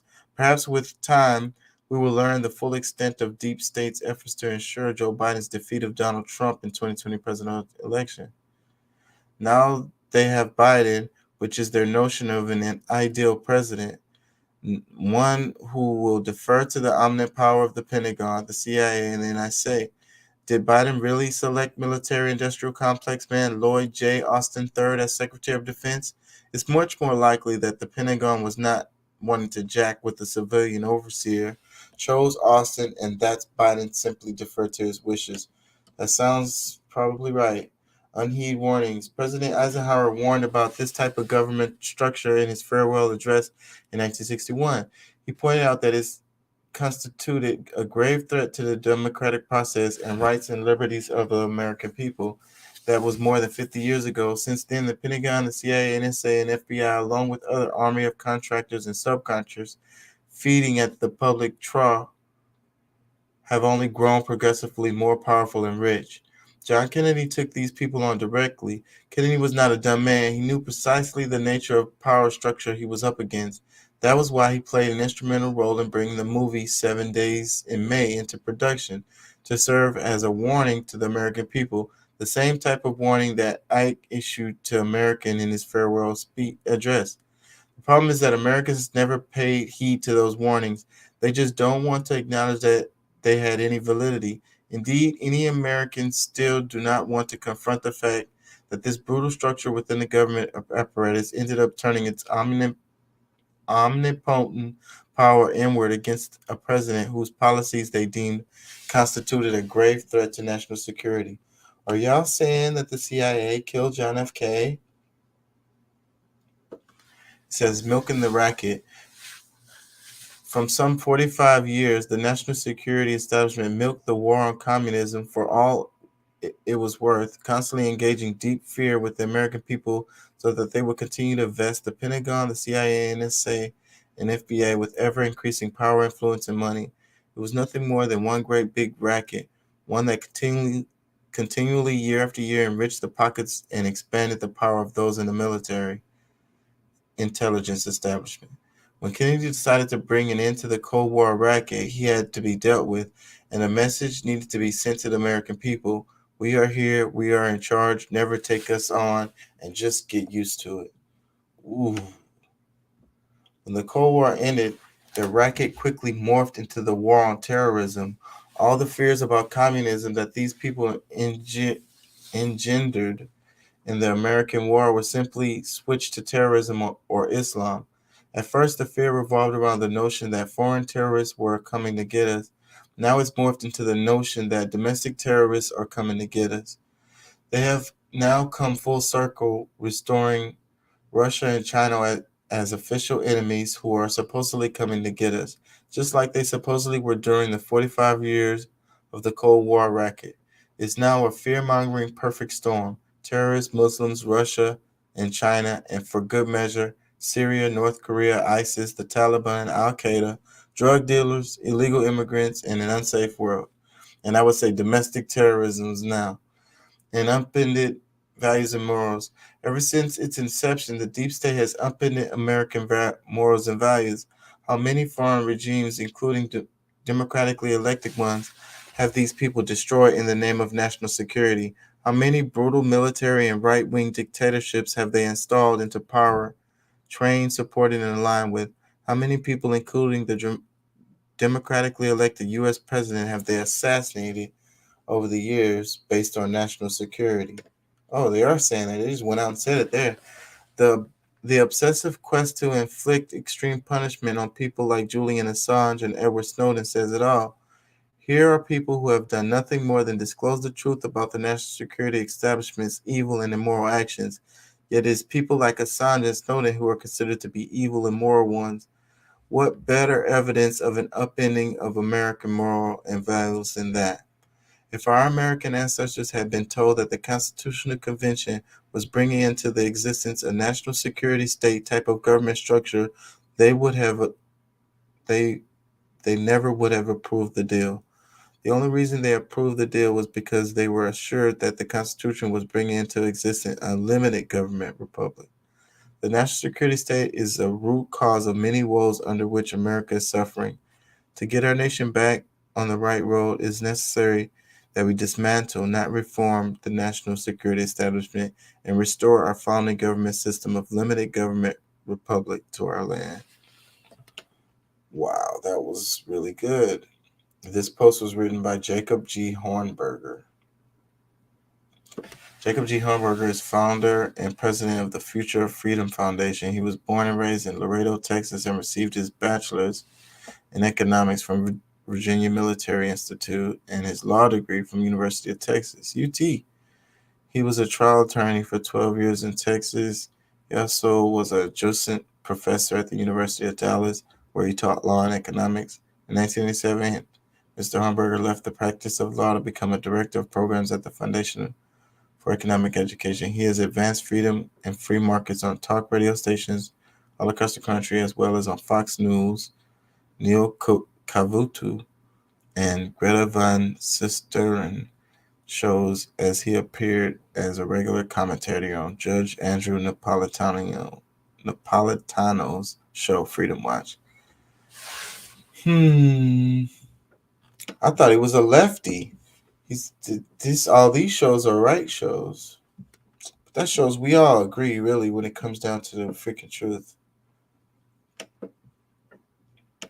I'm finna wrap it, y'all. Peace and love. Y'all have a good night. I hope y'all learned something.